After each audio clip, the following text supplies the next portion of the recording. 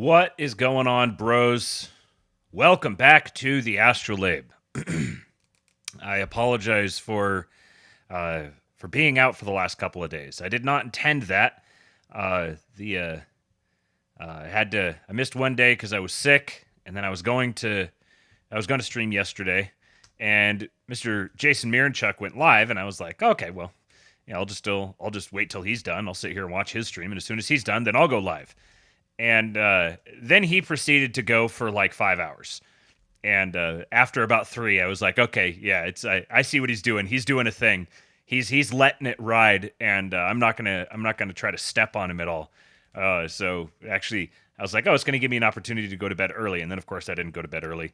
I went to bed very late, and so late it was early. Then had to get up a little earlier than normal this morning because we had to go out to take Eastwood to get a little medical attention. He's got fluid has built up between his ears, and Amy first started noticing this with some of his behavior several weeks ago. He started doing a lot more like echolalia, where he was like mouthing the words that she was saying to him as she would say it, and he would mouth it. He wasn't like making up different things. He was just like he was repeating it to himself so he could try to process it.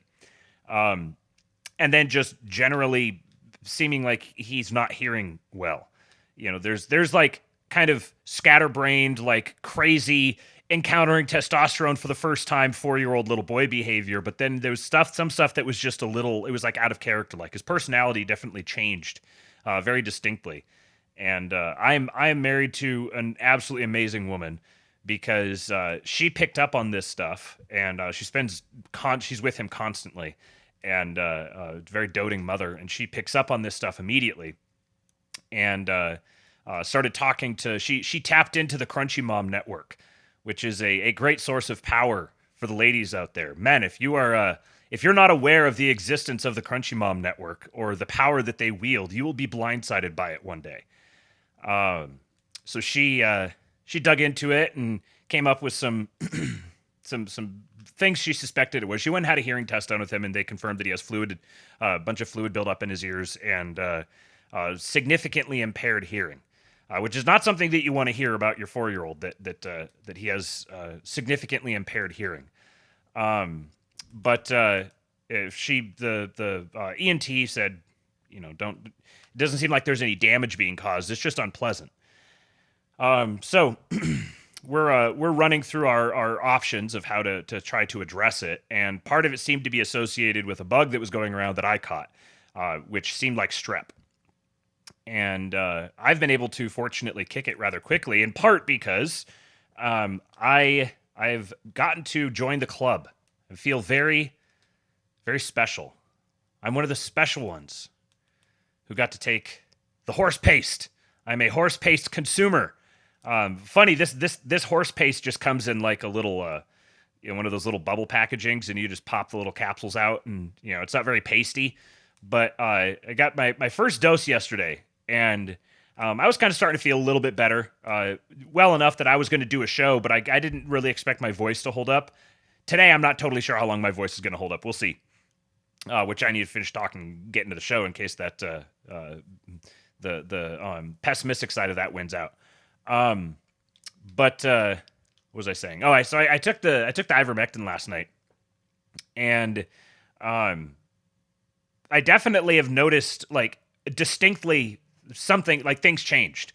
Not just like from not feeling well, but it's like I feel different. I feel better and I feel different. I don't know exactly I haven't, I see all these radical claims about, addressing cancer, and it seems to be a very, very useful thing that I know is like one of the most prescribed drugs and has been for a long time, and it's like broadly useful for a bunch of things. But I'm not going to get too graphic, but I've definitely noticed some things, and they're not necessarily bad. They're just different. But one of the weirdest ones was last night when I was trying to get to sleep. I had this like weird, like kind of rippling sensation on the corners of my vision, like laying in the dark. I had like this rippling sensation in the corners of my vision. The only other time that I've ever experienced that was on psychedelics, particularly acid. Don't do acid, kids. Don't do shrooms. Just stay away from that stuff. But that's the only other time I've had that experience. But I got that sort of kind of. I wasn't even thinking about the ivermectin. I was just sitting there thinking, man, I just kind of feel kind of weird. And when you get sick, you kind of have weird stuff that happens to you. And I'm sitting there, my legs don't really ache as much anymore. But now I have this almost kind of antsy energy. I just kind of feel like I'm buzzing a little bit, which is very much kind of like the come up to like shrooms or acid. And then it had that weird kind of vibrating buzzing sensation right out here in the corners of my vision. And I was like, oh man, I'm going to be awake all night, huh? And then next thing I knew, I was asleep. So, Wit tells me ivermectin is derived from mushrooms. Well, that's very, very interesting. I didn't know that. That's very interesting. Huh. Interesting. Okay. Well, anyways, yeah, so I'm definitely feeling better. I can still tell that I've been sick, but definitely feeling better. But pray for Eastwood, because you don't like to see your little guy struggling with stuff like that. And we're hoping that we can address it rather quickly and not have to get into like looking at getting tubes for his ears, which would probably be the ultimate approach that we would have to take to keep it from getting worse. But yeah, so say a prayer for the little man. I don't know if he'll be in here tonight. It started turning into a thing, and he's trying to take advantage of his privileges, and I don't know if they're going to be here. We'll see what happens. But I appreciate you showing up. Do me a favor. I know this is kind of a long intro, but I missed a couple of shows and wanted to fill you guys in. Do me a favor and hit the like button. We got 67 in the house right now, 16 likes. So hit the like button. We do got a new member. Let me go shout them out real quick. Who was it? Okay, membership gift from Robert Prevost. Thank you, man. And Kevbot. Kevbot is the lucky member. You have now joined the level of the King Pilled. Thank you for your support, my friend. Let's see. So this is basically, I had the show all set up, all put together yesterday. For my sister just learned that I did acid. Yes. I had the show all set up yesterday, ready to go. Because I was sitting here basically ready to hit live as soon as Jason was done. And I spent some time today going back through and catching up on all the stories, seeing what's happening, and it seems like we're kind of in the middle of. There isn't a big thing right now, which is kind of crazy because so many huge things have happened, and it's only been a couple of days since there was a really big thing that happened. But we're all sort of on like big thing overload. The nothing ever happens bros are just like they have to go into hiding for generations. They need to form a deep, dark secret society and go completely underground and commiserate with one another in secret and private and plan their master takeover someday, centuries down the line. They are as BTFO'd as they could ever have been. Everything is happening. And it's funny how quickly people just kind of like adapt to this new normal. And so they're like, oh yeah, that really crazy shit just happened the other day, right after that other crazy, insane thing. And then there was that other, just a mind-blowing story, completely unprecedented thing happened. These have all just been running along in a sequence of each other. So now we're kind of like, oh yeah, it's been a day and a half since the absolutely insane, mind-blowing thing happened. There's a couple candidates out there for stories that have the potential to take off and become the new thing that everyone's focused on for a period of I don't know, a handful of hours to a couple days. And so yeah, the one of the stories I think has the potential to really take off is there's a DOGE staffer apparently. One of the DOGE boys, people found out he was too excessively based. Too much. He had racist posts in his past. And so he resigned, and they're making a big story out of this of how bad it is that he had access to all this private data, and he said that he wanted the Civil Rights Act repealed. Can you believe it? So he had a 25-year-old dude working in the middle of the DOGE team who had posted on Twitter that he wanted to see the Civil Rights Act repealed, and that he's opposed to mass migration. I can't remember what else he said. It's like a nothing burger story. They're trying to run this story. They're trying to make this into a thing. And so it'll be an interesting test case here to see if people get hung up on that. This is the regime press trying to reassert their control. So they've ginned up this theory. Someone has leaked it.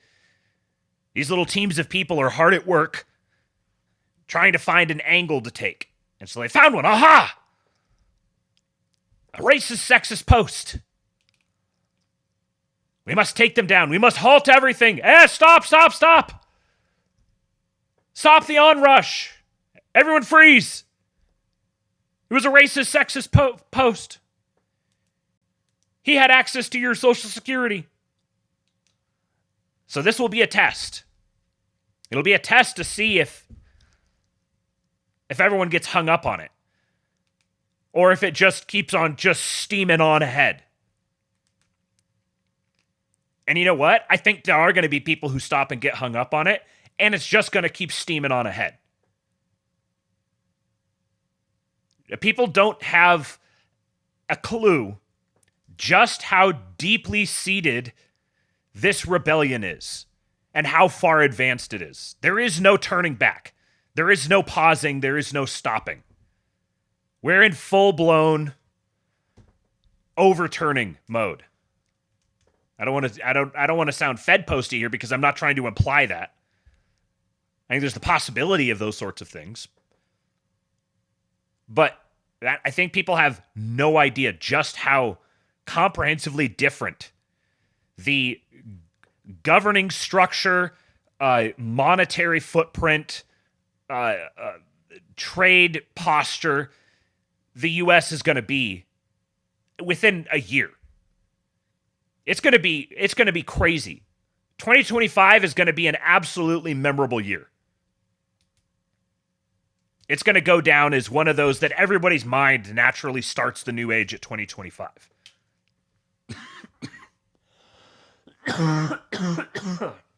Excuse me. So, yeah, this train ain't stopping. I don't think nobody knows exactly where it's going. Because some of this is intentional and then a bunch of it is emergent. And once the emergent stuff starts getting big enough, like enough people start adapting to the new reality, then it becomes harder and harder to control. Sorry, my throat's starting to hang up on me. Maybe I have to talk a little less and show a little bit more.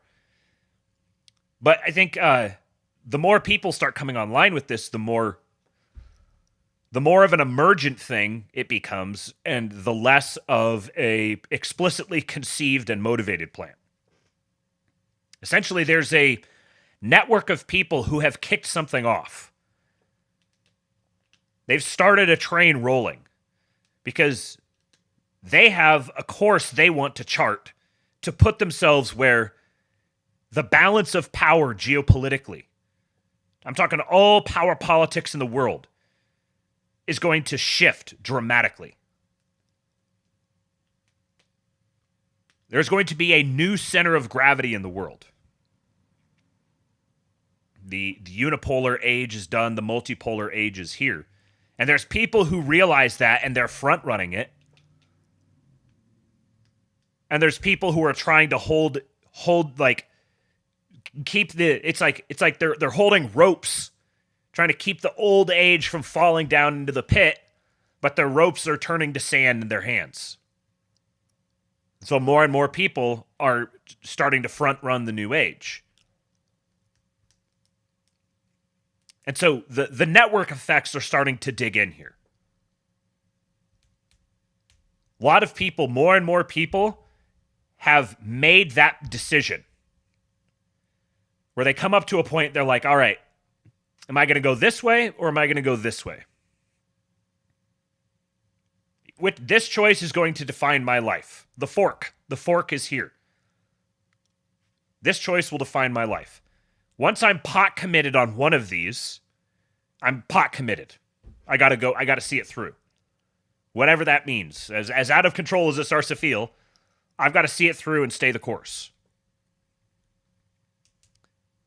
Once you get a sufficient critical mass of people who have approached that decision point and made their decision, to join the body politic, as it were, the more it's going to catch on, the more of a mind it's going to have, and the more it's going to proceed itself forward. And then it's not a matter of whether or not it's going to happen, it's just how it's going to happen. Which is why it's so imperative that we understand the period of time that we're living in and start recognizing the role that we're playing in it. We've lived at the end of history for a long time where it's kind of like nothing I do matters except to me. It's like the core of individualism is like, it's solipsistic by definition. Nothing matters except for whatever happens to me. There isn't like a social consciousness. But once that social consciousness starts coming back online, then you start recognizing that this is inevitable, that you're going to be carried along in something like this no matter what. And that that story's not already told. There's like a limited number of ways, there's like a limited number of directions or like ways the story can pan out. But it's genuinely, there's like an emergently infinite number of different ways we can go those ways, which is paradoxical. Yes, I know. But the arc of history is bending. And we're going to bend with it. There's going to be a symbiosis. You could get into a symbiotic relationship with the arc of history, where you can start bending it your direction and create positive feedback loops. You can interface with it. You don't have to fight it. You don't have to say, "No, it's bending away from me." You can get yourself in alignment with it and make the arc of history work for you. All right. That's a pretext for I guess the subtext I should say for some of the stuff that we're going to talk about in this show today. It's probably going to be kind of a long one because I was like, I've missed a few, so let me just pile some extra stories in here, and we're just going to really dive into a few of these things. So, strap on. Uh-oh, that's not a good term. If you'd like to support the show, speaking of, I don't know,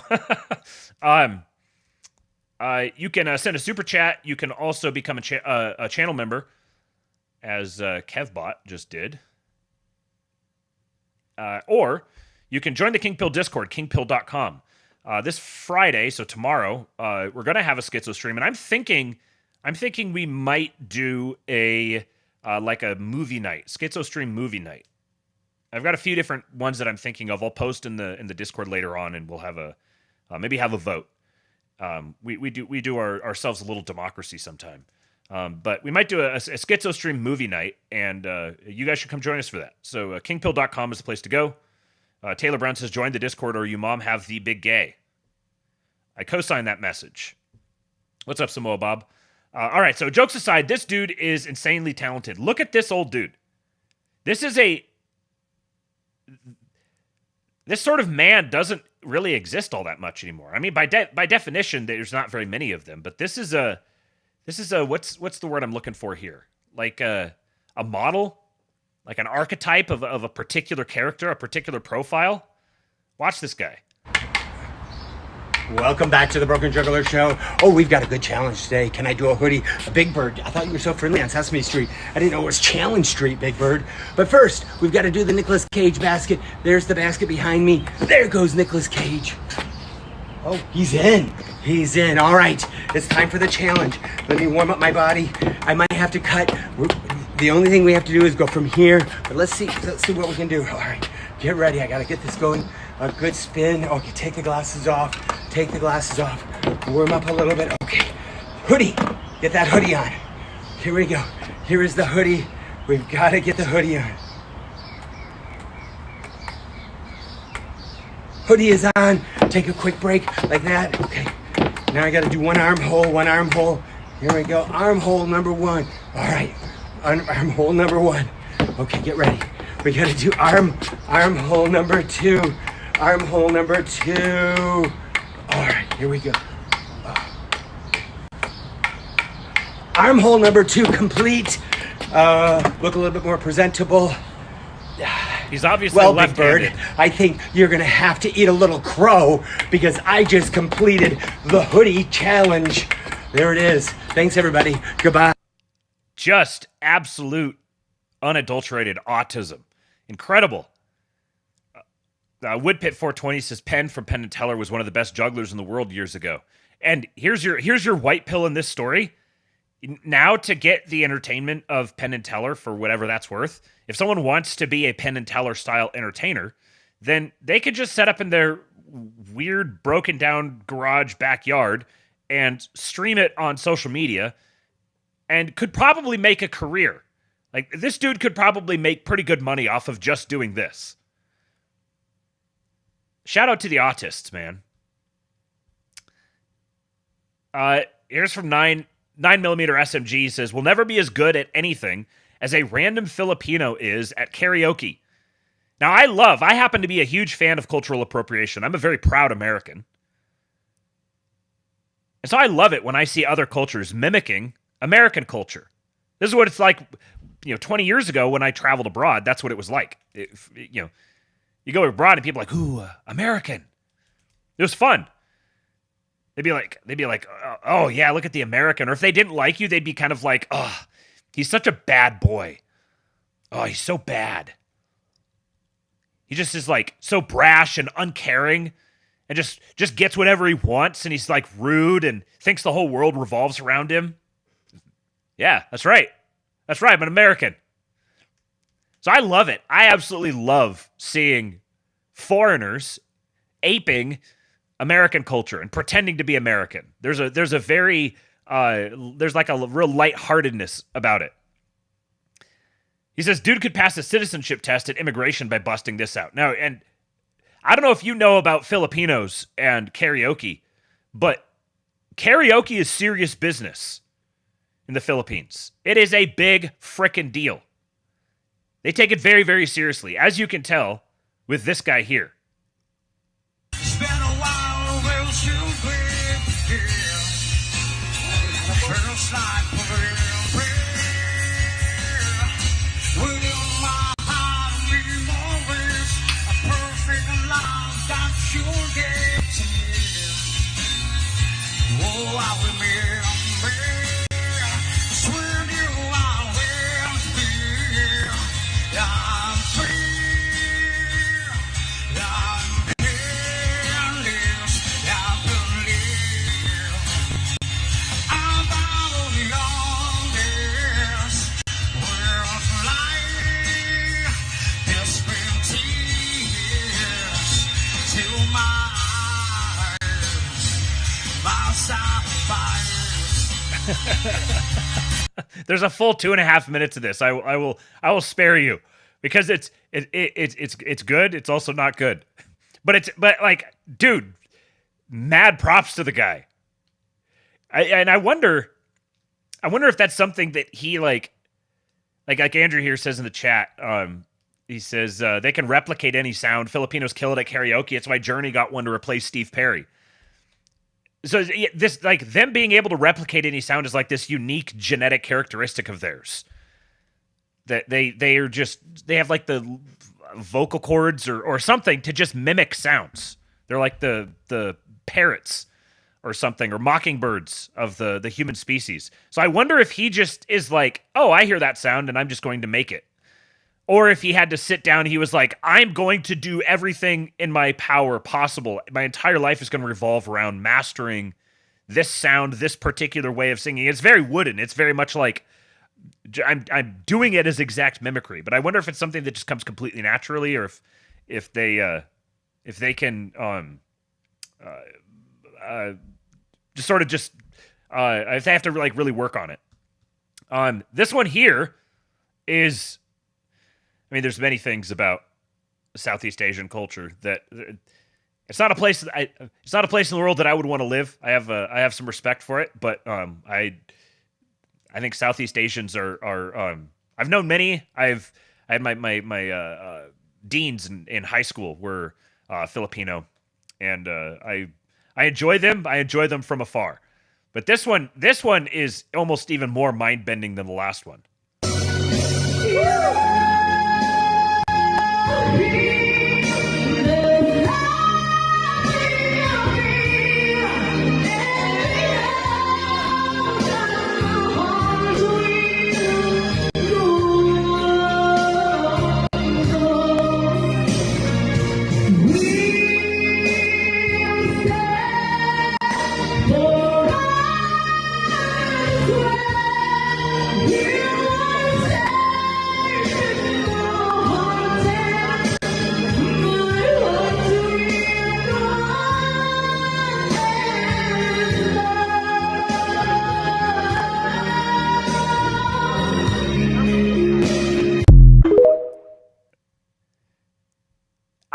So I enjoyed the performance of the last one more than this one, even though the last one was musically kind of rough.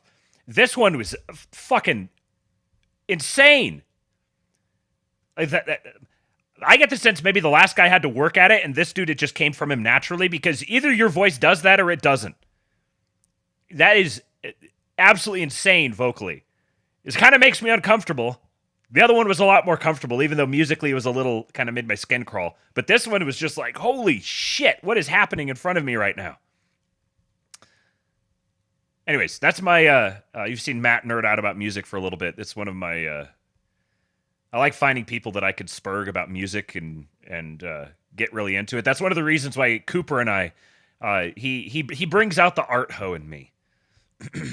All right, Paul Suda has given us a week 3. Now this is 2 days old. He posted this 2 days ago, and I had a bookmark to play and then didn't do a show for 2 days. So we've already got a week 3. In the middle of week 3, we've already got to have a week 3 recap. What's it thinking, Colonel?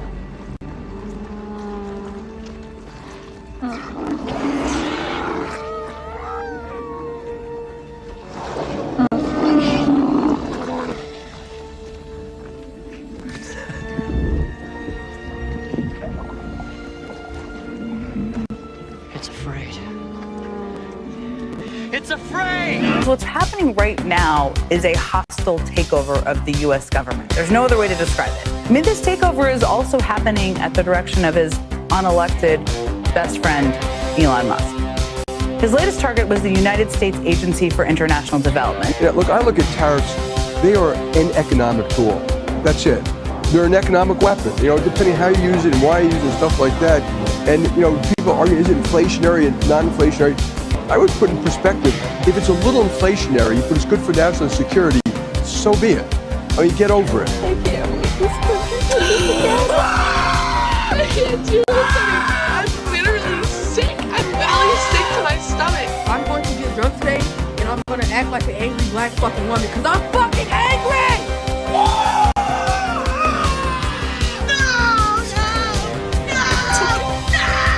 Call somebody who cares. Yeah, they better get used to this. It's USAID today. It's going to be Department of Education tomorrow. Walk along the razor's edge, but don't look down, just keep your head or you'll We are kettled, about to be arrested.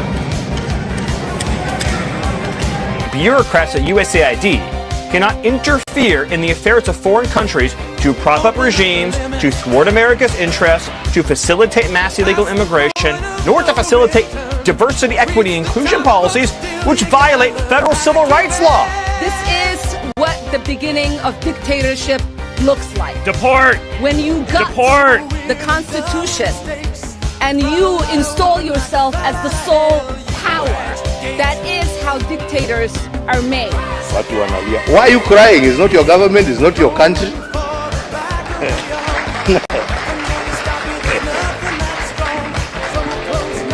He has no reason to give you anything. I mean, you don't pay taxes in America. He is appealing to his people. Shauri yenu bwana. This is a wake-up call for you to say, okay, what are we going to do to help ourselves? Instead of crying. There is a black woman at this podium, and I deserve your attention like the 11 people who went before me. This is the Democratic Party. We are our strongest when we stand together. We are in a time in this country when our democracy and our rights are under attack. We're at a time where black and brown people, women, and other minorities are being blamed for everything that's wrong with this country. So let's fight together for a stronger and more inclusive Democratic Party. They have already been taking advantage of America for decades. The retaliation is Donald Trump saying no more. We're not going to be taken advantage of anymore. And I think it's important the president is doing what he's doing. It's going to affect your guac. Because what is guacamole made of? Avocados, both from Mexico.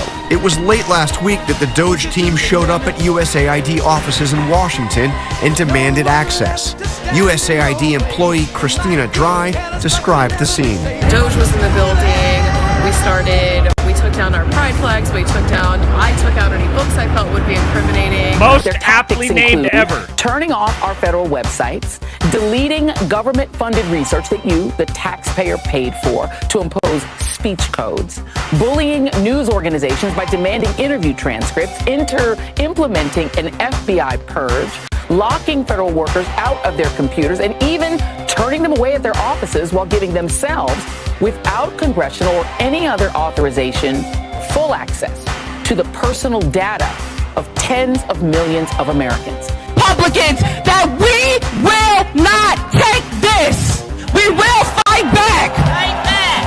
Fight back! And as I close out, because I know we've been out here for a long time, and goddamn it, shut down the Senate.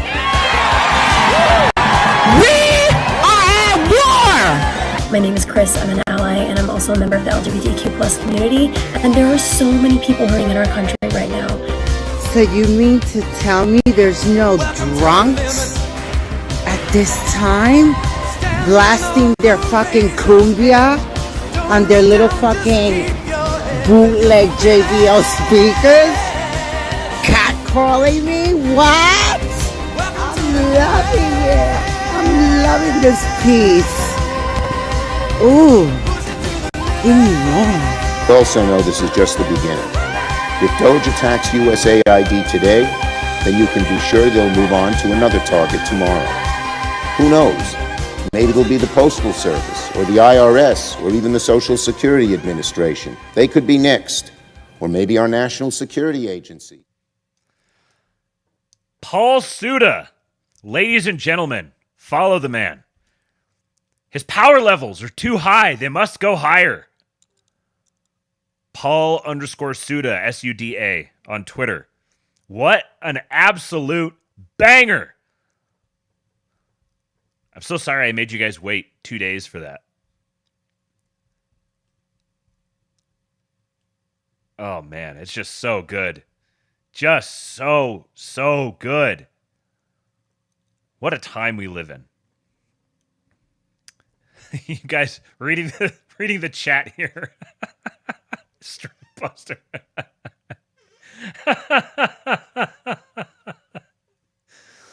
Yes, John says we are already victorious. Correct. And we must keep winning. Nothing begets winning like winning. This is one of the things you learn. This is a great thing about sports ball. You learn a lot about winning. You learn a lot about losing and what characterizes the losers and the winners. The winners are the ones who win. And it's that easy. You just got to win. If you want to stop losing, then stop. Vagrant of Rhodes, Powerful Mutual, has been on a tear himself lately. He says, Schizo post time. There is extremely powerful symbolism here. Here being, I don't think he actually had, or he did, yeah. This is the video of Luke Ferreter, the kid who deciphered the burnt scrolls with AI, who's now working with DOGE. He said, there's extremely powerful symbolism here. A young American man who's obsessed with ancient Rome and Latin hears about ancient scrolls from Rome and Italy and sets to work on decoding their secrets. Hero's journey. He uses his technical expertise, American ingenuity mythos, to discover writing, knowledge in its purest form, on this set of ancient scrolls, quite literally taking knowledge from the lost past as they were destroyed by fire, extremely Promethean. This forbidden fire knowledge is unlocked by the genuine goodness of his true nature. The scrolls found him worthy enough to yield their secrets to him despite many other attempts. Representation of the classic concept of America's divine providence. The first word he finds is purple, representing nobility, power, and age and royalty. In Christianity, based in Rome using Latin, represents penance and self-reflection upon our sins. Purple was also the color of the Byzantine or Eastern Roman Empire, which the Italian Republic of Venice was closely associated with. He goes on to work for DOGE, a form of penance on behalf of the nation via an audit of our public corruption. Also note that DOGE is it like Italian for Duke? Duce? Doge? I think maybe it was a role that translated to Duke or something along those lines. The name Doge has, Oh, no, he doesn't get into it here. The name Doge has two meanings. First, being Venetian, Italy, again, the beating heart of the Christian faith. Second, being influenced by a new form of currency. Venice was known for its currency and economic superiority in trade ventures. He does this for a noble leader, Trump. Purple equals nobility, remember, who has been quite literally a sacrificial figure for the American people, being persecuted and attacked, and even saved by the divine wind, American providence again, whose goal ever since has been to reveal the true sins committed against the American people. Purple also equals penance, remember? Trump's major tool to go about this has been the use of his prowess in trade, art of the deal, as a mirror to expose the wrong committed by a fallen world against his people. And in this sense, I'd add that Trump's major tool being trade, Trump being kind of like he's the king of the merchants. He's the master of the merchants. He's the one who makes the merchants jump. And so he turns their game against them and uses it against them to exercise mastery over them. And so you have, in a sense, you have like this age of the merchants that is giving way to a more mercantile age. But it's like the merchant aspect is being taken away from the merchant archetype. So this kid sets about working for Trump, the last true archetype of the American man against the world, whose goal is to save America from traitors and deceivers in our midst and abroad and obtain justice, very Christian goal, by following their sins of misused money and trade imbalances, currency, again. All of this to uncover the truth, forbidden knowledge, again, different form, of our own corruption through a public ritual of confession, and thus deliver the republic from the petty tyranny of bureaucrats. This is a very Caesar-like goal, who, of course, is associated strongly with the color purple. Caesar, of course, ruled in Italy and saw the downfall of the Roman Republic during its final corrupt days. Many now make similar comparisons between America and Rome. We are living in one of the truly great periods of history where forces beyond our understanding directly intervene to push us towards a fate known only to God. Enjoy the ride, my friends.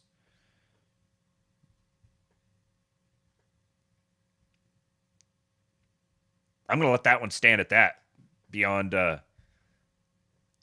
I had to add in the middle of it.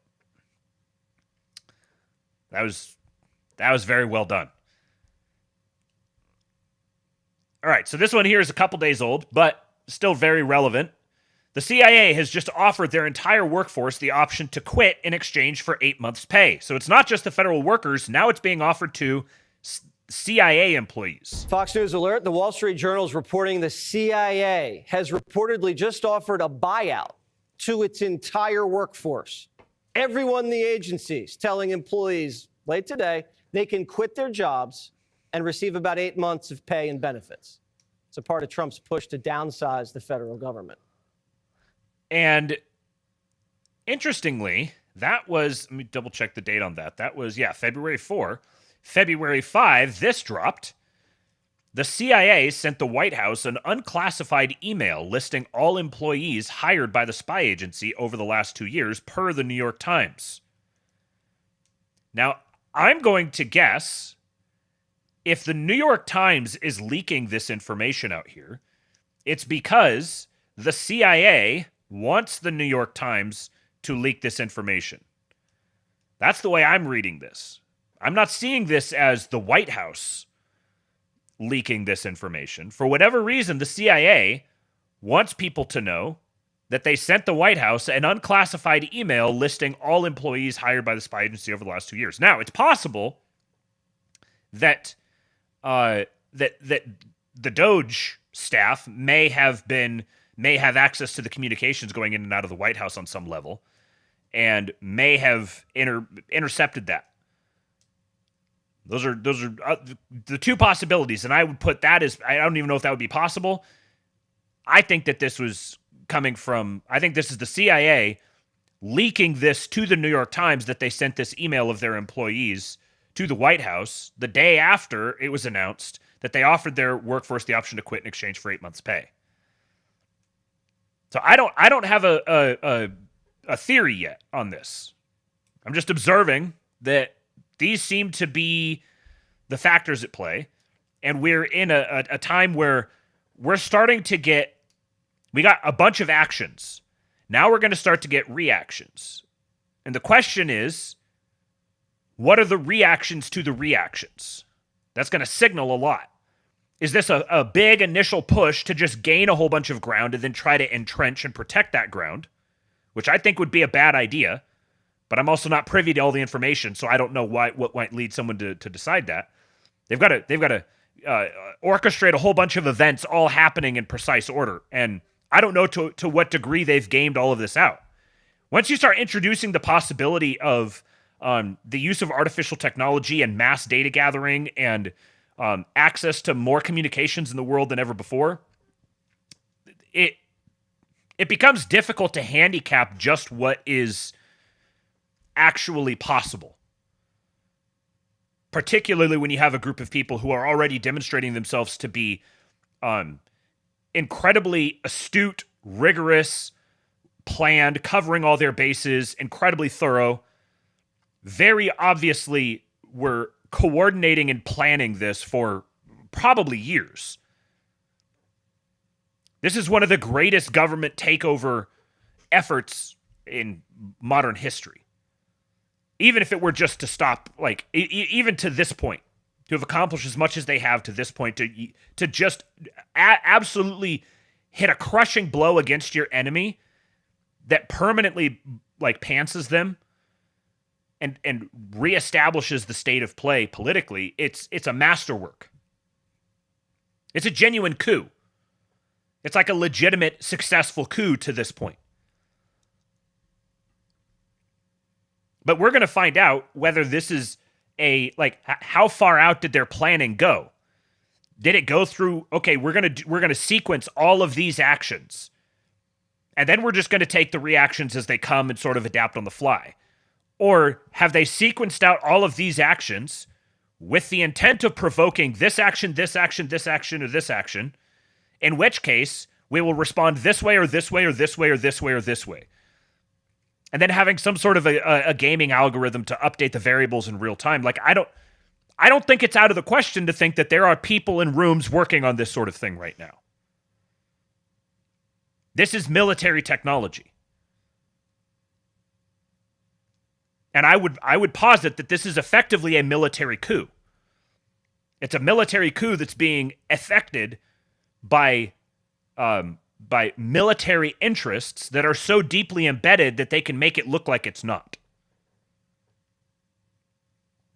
TC says they probably ran millions of simulations in every outcome, and I can't get... It seems obvious they must have. And that's why it starts when you've thrown that level of investment into a project like this, and you have that level of competence behind it, trying to armchair quarterback it is just madness. I'm not saying trust the plan. I mean, it's fun to be the trucesters. Got a truced. But it's also like, I don't... If they've started running simulations on all this shit and they have access to the type of data that they have, there's no way that I'm going to be like outsmarting them or beating them to the punch. The best I can do is try to chart where they're going before they get there. It's not like I'm going to change where they go. Politically Catholic says, so far Trump season 2 is the most bloodless coup in history. Yes. Big question is how long it stays that way. I don't think that it's out of the question that it is effectively bloodless, generally speaking. I think there are plenty of reasons why that could happen. It's just a question of, exactly how things play out and how many people would be willing to have a full and comprehensive coup that wasn't bloodless. And you could debate, can you actually consider it full and comprehensive if it's not bloodless? For the types of crimes that are being revealed, I mean, these are crimes that there wouldn't have even been trials in the not so distant past for some of this sort of stuff.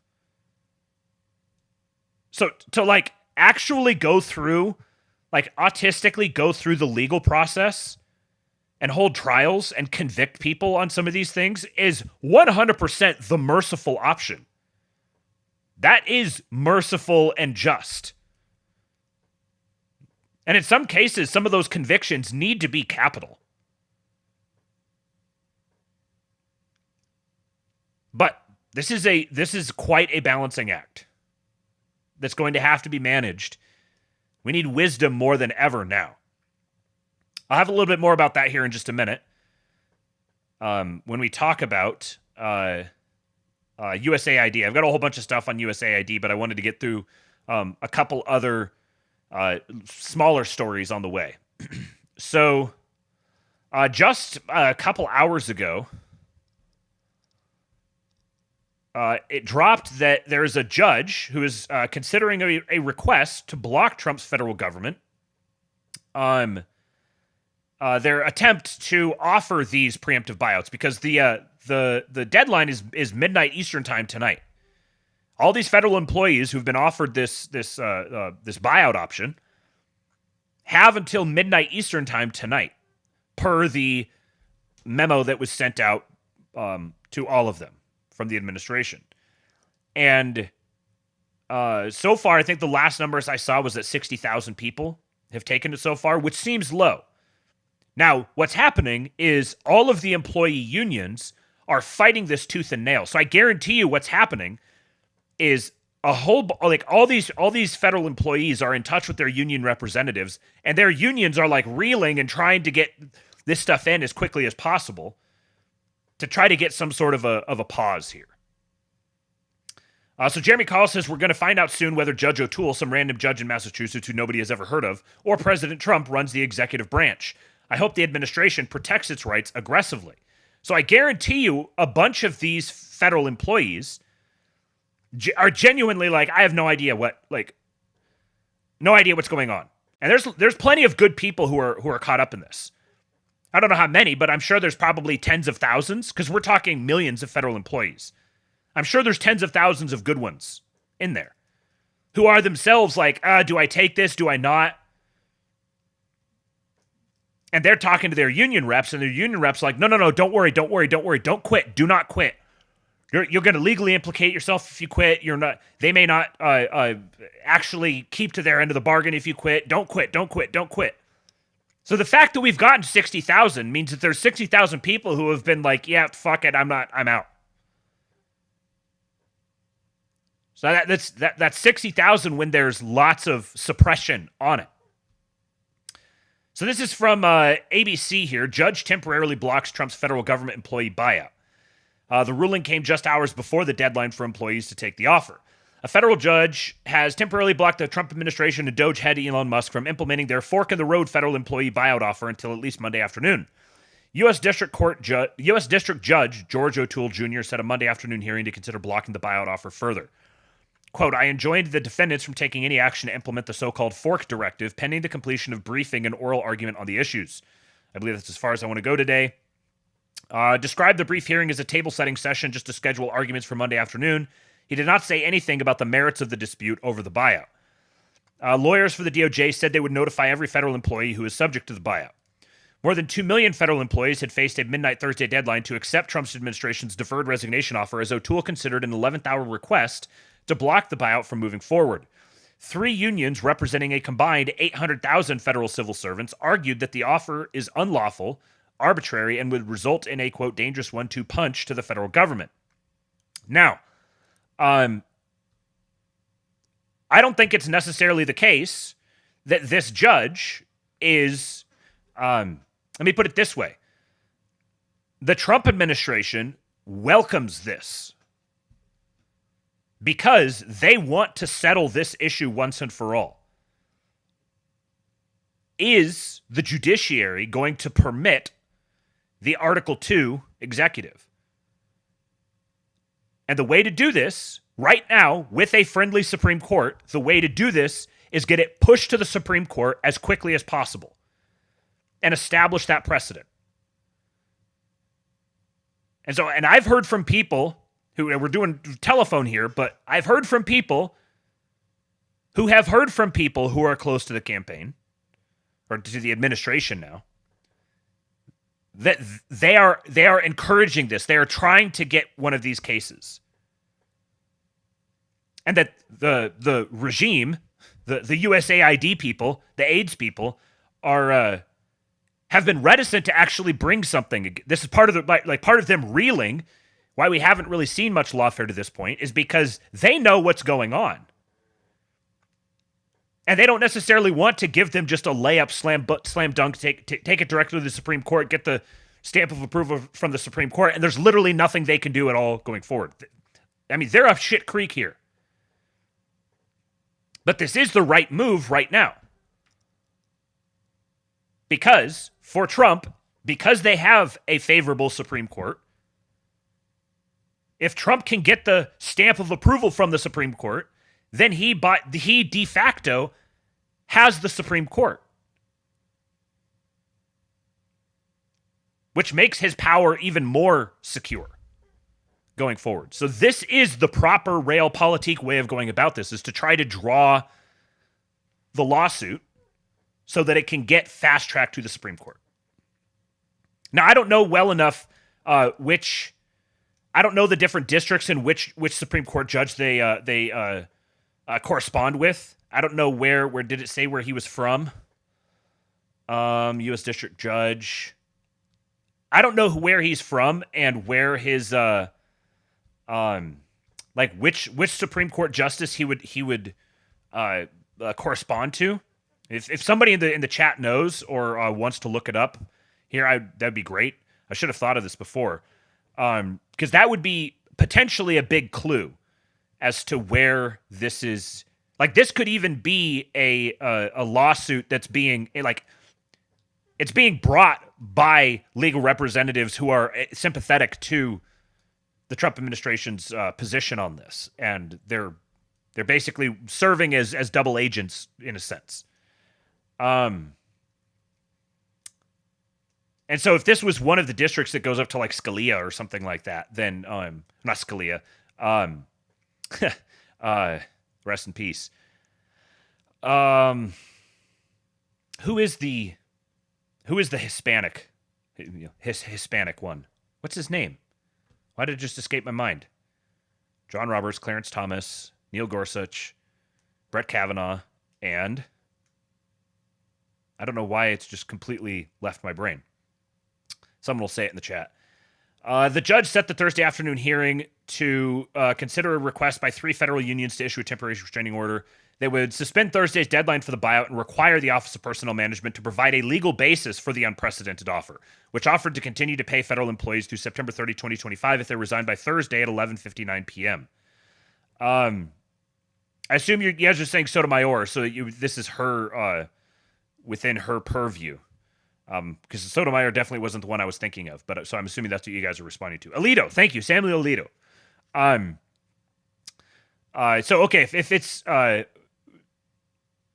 Sotomayor, then I definitely think this is not that doesn't change whether or not this is good for the Trump administration, but it just changes who's bringing the case, I suspect. So this is interesting. They want the Office of Personnel Management to provide a legal basis for the unprecedented offer. Well, the legal basis from the Office of Personnel Management is the president told us to. The chief executive gave us this instruction to offer this, to make this offer. And that's it. And this is why it goes back to the Article 2 executive power. That's what this... Article 2 power is going to be defined once and for all. One way or the other. It says, quote, first, the government will lose expertise in the complex fields and programs that Congress has by statute directed the executive to faithfully implement.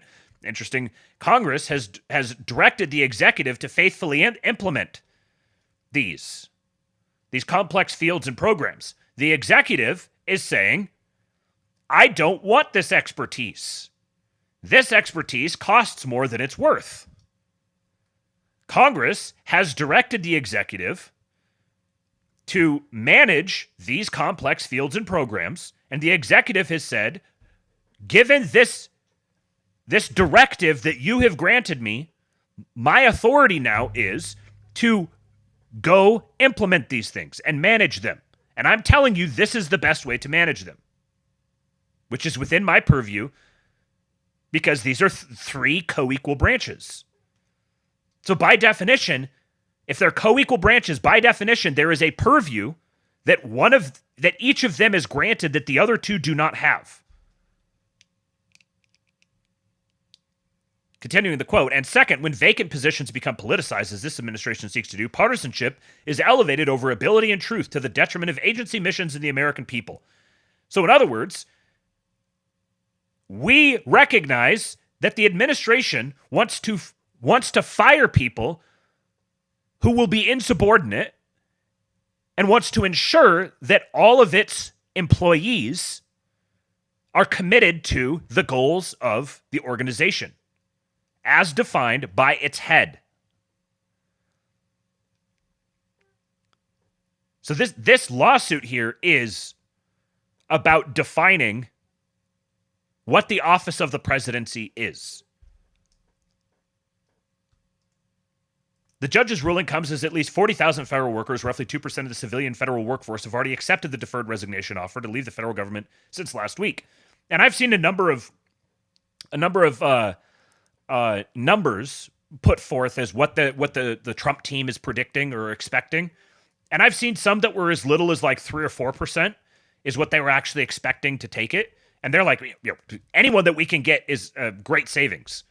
The 3 or 4% represents, probably, I don't know, some tens of billions of dollars worth of costs all added together. I've seen all the way up to 30% as what they're expecting. Now, the way that this pans out, and I'm suspecting that just under sort of like a general expectation of reasonableness, my expectation is that they're going to get an extended deadline. I think they're going to get an extended deadline for when it can happen. And there's going to be work toward trying to extend out the amount of time that they can pay them.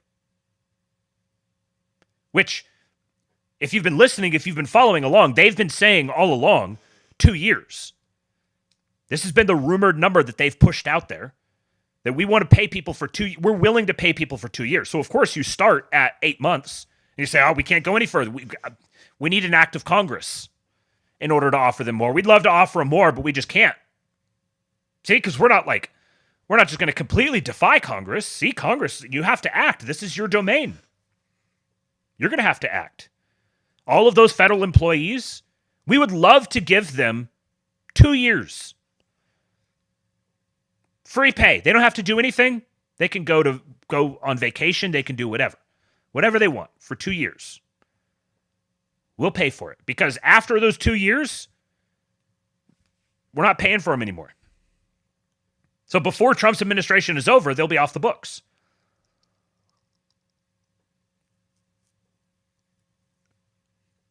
So I think that there's going to be a bargaining process here, and I think there necessarily has to be a bargaining process in here.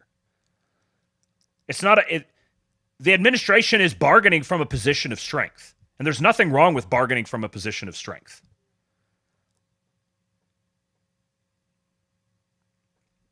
And Politically Catholic says so far the offer doesn't apply to contractors yet, just civil servants. Yeah, and they have lots of room that they can budge on this. They have lots of room they can move around. So my prediction, my expectation is this is going to wind up, this case or another one, is going to wind up at the Supreme Court. The Supreme Court's going to rule in favor of the administration. It's going to go forward. It may take months. It may take a while. The sooner it happens, the better. But it may take a while. They move forward. They extend the date out that they can take it, and they extend the amount of time that they're going to pay them. They maybe don't go out the full 2 years. They're starting from 8 months, so they can make it 18 months. And if I was the legal representation for the employees, I would be like, This may be a fait accompli because they can do the math. They can look at the Supreme Court. They can do the math and see where this is going. So now my responsibility as the legal representation would be, all right, I need to maximize the amount of payout that you're going to get from this. So we're going to challenge it legally. They're going to rule in your favor, but we're going to look for some sort of, we're going to try to settle and get some sort of, they may even prefer to settle and not actually have it go to the Supreme Court, but the administration would be like, no, we're going to the Supreme Court. So the legal representation for these federal employees, which it's fucking insane that we would have unions for federal employees, collective bargaining against the government. Anyways, the unions are arguing that the Office of Personnel Management violated the Administrative Procedure Act. Oh no, this is like the most 1945 to 2024 sentence ever. They violated the Administrative Procedure Act by failing to provide a legal basis for the buyout offer and leaving open the possibility that the government might not follow through with the buyout once federal employees agree to resign. So that's within this, they're like, legal fig leaf. You didn't provide a legal basis for it. Yeah, the legal basis is suck my dick. But, well, we don't know that you're going to follow through. All right, so let's get me legally obligated to follow through. And I'll give you some extra to sweeten the deal for you. Makes no difference to me. It's a win-win-win all across the board for me. And that's effectively how it's going to end. Some iteration or manifestation of that. The lawsuit added that the buyout's promise of payments through September violates the law because the current appropriation for federal agencies expires in March. Moreover, the buyout is unfair because it was made alongside a threat of future layoffs, the lawsuit said. So, like, you can't say, they're trying to legally argue that it's unfair to offer someone a buyout instead of just firing them. That's the legal case they're trying to make. Just go away is more fair than, may I pay you to go away? The buyout offer formed, or part of Elon Musk's effort to trim the size of government through the newly formed Department of Government Efficiency, was sent out under the subject line "Fork in the Road," the same language Musk used when he slashed jobs at Twitter after taking over that company in 2022. To leverage employees into accepting the offer and resigning, the Fork Directive threatens employees with eventual job loss in the event that they refuse to resign, the union's lawsuit said. Overall, the lawsuit alleged that the OPM rushed the offer with a questionable legal basis, largely mimicking Elon Musk's management style following his takeover of Twitter. OPM's rapid adoption of Musk's private sector program confirms that the agency took very little time to consider the suitability of applying an approach used with questionable success in a single for-profit entity to the entirety of the federal government, said the lawsuit. Well, you know what's going to happen is they are going to get absolutely broadsided by an incredibly rigorous, detailed report on the suitability of it and the legal basis for all of it. They haven't even seen a blitzkrieg yet. They're going to get their clocks cleaned with a legal justification for it.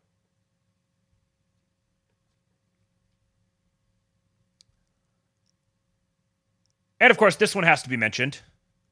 And I will shut down the Federal Department of Education, and we will move everything back to the states where it belongs and where they can individualize education and do it with the love for their children.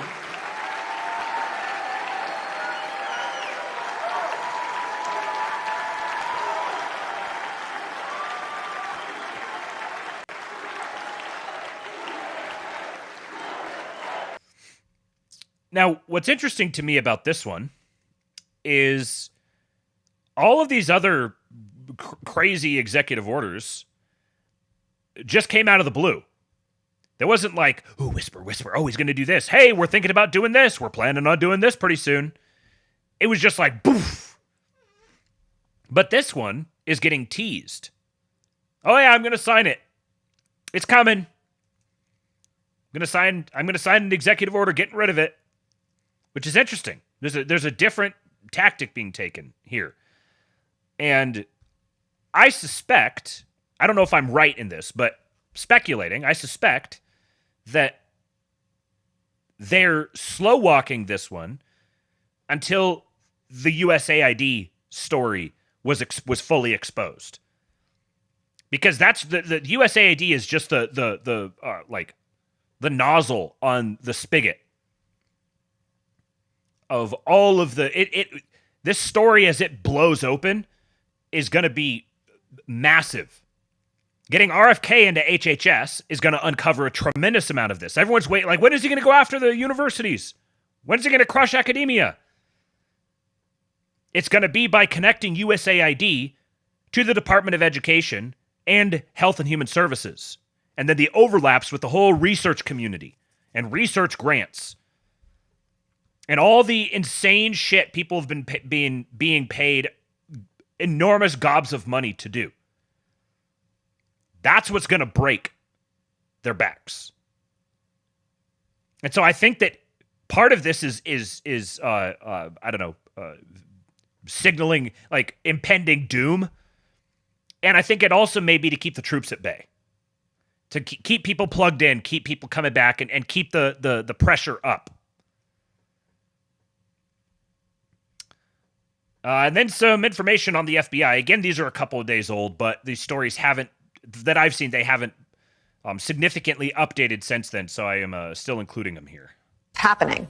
It can only be described as the start of a massive, much larger than expected purge at the FBI of FBI agents and officials. Many of them, in one way or another, touch the investigations into Donald Trump.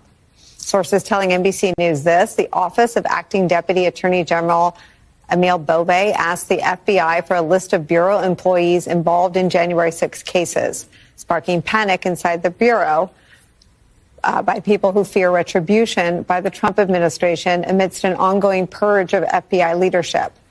Meanwhile, my colleague, NBC's Ken Delanian, reports that several top FBI executives were told to resign or be fired, and that the purge includes more than 20 heads of FBI field offices, including those in Miami and Washington, D.C. Look at that face. Pazzo says, "You come for the king, you best not miss." And Emil Bove, I don't remember his exact deputy attorney general or deputy associate attorney general, principal deputy associate, whatever. He's a guy we've talked about before who is one of Trump's defense attorneys in multiple of his cases that he's been dealing with for the last couple of years. And now he's heading up the FBI and saying, hey, give me the names of everyone that was involved in those investigations. I don't care how high ranking. Give me all of them. This is a declaration of war, and it's being received as such. I noticed that Kash Patel got his nomination vote delayed by a week. A very wise man that you guys should all be listening to, Tom Luongo, likes to say, the Manila envelope quotient, the MEQ, is being employed. Many, many people are being offered deals right now. That's what's happening. And Congress is dragging their feet out as long as they can to buy themselves as much as they can, buy their constituents, their not their nominal constituents, their actual constituents, buying them as much rope as they can before they have to bite the pillow, to mix some metaphors there. And this one, the FBI Agents Association is scripting responses to the president's investigation for agents, possibly a violation of this U.S. Code for Obstruction of Justice, U.S. Code for Witness Tampering, U.S. Code for misprision of a felony. Interestingly, soon after this advice leaked, the Our Leadership page on the FBI Agents Association website was taken down. So the FBI Agents Association is potentially committing felony violations in advising FBI agents how to respond to the president, coaching them on how to respond to the president, and they're taking down their leadership page. This is war. They're in a desperate state. It says here, useful advice to FBI personnel from Agents Association. Yesterday afternoon, the FBI Agents Association sent employees a message on how to handle the 12-question survey many employees have received about their role in the January 6 investigations. They've sent out a 12-question survey to all employees. So all employees are required to fill out a survey reporting their involvement in January 6. According to NBC, here's what the message advised agents and other FBI personnel to do. Respond with the following wording, quote, I have been told I am, quote, required to respond to this survey without being afforded appropriate time to research my answers, speak with others, speak with counsel, or other representation. Also write, to the best of my ability and belief, I have performed my duties in accordance with the Constitution of the United States. Finally, do not resign or offer to resign. If you are terminated, you need to clear that your removal is not voluntary. You need to be clear that your removal is not voluntary. This is, again, is part of the reason why only 60,000 people have resigned, because every other group of people, maybe not to the same level as this, but every other group of people is being coached by their union on how to react to these kinds of things. If you're terminated, make sure you get the termination notice in writing and forward it to us, the FBI Agents Association, ASAP. This applies to you no matter what your position is, agent support, etc. Best of luck to all of you. Hold the line, and please make sure to stay calm and refrain from making any statements that could be deemed to violate the Hatch Act. They will use that to fire you. So they recognize exactly what's going on here. They're taking this extremely seriously because they're willing to implicate themselves as in open opposition to the federal government. It's part of why it's insane to me that it's even legal to have unionized federal employees.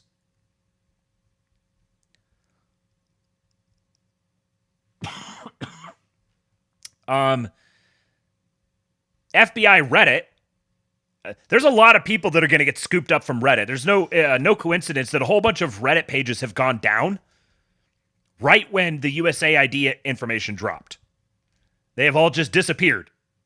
Suddenly there's no moderators. Huh! The FBI Reddit is openly discussing how to avoid being caught leaking. This post says, OPSEC reminder, use of fingerprinting on emails and notices. Please share. We've received word that Elon Musk's staffers are using space characters to identify information leakers. Before sharing information, please use a checker to detect and remove these. Avoid directly leaking images. Instead, request that the information be rewritten and the image recreated rather than shared directly from the source. This is essentially an email watermark, adding a space here, making a typo there, and similar subtle changes to track leaks. Stay vigilant. Again, they're at the point where they are the ones Fed posting.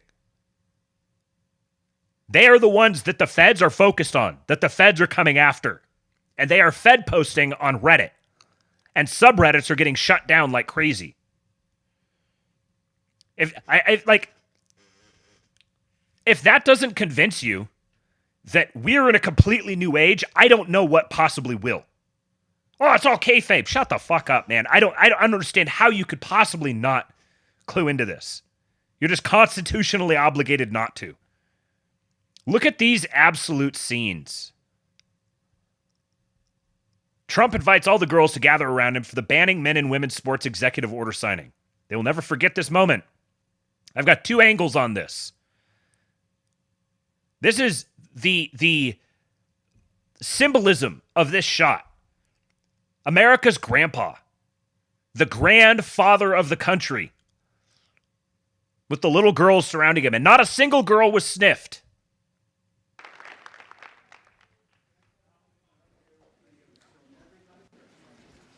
You know, if you'd like to gather around me, I think I'm going to be okay. Come on. Come on.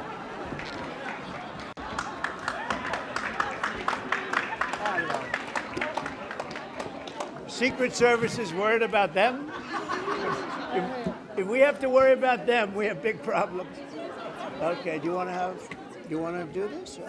Watch what I do, and then I'm going to give you some pens, okay? Are you ready? What a nice picture this is, huh, Governor? He just disappears. We'll do a good job. Wait, let me press that. I want to make this a really good signature because this is a big one, right?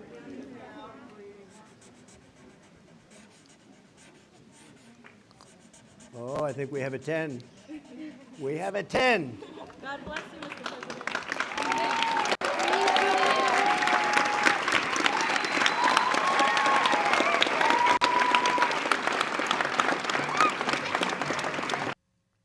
The kids are going to be all right, man.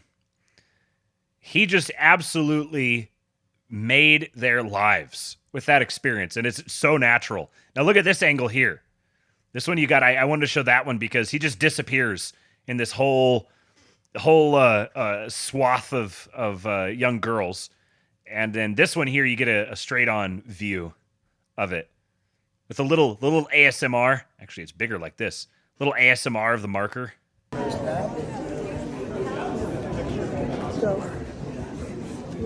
Notice a really good signature. This is a big one, right?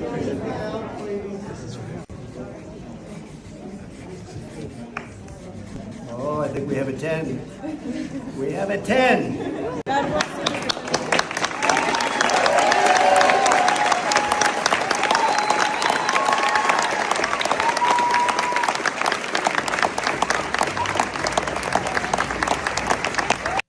Just perfect meme material right here.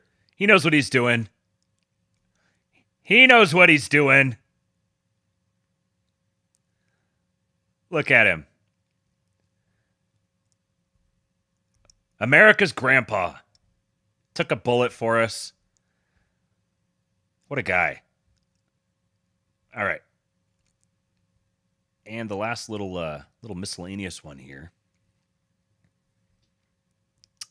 Speaking of great men, Daniel Penny was hired by Andreessen Horowitz. They said Daniel acted with courage in a tough situation. I'm not going to read this because it's from the Free Press, and I'm not going to give Barry Weiss a click. But I had to give a shout out to Bog Beef. Patronage.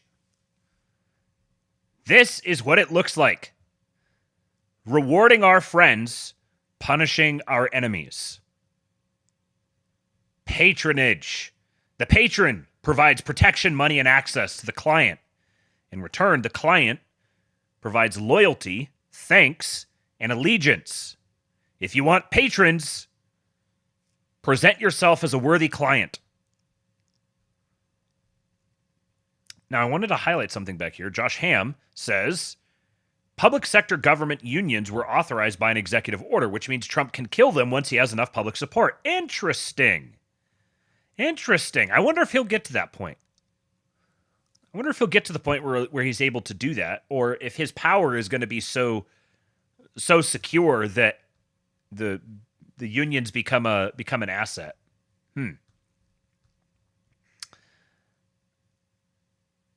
Jason says the only reason this became necessary was to keep the LGBTQ and climate change money train chugging.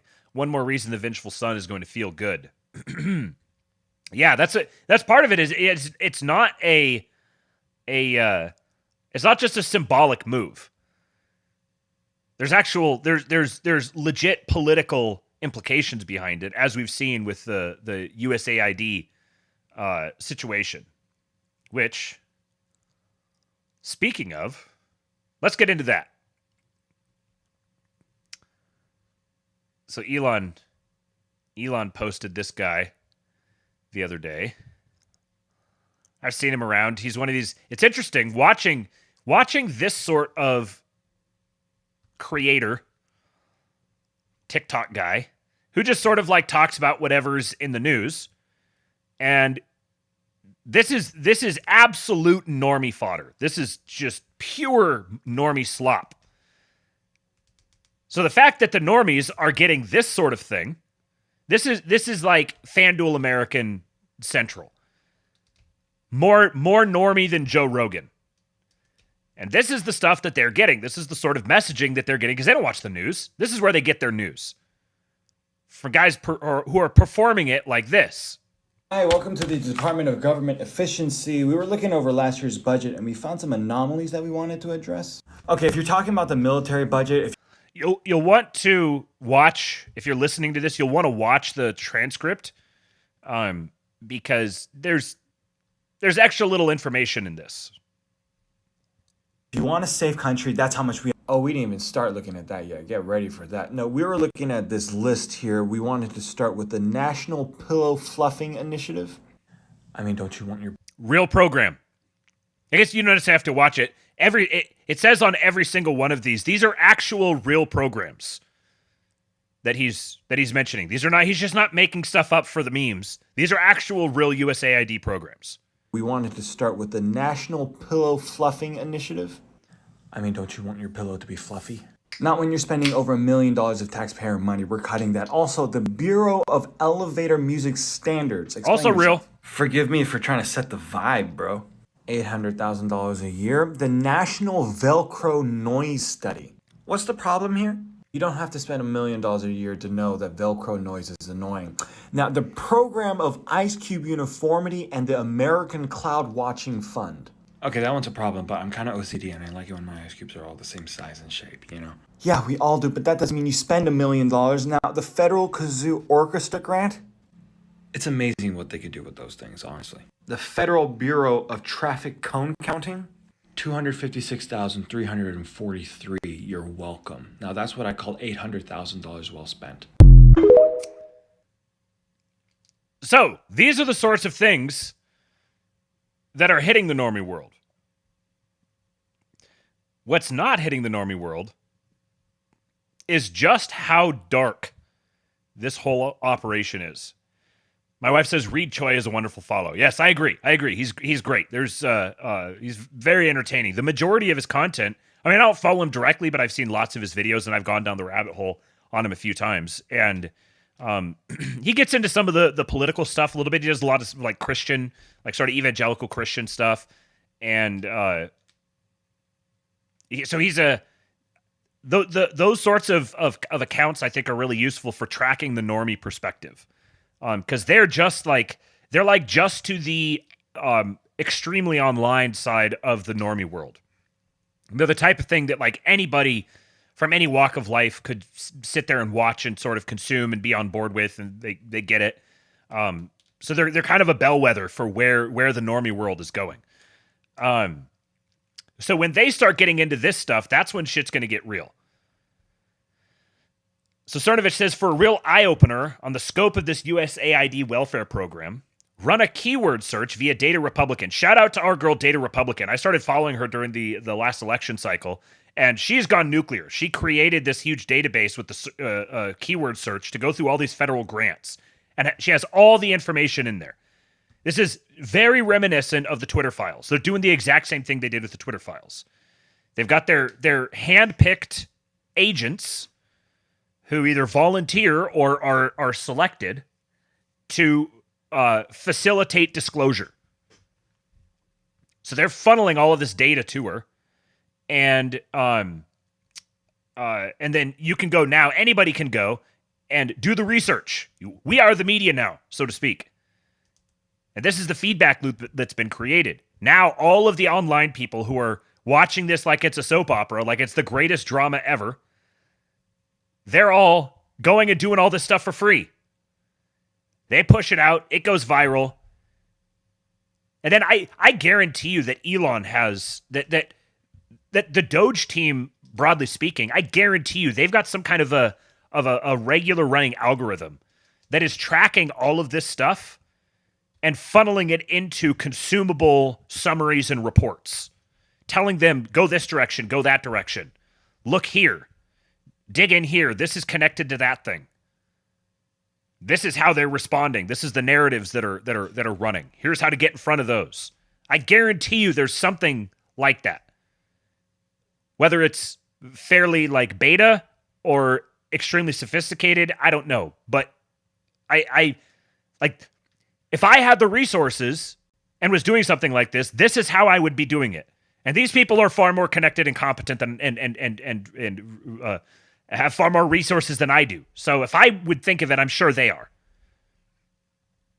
So run a keyword. Cernovich here says, I saw that FB informant. I saw that. Run a keyword search via Data Republican. Example, diversity. Find a grant. Example, American Councils for International Education. Get the Form 990 for the grant recipient.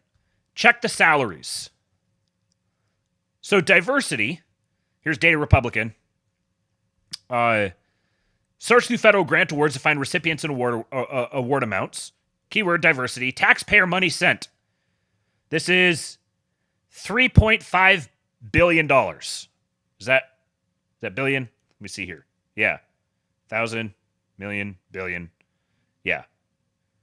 3.5 billion. So here's just some of these officers. Compensation, 360,000. Other, 23.5. Compensation, 276,000, 272,000, 220,000, 196,000. These people, these are federal grants associated with diversity, and this is what these people are being, these grants are being used to pay these people.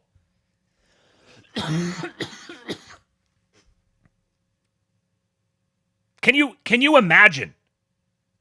I cannot fathom being a diversity officer and making $360,000. I'm a humble YouTuber. How many people out there have been working their fingers to the bone, barely making ends meet, while these people have been living high on the hog? This is why we don't have any infrastructure. This is why there's so much financial instability. This is why it feels like nobody can buy a house. Wages are stagnant because all of this money is getting funneled into these completely useless people. American Councils for International Education promote better understanding by youth from the United States and selected countries about host society, people, institutions, values, and culture. Foster lasting personal and professional ties. Advance mutual understanding, respect for diversity. And this is, how much is this one here? I can't quite see exactly what the number is. The little arrow is in the way. Some looks like tens of millions of dollars. Being awarded by the Department of State through USAID to this American Councils for International Education. So they're like telling kids about other cultures. That's the given reason for this. This is just money laundering. That's what all this is. This is organized crime. USAID is the funding network for one of the largest organized crime apparatuses in the world. And they're money laundering over bullshit like this. They pick something that they can use as a political wedge issue and provide cover. They have an excuse now because of democracy, global democracy, making the world safe for democracy. So we have to go to all these other countries and be paid hundreds of thousands of dollars. This is the story. Be paid hundreds of thousands of dollars to teach them about other countries.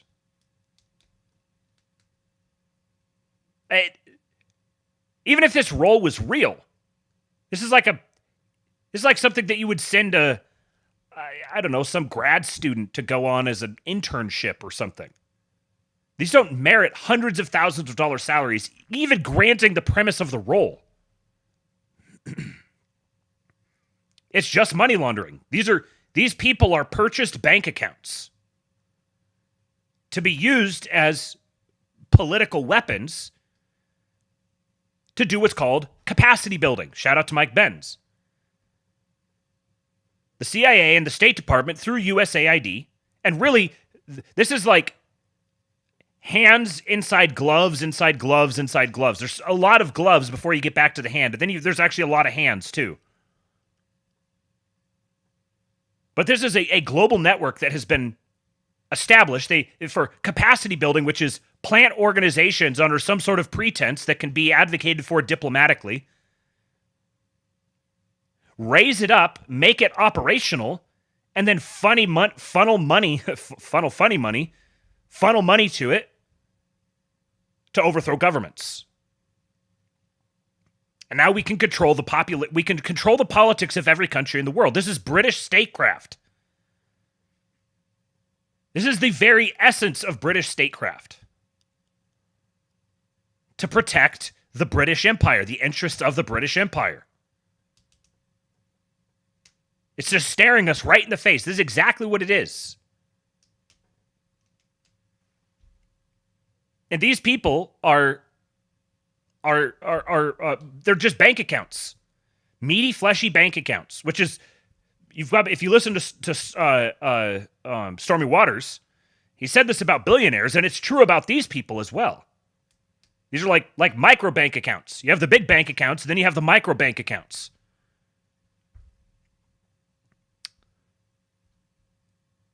More on USAID. All right, I got to read a little something here. So let me take a drink, try to soothe the old throat.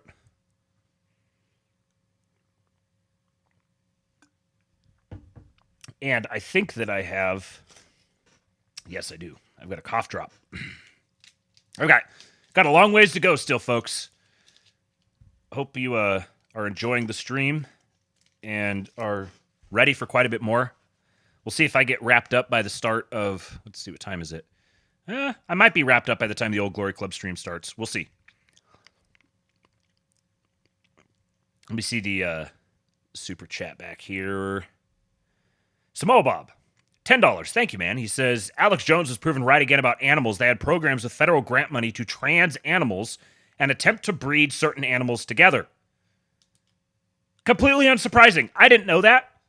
Completely unsurprising. Here's the thing. For a lot of us who've been on the internet for a long time, like, we've heard Alex Jones talking about this for 5 years, at least. Maybe longer. Most people haven't heard about this. For most people, this is going to be, like, impossible to believe for a while. It's going to take a while to sink in. When it does sink in, we are going to see a rise of unparalleled rage. And anybody who's still associated or affiliated with anything like that at that point, I pray to God for their souls. As Politically Catholic says here, this is why California is burning. Yes.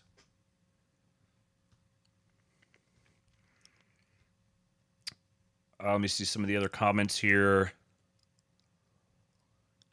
Samuel Bob says, think about all the companies that not only added DEI departments, but many put diversity officers on their boards. Yes, this whole thing, this whole network, they've only just begun to scratch the surface on it. Because I've seen a lot. There's a tremendous amount of money flowing through the USAID, but in the global context of things, there's still a lot of money missing here. Once they start getting into the higher education, academia, academic research grants and such, once they start getting into that world and the health and human services, they start digging into that. I saw a report that the DOGE boys were just showing up at NIH. And once RFK starts going to work, oh boy, this stuff's going to get really, really, really dark.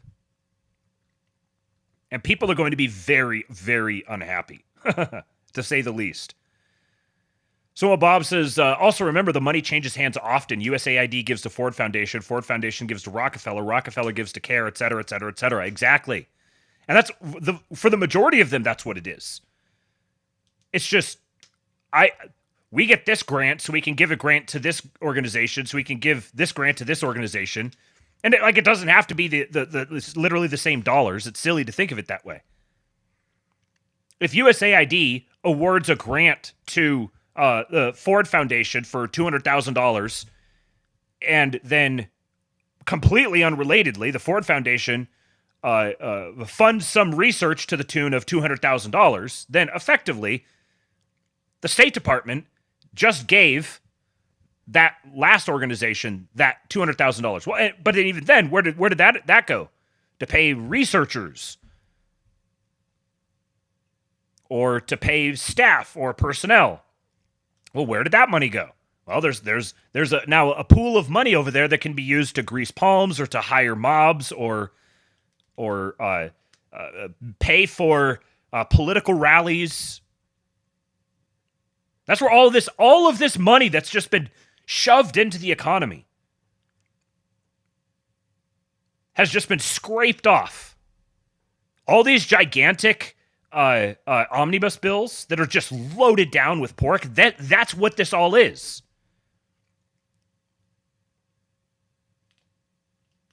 And a lot of that money, it winds up in people's pockets, but it's winding up in the pockets of people who are doing useless things. And then they're spending it increasingly with major corporations because they go buy their groceries. You know, they give like a $10,000 a month debit card, preloaded debit card to an illegal immigrant. Well, they're going to go spend that money at the grocery store or spend it on gas or whatever. And so the money just gets cycled right back to them. And they run it back out again. This is just literally just organized crime.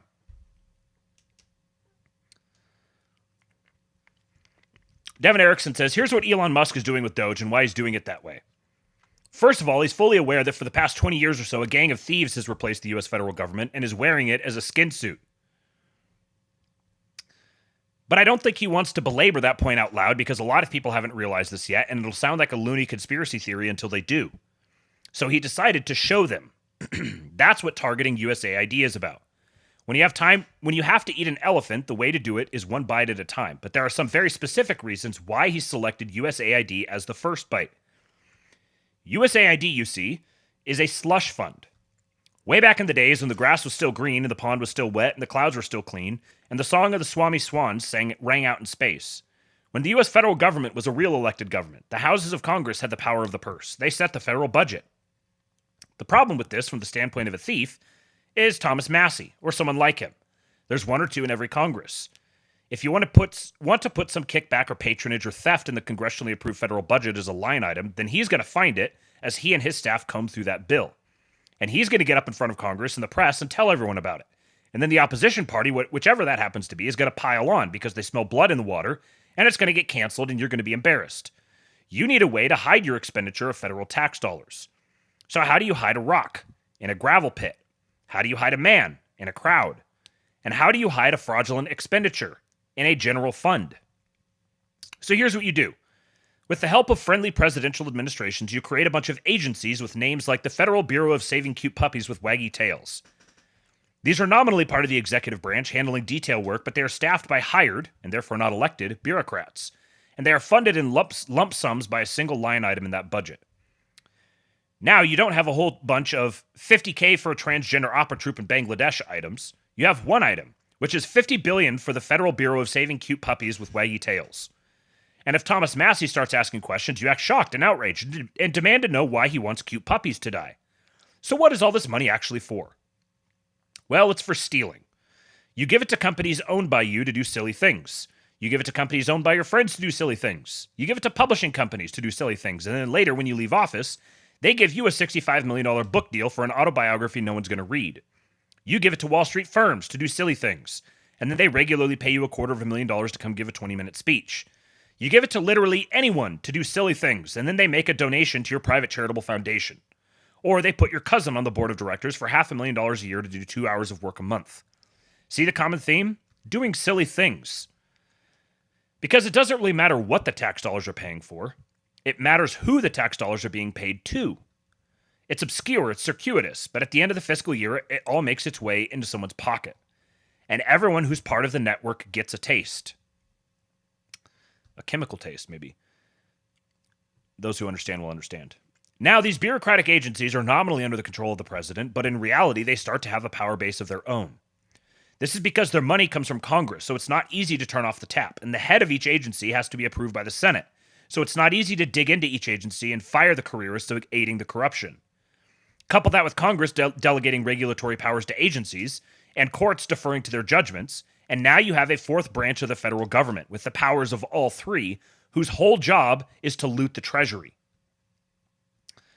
That's why all these public servants on modest salaries are retiring as multimillionaires with 3 vacation homes, a huge stock portfolio, and a private jet. Because all that baksheesh is being spread around to everyone whose cooperation is required to make the scheme continue to run. So what happens when you elect a billionaire real estate developer who doesn't need to loot the treasury and would rather have a boom economy to do real estate development in? He wants to take the steel machine apart.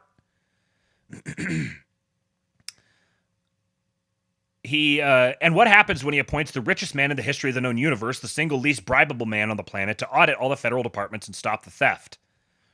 Well, Musk knows he's going to face fierce opposition, so he needs to get unstoppable political momentum and public support behind him fast. So he had to hit the ground running before the Federal Bureau of Saving Cute Puppies with Waggy Tails could rally its behind-the-scenes power to get in his way. Go to the center of power, follow the money, cut off the money, work around the clock. But he also knew that DOGE would be talked about intensely in its first few days and weeks, and these would set the tone for the rest of the 4-year term. If it gained public support fast, any sort of defense of the status quo would be seen as evidence of corruption. So he had to gain goodwill fast and discredit the opposition. Coming off the election momentum of a hugely popular incoming president is great, but it's not enough to carry support for a full 4-year audit of the entire federal budget. He needed a target that would generate goodwill right away. Some federal departments, like the IRS and the ATF, are very unpopular, but there's a better choice: USAID. Why? Because USAID is a special, maximally unaccountable small project slush fund. He knew that when his team wrenched the lid off it, all they had to do was publicize what they found and force Democrats to defend it. The sheer ridiculousness of some of these small projects would frame the public discussion exactly as it needed to be framed. Now the debate has become not a difference of opinion on how much the oversight agency spending should undergo, or whether Musk was the one to do so, but a difference of opinion on whether taxpayers should foot the bill for a $1.5 million effort aimed at empowering women to adapt to climate change in northern Kenya. Try defending that. Just try. But they have to. Why? Because this isn't just about turning the money faucet off, it's about people going to jail. These people fussing about how Elon Musk has access to your social security number through OPM, as if OPM hadn't leaked these same numbers to criminals years ago, they aren't trying to defend the slush fund. The slush fund is gone. They know that. They're trying to generate enough counter momentum to avoid going to federal prison. Now think about what that deal with Nayib Bukele was really about and who was intended to see that. We'll talk about that more in a little bit. But here's the thing. It's too early for DOGE to talk about indictments. Oh, the evidence is being gathered. Behind closed doors, names are going on lists.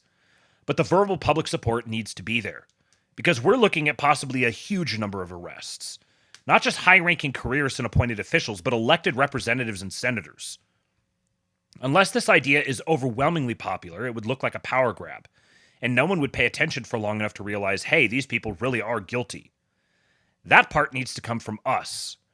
Every time someone in office or a federal job defends this stuff or calls DOGE a coup, we need to call for investigations. Suggest they are involved, because they probably are. Recommend they find a nice tropical island with no extradition treaty, and pray they do, because when the first one breaks and runs, it's really over. Target them, personally. Make them so busy defending themselves that they have no energy left to defend the steel machine. Meme them until they cry, then make memes about them crying. And be sure to remind everyone that Politico had no revenue. It was just a propaganda puppet run with stolen money. Your stolen money. Politico was awarded $8.2 million. And this $8.2 million was awarded in the form of a special subscription tier. It was like a $34,000 a year subscription tier or something like that. That was like only for special people to have. That's money laundering. That's like the definition of what it is. Oh, we're going to give you like, I don't know, some dashboard or something. If you pay $34,000 a year for a Politico subscription, because you're a news, some like, I don't know, reporter or like whatever.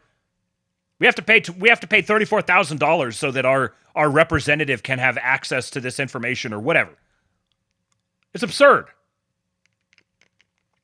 Absolutely absurd. This is blatant crime.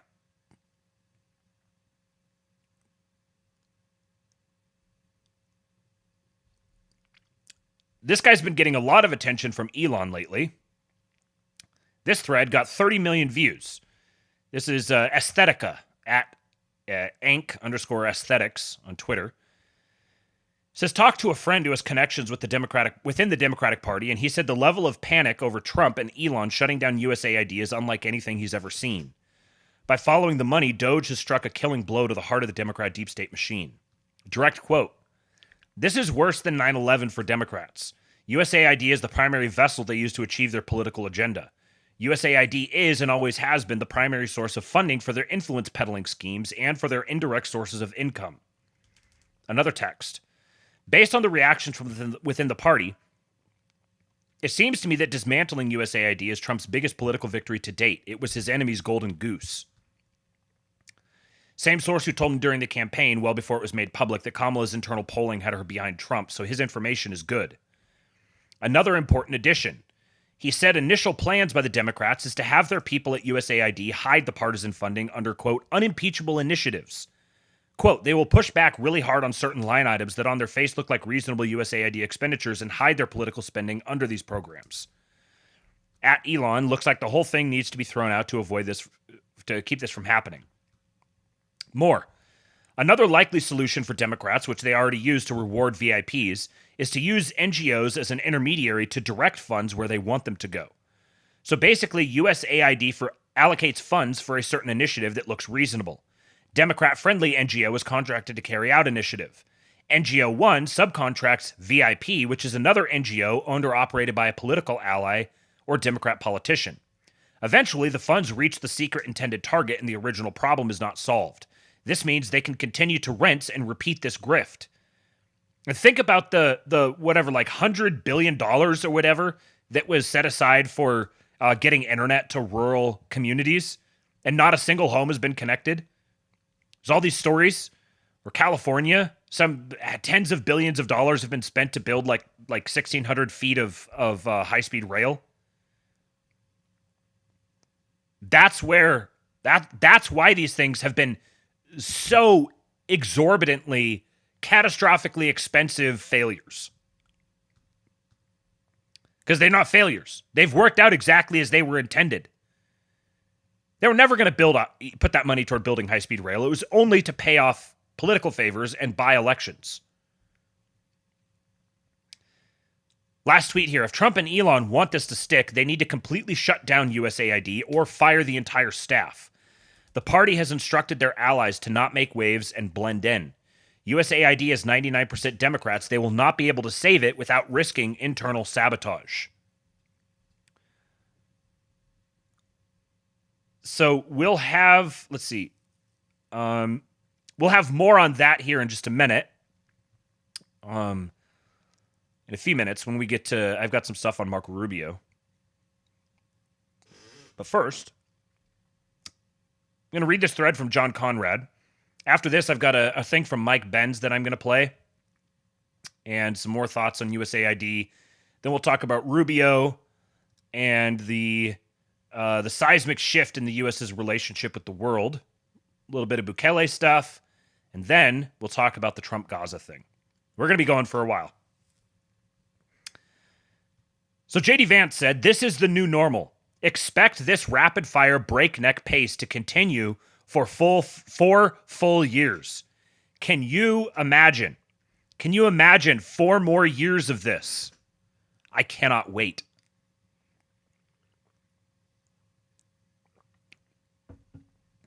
So John Conrad says, I opened my New York Times app today. They're trying, but they can't keep up. News that broke just hours ago is already off the homepage. This is crucial. The entire liberal deep state command and control system is broken. Let me explain. The New York Times' primary function isn't journalism. It's narrative coordination, setting the frame so the entire political media machine knows how to think about an issue before it takes off. Ever notice how overnight everyone starts saying Biden is sharp as a tack or J.D. Vance is weird? It's not random, it's a system. The narrative pipeline, how the blob operates. The New York Times, NPR, WAPO, CNN, and the rest don't just react to news. They function as a distributed, decentralized mission command system for the Democratic Party and the broader blob.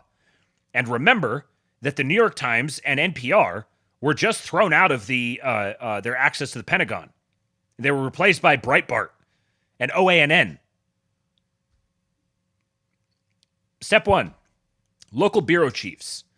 These guys are stationed across the country, watching which stories gain traction and fielding calls from Dem operatives feeding them narratives, stories that they need to start controlling. Step 2, the New York editors. The bureau chiefs snip the news and send it to New York, where an editor triages it. Will this explode nationwide? Will it simmer for days, or should we bury it? Step 3, editorial meeting. The most concerning stories get flagged. Here, editors decide on the narrative framing and who to assign to write it. But before they assign a journalist, they make one critical call to the deep state. Why? To give the government a head start on controlling the story. At this point, the deep state doesn't just say, here's what happened. They strategically select sources based on the tone they want. If they need hawkish China rhetoric, they have a China hardliner expert on speed dial. If they want to downplay a Chinese spy scandal, they go to a dovish China expert who will say it's being blown out of proportion. If it's a military scandal, they pick a trustworthy retired general to subtly steer the discussion toward a desired conclusion. This isn't journalism, it's perception warfare. Once the tone is set, the editor assigns the story and suggests the approved sources to call. The journalist's job is simple. Get quotes from the right experts. Write it up, stick to the approved angles. If something goes wrong with the angle, for example, a source exposes it as a lie, they return to the editor for guidance. Occasionally, a journalist oversteps. If it's minor, it passes. If it's major, the editor kills the piece, buries it on page 16, or reassigns it to a more trusted writer to correct the framing. Overstep too many times and you're reassigned to local news, or gently, it's not your fault, we love your spark, just downsizing, let go. Do a really good job sticking to the approved script, you'll get awards or book deals and travel assignments. Nobody flatly said this award isn't for towing the party line because that would expose the scam. No, these journalists are smart. They either pick up on the reward incentives or they're gently pushed aside. Suddenly, every news outlet, late-night host, and blue check is reinforcing the same message. And because they aren't technically taking orders, they think it's their own independent analysis.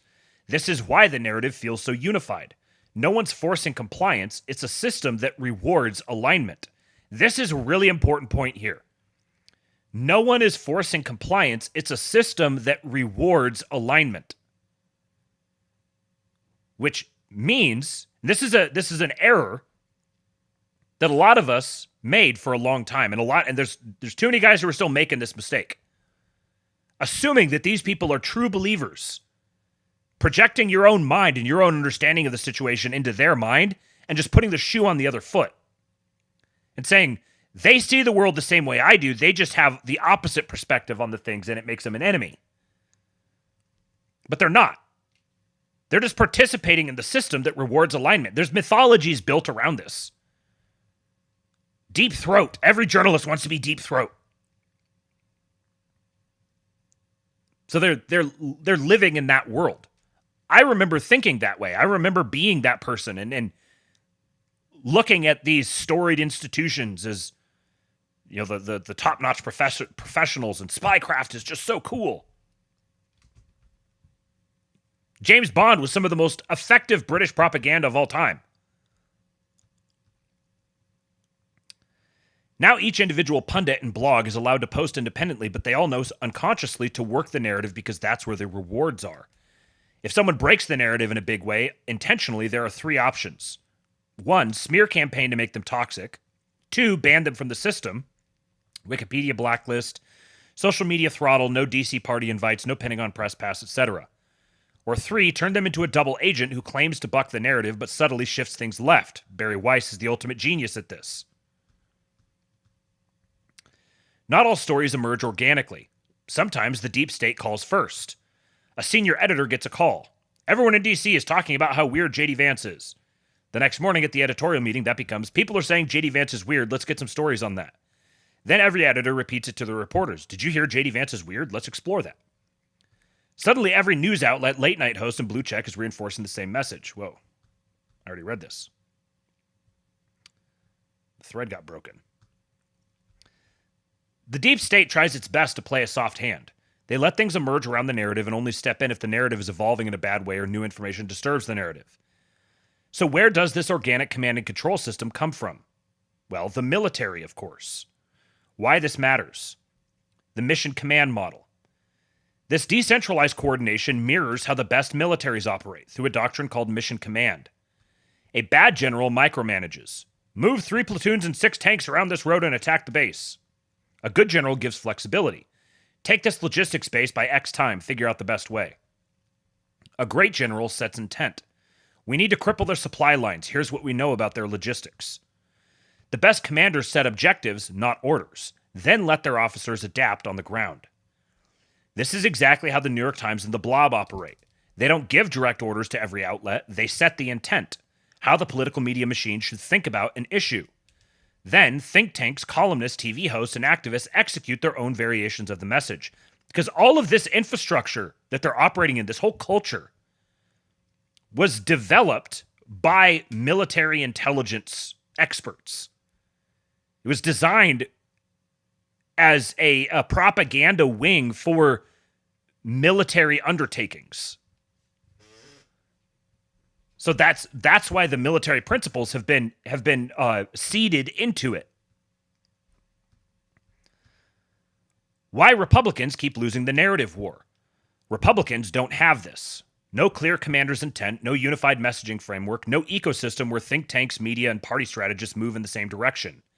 Instead, it's chaotic, reactive, and uncoordinated. Meanwhile, Democrats operate like a well-oiled mission command system, not because of a single top-down controller, but because every key player understands their role in pushing the message. And until Republicans build a competing system, they'll always be playing defense.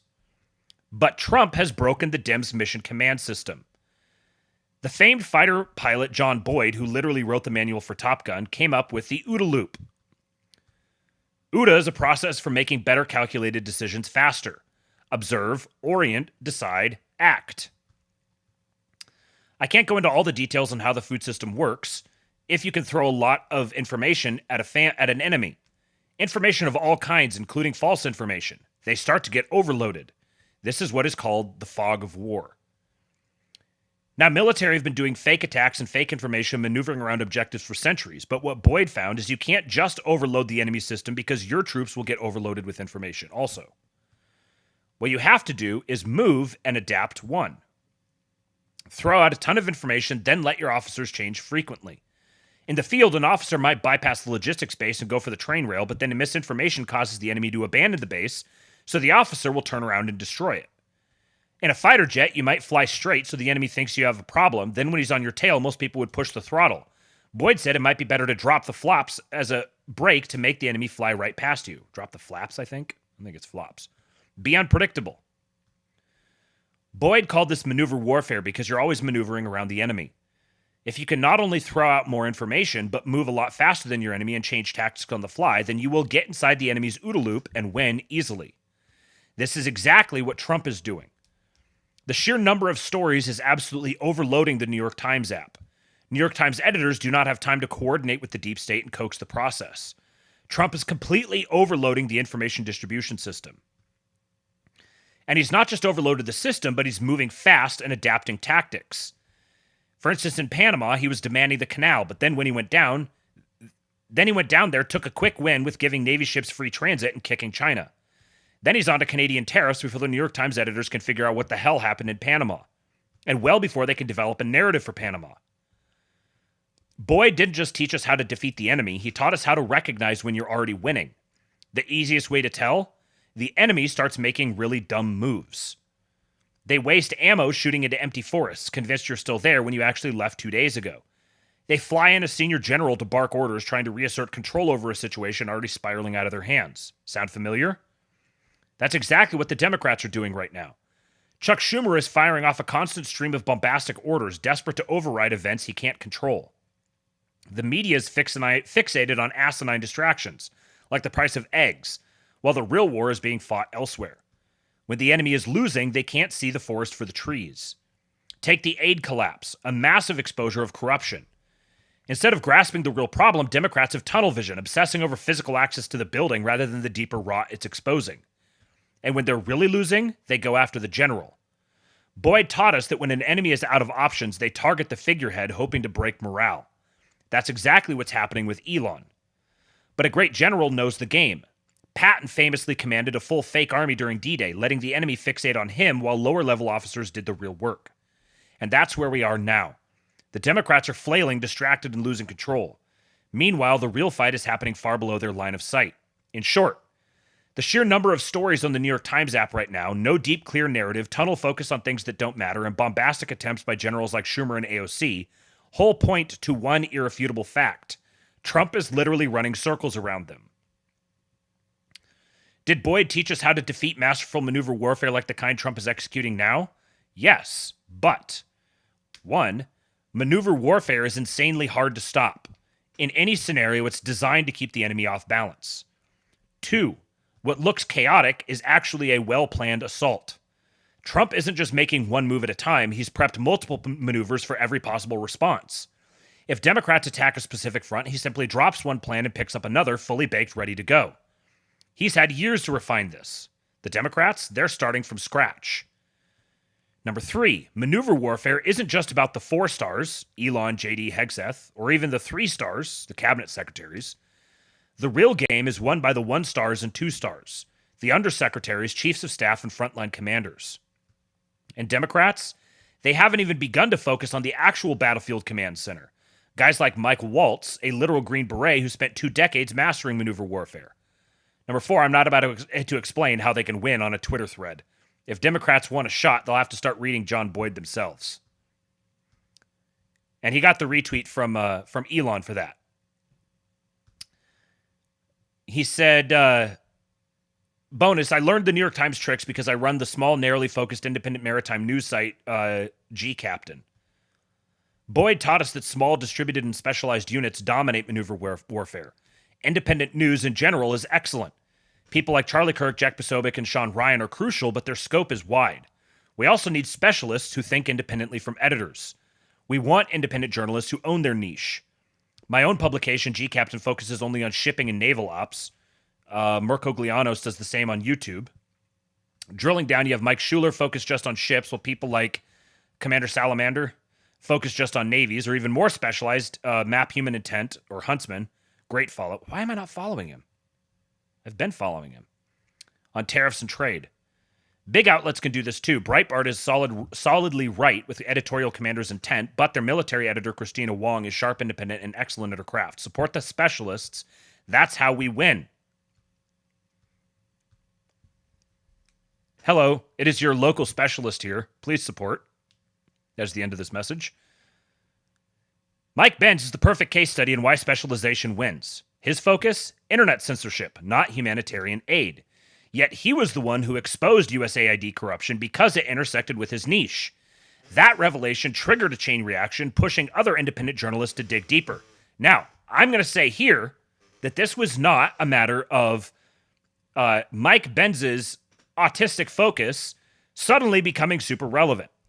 I think it's very obvious at this point that Mike Benz was a part of the advance team. Tom Luongo has been saying this lately too, so I feel very good that he's repeating the thing I've been saying for a while now. That it's very clear Benz is a front for the same influences that are behind Trump, Bukele, and Milei, among others.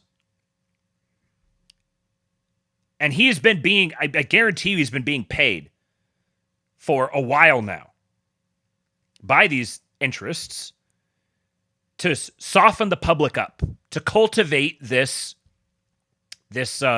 awareness and understanding of how the blob works. It was not a coincidence that he showed up on Joe Rogan when he did.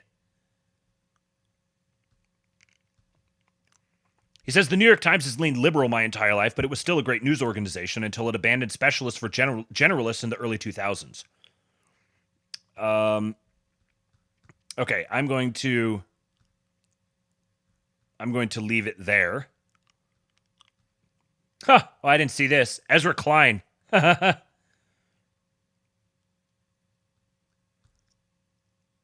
have to, I hadn't seen this, so I'm going to have to save this one for another time because I've got a lot more stuff I need to get through. But this is an interesting update on this story. Perhaps we will cover that in a tomorrow show. Let me just make sure that's bookmarked and saved. All right. Now, let me back up here. We're going to do a little Mike Benz stuff now. And this is the part of the show where I have to tell you that I'm going to be streaming something that is on YouTube. We're going to try and get about 10 minutes or so of it. And there's a possibility that because I'm streaming on YouTube and I'm going to start watching a video that is on YouTube, then it may get taken down. I don't know. If it does, so be it. It is posted on Mike Benz's channel. Hopefully Mike Benz is interested in this sort of thing being pushed out to a broader audience and isn't going to get punchy about a tiny channel streaming his thing. There's the possibility, though, that YouTube just notices that it's going and suspends the stream. If that happens, I'm streaming on X. Go over, watch that. When this part is done, then I'll be back and the stream will come back up on YouTube. You don't have to navigate away from it or anything. It should still be there. So do me a favor and hit the like button, and we will keep it going. Hopefully my voice is going to hold up. I'm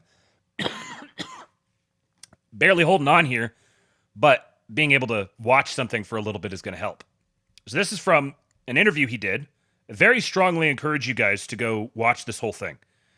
If you want to understand the sheer scope of the USAID thing that goes beyond just, look at all these crazy things they were funding. The actual real heart and scope of it. I encourage you guys to go watch this whole thing. I'm going to play, like I said, about 10 or 12 minutes of it here. And actually, I can't go on 2x. Where is it? Playback speed. I'll go for 1 1/4. But Mike is a pretty fast talker, so is Benny. So I'll slow it down if need be. I know we've got some 2x watchers who are probably not watching live, but will be coming later. And if it's too much, then I'll pull it down if it seems like it's too much. And a reminder, if you want the link to this or to anything else that I cover on the show here today, then go to the King Pilled Substack and subscribe over there. There is a paid option for now. You don't get anything special for it, but it's a way you can support the show if you would like to. Very much appreciate all of our paid subscribers and the free subscribers. That's where you get all the show notes. I used to do a Twitter thread for it, but that was too much. So all the links will be in there. And you can also get the show in the podcast version. If you're watching on YouTube or X for the first time and you usually listen to podcasts, I will upload the audio here so you can get it on your favorite podcatcher. Leave me a 5-star rating and review. Make sure you're subscribed, and the description of the podcast should also have all of those links as well. All right, let us rock and roll. So this is the title of the video is USAID as a criminal organization. Time for it to die. Okay, so let's start from the very tip top. So you went viral this weekend by exposing that USAID prosecutors, not Soros prosecutors, were the ones behind President Trump's political persecution in the courts. Can you please unpack that? Because I think that's something that's going to strike kind of at the heart of the issue here, which is that USAID was not about providing aid for starving people in Africa. It was actually about statecraft, and it was about usurping and using malign tools in order to craft the political outcomes that were desirous of a globalist regime. And the Trump prosecutions, I think, are just a perfect centerpiece for all of this. Can you unpack that to start off with, Mike? Yes. Now, let me be clear that money, I think that... Real quick, before he gets started here, he used a very interesting word there. He said statecraft. And I just want to take the time out to recognize that we've got Benny Johnson talking about statecraft. That's where we're at here. So it's a tool of statecraft, and it's a particular brand of statecraft. That's something that Mike doesn't necessarily get into, and that's fine. He doesn't need to. I'm sure he could if you really push on him. I'm sure he could elaborate on this at length. But this is a particular brand of statecraft. It's a distinct methodology. It's not an ideology, really.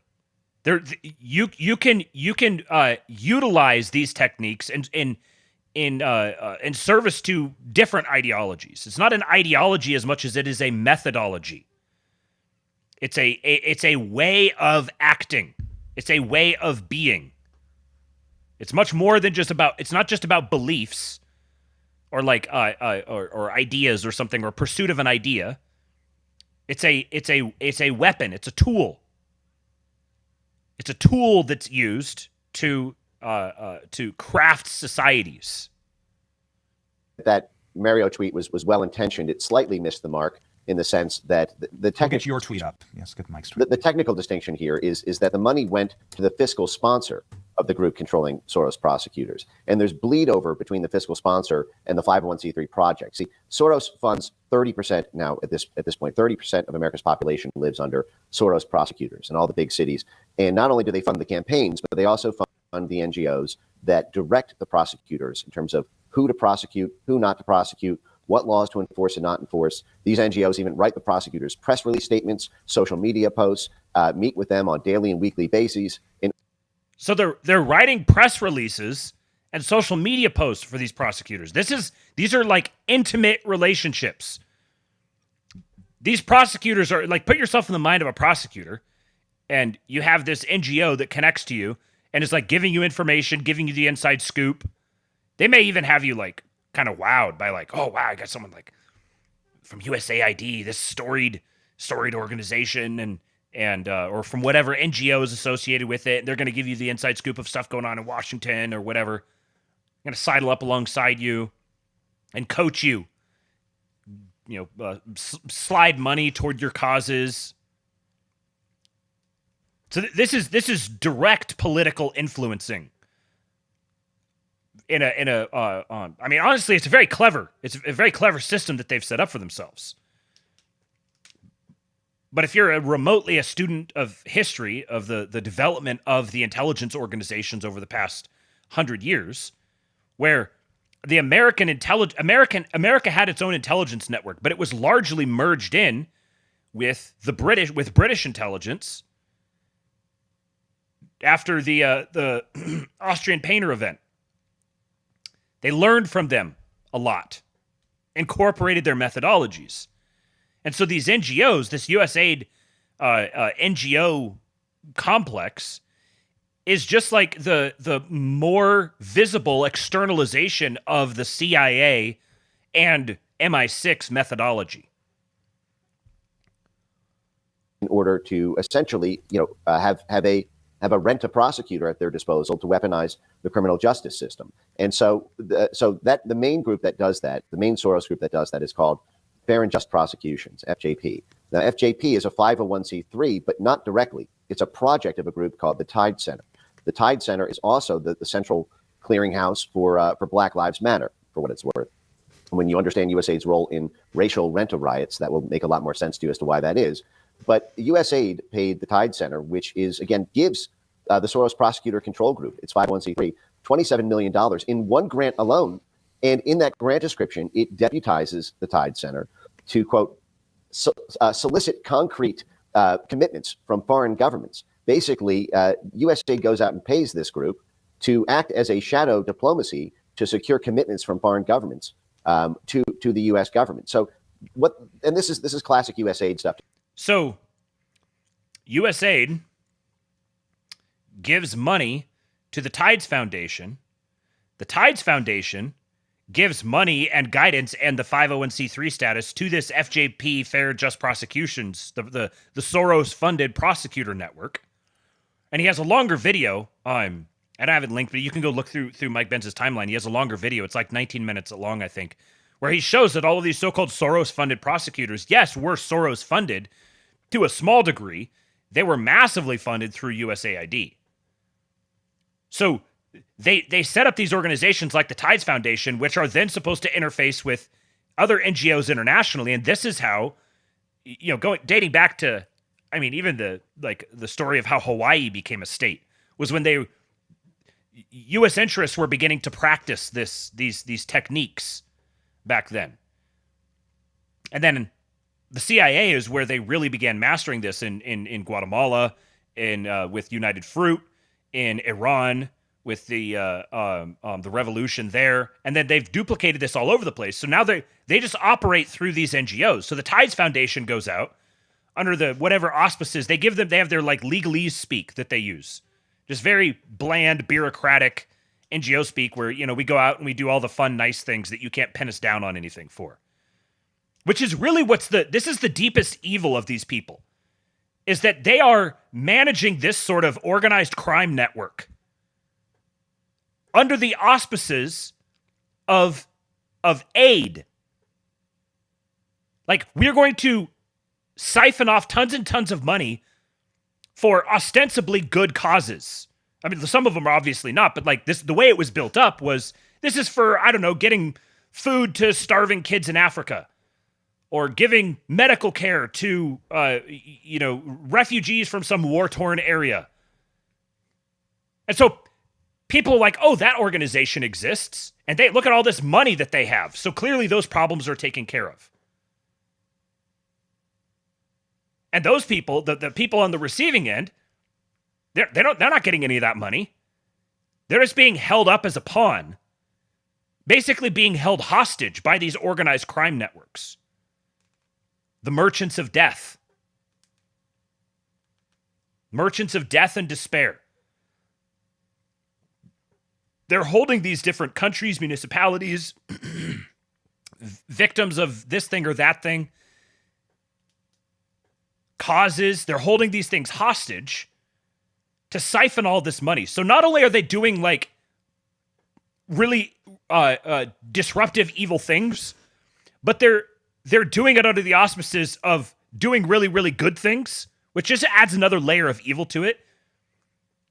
And then in so doing, they're also preventing what good things might be in there. They're preventing those things from happening because they're stealing the money and the attention that would have gone to those things, except for they're the ones that are taking it up.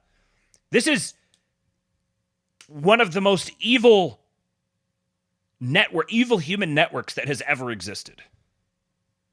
To control domestic politics. What they do is they fund... and then this whole methodology was directed outwardly, because this is how the British Empire controls its proxies,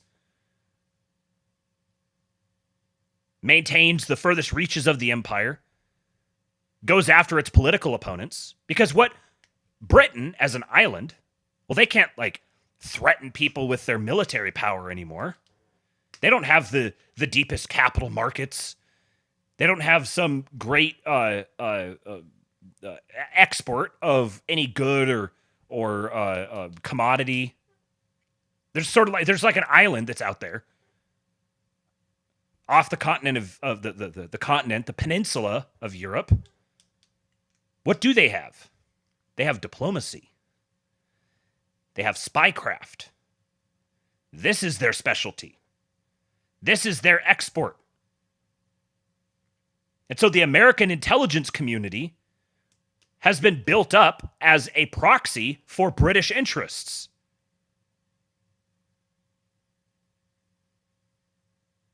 And so the non-governmental evolution of the American quote-unquote intelligence community, it's not a coincidence that it has the methodology and the manifestation of British spycraft. International organizations who then turn around and use that money to manipulate domestic politics. So that's how USAID gets away with it. They keep this firewall. They say, well, we're not funding them to do work in America. We're funding them to do work abroad. But now you've pumped them up on steroids with all this money. And now they're these big, bad, powerful organizations that simultaneously operate domestically. USAID is in the business, and heavy in the business, of controlling prosecutors and controlling media. It will shock the American people, the proportion of global media that is controlled by, because it's sponsored by, USAID. It will also shock the American population when they find out how many of the world's prosecutors are effectively being manipulated or controlled by USAID. And a great example of this, because we are on the topic of how USAID's foreign money spigot is weaponized against domestic politics and domestic citizens. And crazy example of this is this group that I was beginning to mention called the OCCRP, the Corruption Reporting Project, which is the world's largest consortium of investigative journalists. These are the folks who broke. The Corruption Reporting Project. They pick such... There's such a distinct accent to all of their names.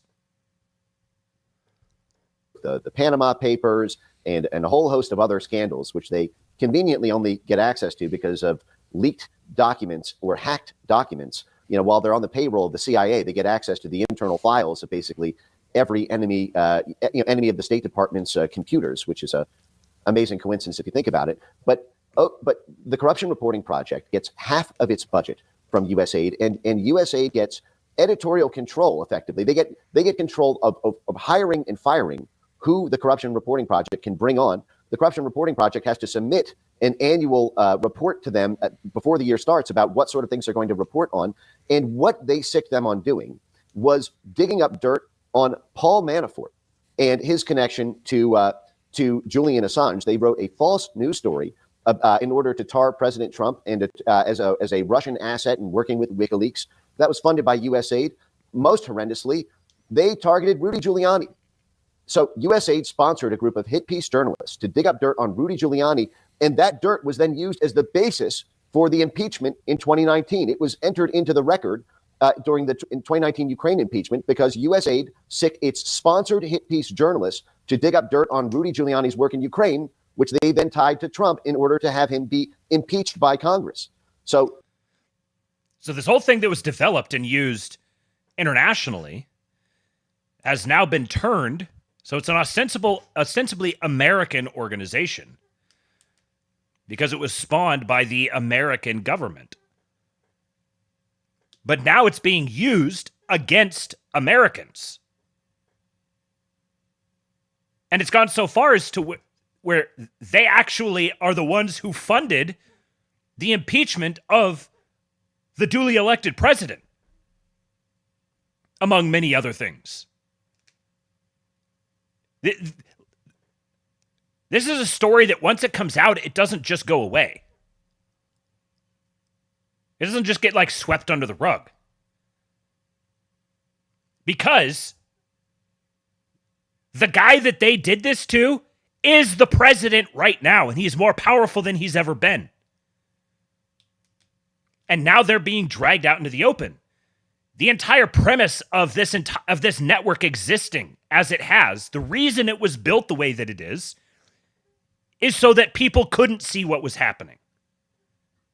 Now that everybody can see what's happening, it's worthless. It's useless. It's like having if you had an outlet or a business or something in an occupied zone, and it turned out that it was full of traders who were working against the powers of that local. You no longer want to be affiliated with it because it's going to get raised and the earth salted upon it. All of the sources and everything are all busted. They're all exposed. And this was the funding mechanism for so much of this. It turns out that in order for leftism to take hold, it requires the most expansive, brazen, organized crime network of all time, funneling trillions of dollars into mass propaganda campaigns and buying off millions of people and killing who knows how many just to get it to take hold. That's how hard they had to work. And they had to do it all in secret. They had to keep it out of the popular consciousness, otherwise it wouldn't work. And now it has irreversibly entered the popular consciousness. Yeah, Britt Taylor, look what they need. And all of this was taken down because they wouldn't just let the autistic frogs play their video games. They dared come for the gamers. And they are going to be reduced to rubble because of it. USAID was at war with Donald Trump and Trumpism and Trump's nationalist policy, both at home and abroad. And so what they did is they funded these dark arts, just the same way the CIA was in the 20th century would pay journalists to write hit pieces. That is now done by USAID. And in fact, in the USAID report on this program, they have an accomplishment section where they list all of the people. They brag that they got 456 people arrested because of CRP's hit pieces and the flow of those hit pieces to prosecutors. That is USAID bragging in their accomplishment section about paying journalists to get 456 people arrested, to get over $1 billion of assets seized. They bragged about the return on investment, that paying these hit piece journalists $20 million netted them over $1 billion in assets seized from the targets of the hit pieces. They even bragged that these hit piece journalists that they sponsored toppled world governments. They claimed that these hit pieces got, I think, 7 different major government officials to resign, including a president and a prime minister. And they also bragged about dozens of arrests that were done, that were achieved because of this. That is, hit pieces for hire in order to give prosecutors ammunition to arrest USAID's political enemies all over Central and Eastern Europe, all over Western Hemisphere, and most damningly in the United States of America itself. So you just focused, you brought the domestic international. And this is something that I was dying to ask you, Mike. Brazil, the lawfare against Jair Bolsonaro, the lawfare in France against populist leaders, the lawfare all across Eastern Europe against populist leaders. It all seems to be happening right now in coordination, and the charges are quite similar, even in Pakistan against Imran Khan. The charges all seem to be copy and pasted, and they all seem to be brought at exactly the same time as, of course, populist leaders rise to power, and there is a movement around the globe for more nationality and more national defense. How coordinated is that lawfare through USAID? Is there any connection? Benny, USAID has a concept, an internal doctrinal concept called transitional justice, which is the idea that you need to arrest people when you topple a government. When you narrowly win an election, you immediately use the criminal justice system to arrest the people from the former government. USAID has something called the Office of Transition Initiatives, which helps coordinate that. Transition means a transition from one government to the next. So literally in the process of taking over a country's government, they weaponize the criminal justice system. They pay all of the groups around the prosecutors and gamify exactly how to get the prosecutors to take these steps, including through what I just mentioned, the Corruption Reporting Project, and USAID bragging that they got all these people arrested through that. They also fund the groups that lobby the prosecutors' associations. For example, they did that in Brazil. USAID did, but that's not like a random one-off isolated thing they do from time to time. It's a doctrinal concept. Everyone can look this up. Go to Google and type in transitional justice. It means arrest. It means you arrest the USAID's enemies in the region. And you work with the prosecutors, you work with the media to devastate and isolate and demonize them, also to dig up dirt that can be used as the basis for criminal investigations. The rabbit hole on this goes so deep and so dark. Transitional justice. What a euphemism. This is how gay these people are. They can't just say, arresting your political enemies. That's what it is. So they say, you must engage in transitional justice. Are you schooled in transitional justice? I got my master's in social work in transitional justice. And I'm freaking out because the president might arrest his political enemies. You cannot live with these people. I mean, I gotta respect them. Like they're pretty good at keeping this charade running, but it could only go for so long. Particularly when they begin selecting for the dumbest people on the planet. And they push too hard, too fast. And frankly, I think the internet is what broke them. Like, the internet was like a power-up that it was a Pyrrhic victory for them.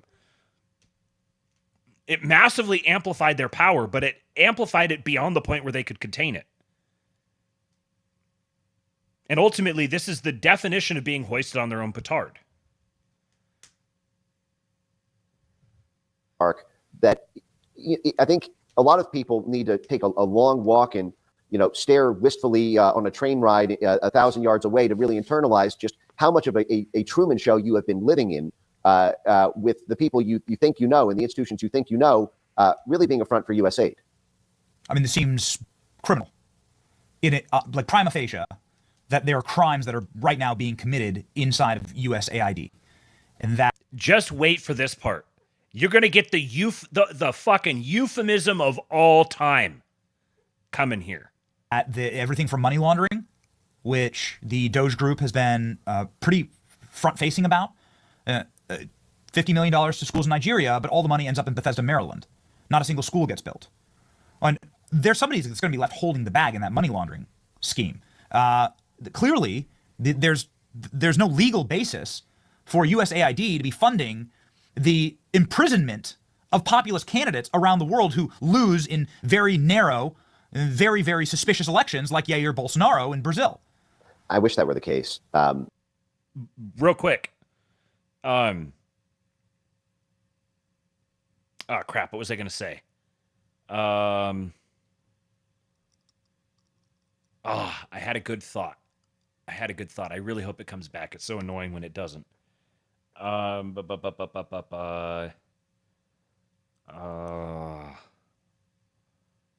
Imprisoning your political opponents. Come on, brain. Come on. We'll see if it comes back. And I'll leave the criminal aspect of it to folks at the Justice Department and folks who specialize in criminal law. My concern is... I remember what it was. When you bust a money laundering ring, when an organized crime ring starts to get taken down, and one of the dominoes falls, the only thing that keeps... The only thing that will stop more dominoes from falling is either, one, everyone scatters and turns and either offs themselves or turns themselves in and abandons the scheme, or the person trying to shut it down gets taken out. Those are the only two options. You can't just like sort of make it sort of like ignore it or something. Because once all this money laundering is out in the open, it's not just a matter of like the harmed public who's just like, oh man, look at that. Shucks, we've been ripped off. It's the people who were like, hey, I got fucking ripped off here. I was supposed to be the recipient of those funds. I knew what was going on, and I was supposed to get that money. And now I found out that Jerry over there is the one who got that money. So I'm going to fucking turn Jerry in. Or I'm not going to let him know when the raid is coming.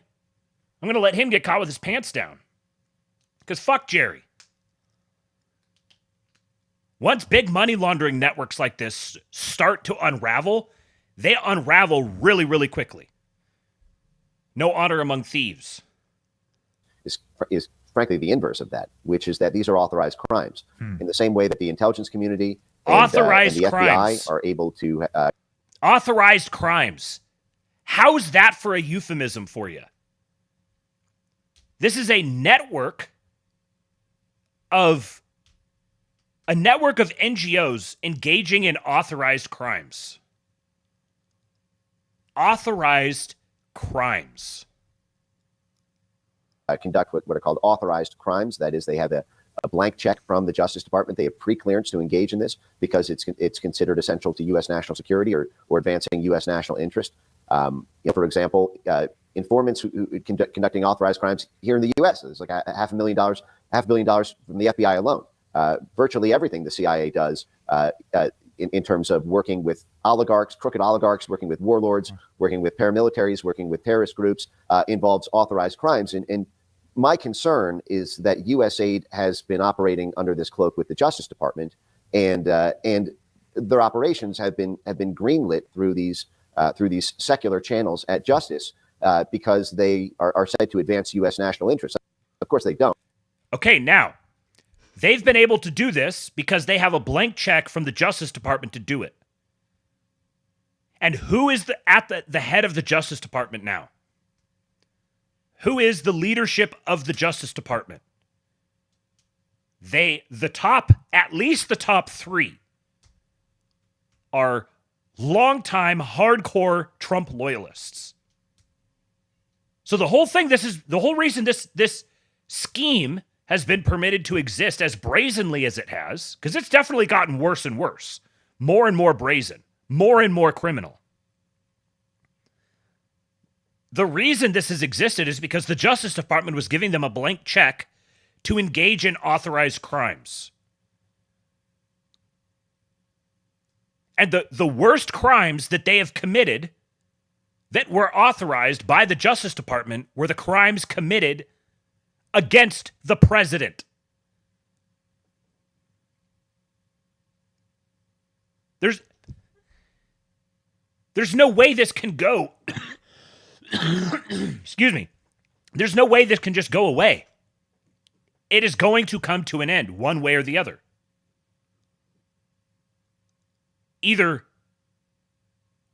they take the shot or they go down. I cannot figure out a path forward where we don't see prominent, famous people being perp walked. People who you never would have thought it was possible for them to be perp walked. The ones who aren't perp walked are the ones who are able to buy their way out of it. That's going to be the only way. And like, if you're buying your way out of getting perp walked, you're paying a hell of a lot.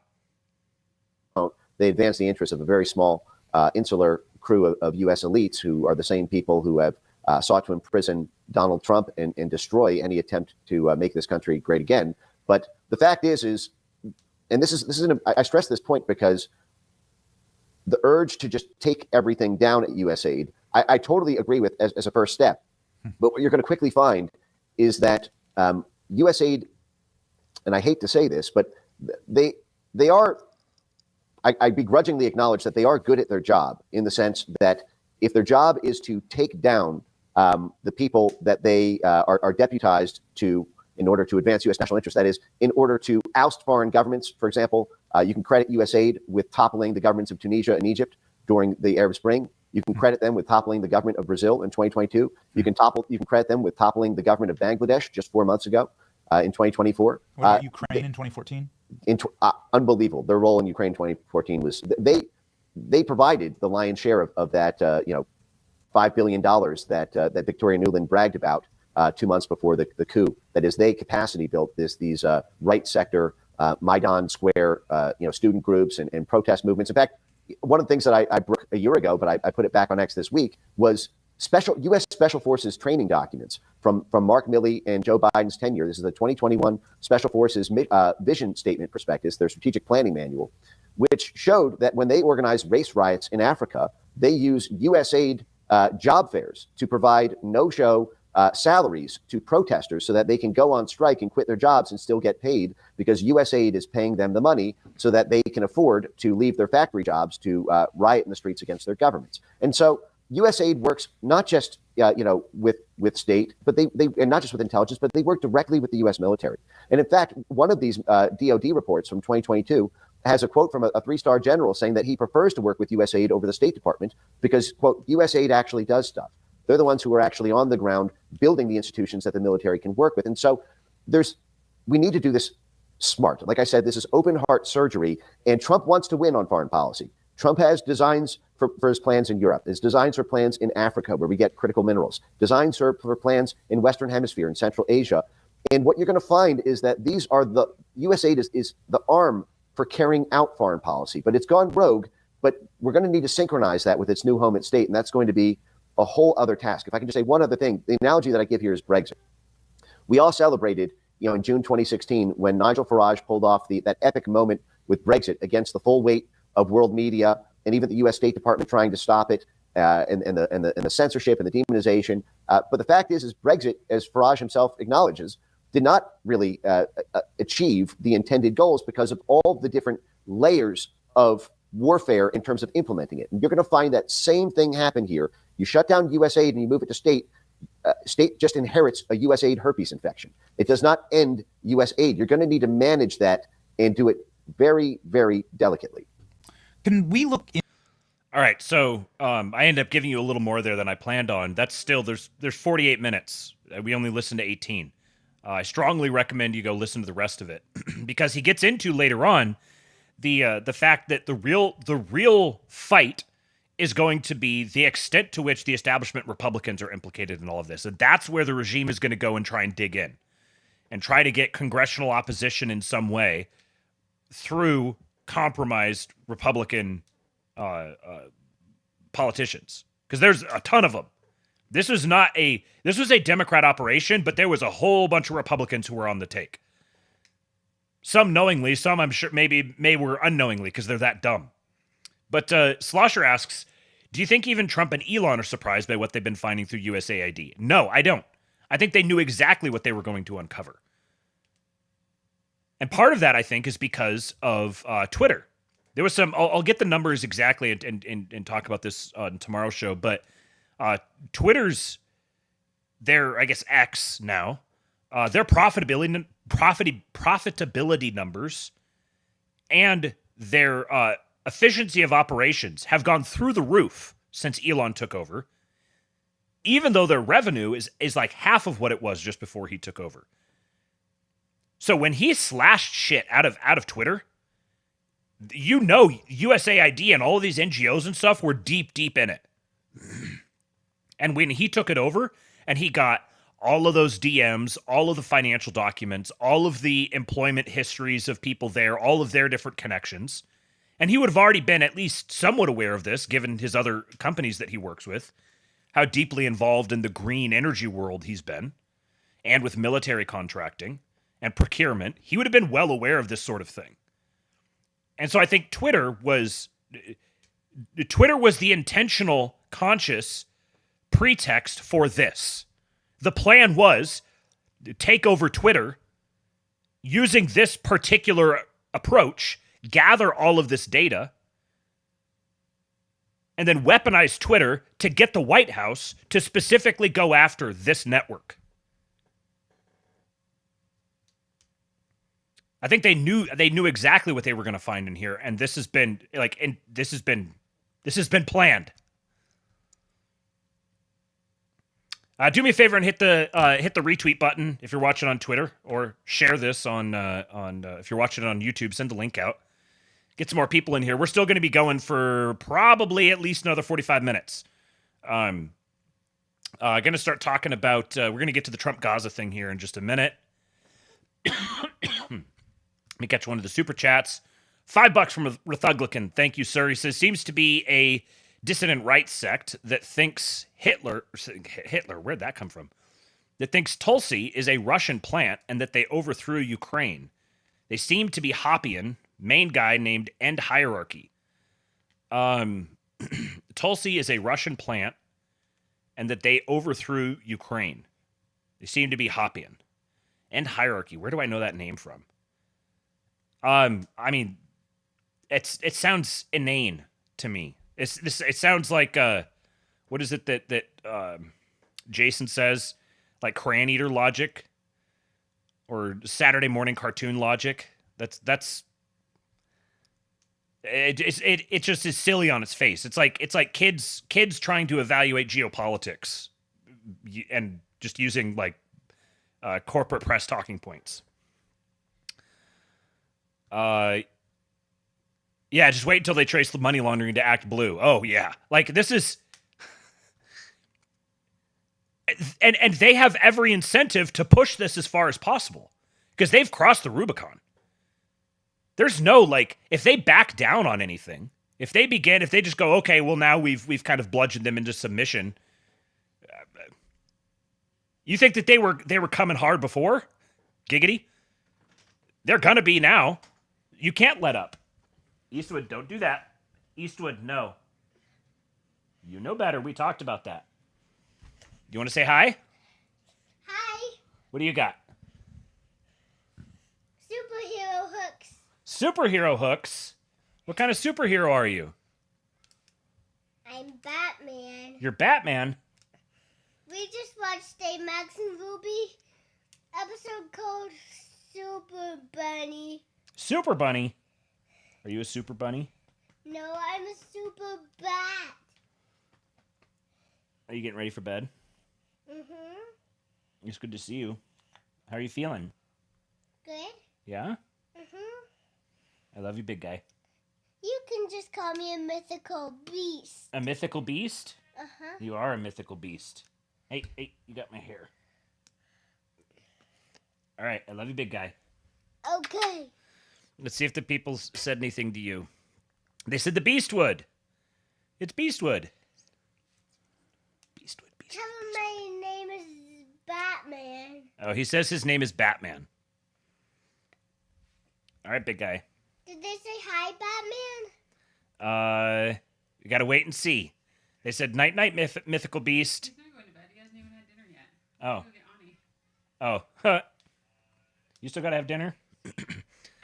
All right, there's a delay. So, we got some oinks. Look at the oinks. Uncle Jason says, "Hi Batman." Rob says, "Hi Batman." Kate sent oinks in the chat for you for Pig Dirk. See him right down here? You see the pigs? Make a piggy noise into the microphone? Can you come over by the microphone and make a piggy noise? Gentle. All right, good job, dude. I love you, big guy. Perfect show otter. The perfect show otter. Oh, the one that's up on my camera. All right. I missed the incoming message from Amy. Andrew says, we're going to see an incredible amount of Democrats go down when it gets to Act Blue. Going to be a 50-state landslide in 2026. And the point I wanted to make with Ben's later in this episode when he talks about how this is going to implicates a lot of Republicans, and that's where the regime is really going to dig their heels in and try to push back using the Republicans they bought and paid for. And the reason this is significant to me that he's going that way is I think it should be very evident. Mike Benz was a speechwriter during Trump's first term. He's been part of the Trump orbit for a long time now. So it's not a coincidence that he came out and did this advance work. Starting to prime people, getting people ready for what was to come. And so if he's talking about the Republicans, that means they're already in 2026 mode. He's doing advance work on 2026. When you get people like Nicole Shanahan promising to bankroll any to bankroll the opposition for any candidate who votes against RFK. She might have even said any of Trump's appointees. Any Republican that votes against him, she's going to go take him down. She's going to bankroll it.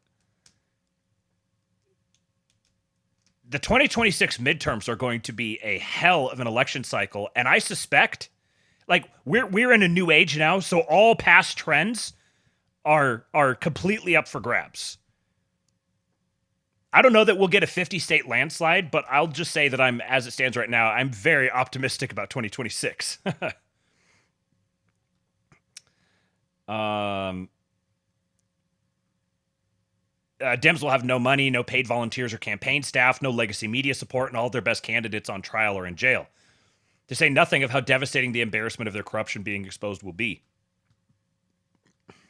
There's a decent chance we'll retake California. Okay, so he's Andrew is probably more optimistic than I am, and it won't take hard to get me pulled along that way. Special Counsel Gates would be. Oh man, I hope it happens. Glenn Greenwald is another guy who is in a similar camp as Mike Benz. Mike Schellenberger is another one. I think Barry Weiss is at least adjacent to them in some way. Tucker, although Tucker, we had a back and forth on this in the group chat the other night, where I think Tucker is more organic than they are. I think they've been recruited, whereas Tucker has volunteered. But you even starting to see it with guys like the whole podcast bro circuit was sort of an elaboration on this. They're recruiting their mouthpieces who can now be used going forward to set messaging. Okay, so here I had a tweet that I wrote after I finished listening to that to sort of kind of sort some of my thoughts out. The only way to have a hope of solving the USAID problem is mass arrests. The entire network is the very definition of organized crime operating with a British spycraft methodology.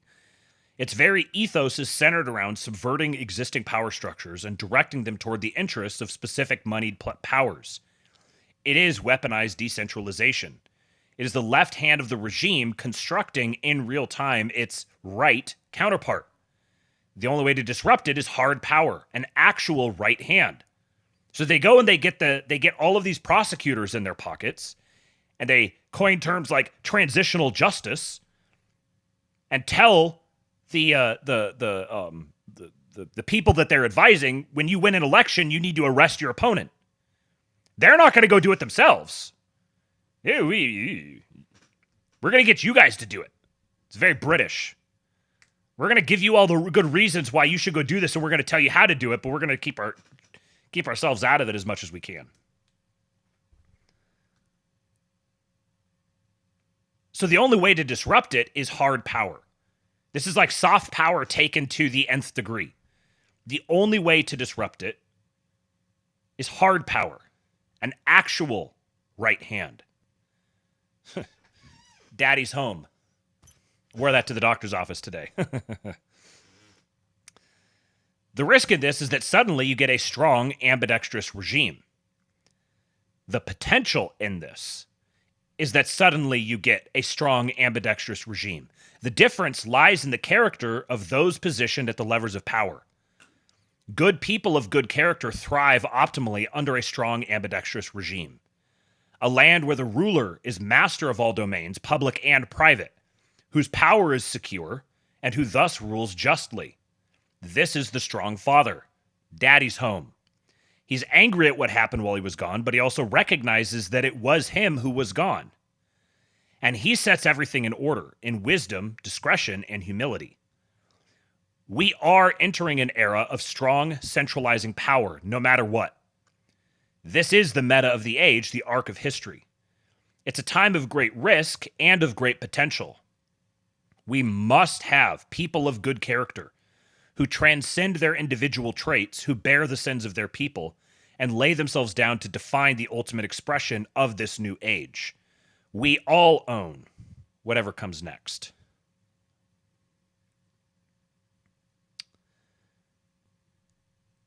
So let's talk about Marco Grande. Oh, we just hit 110. 109 to 110. One of the greatest rolling overs ever.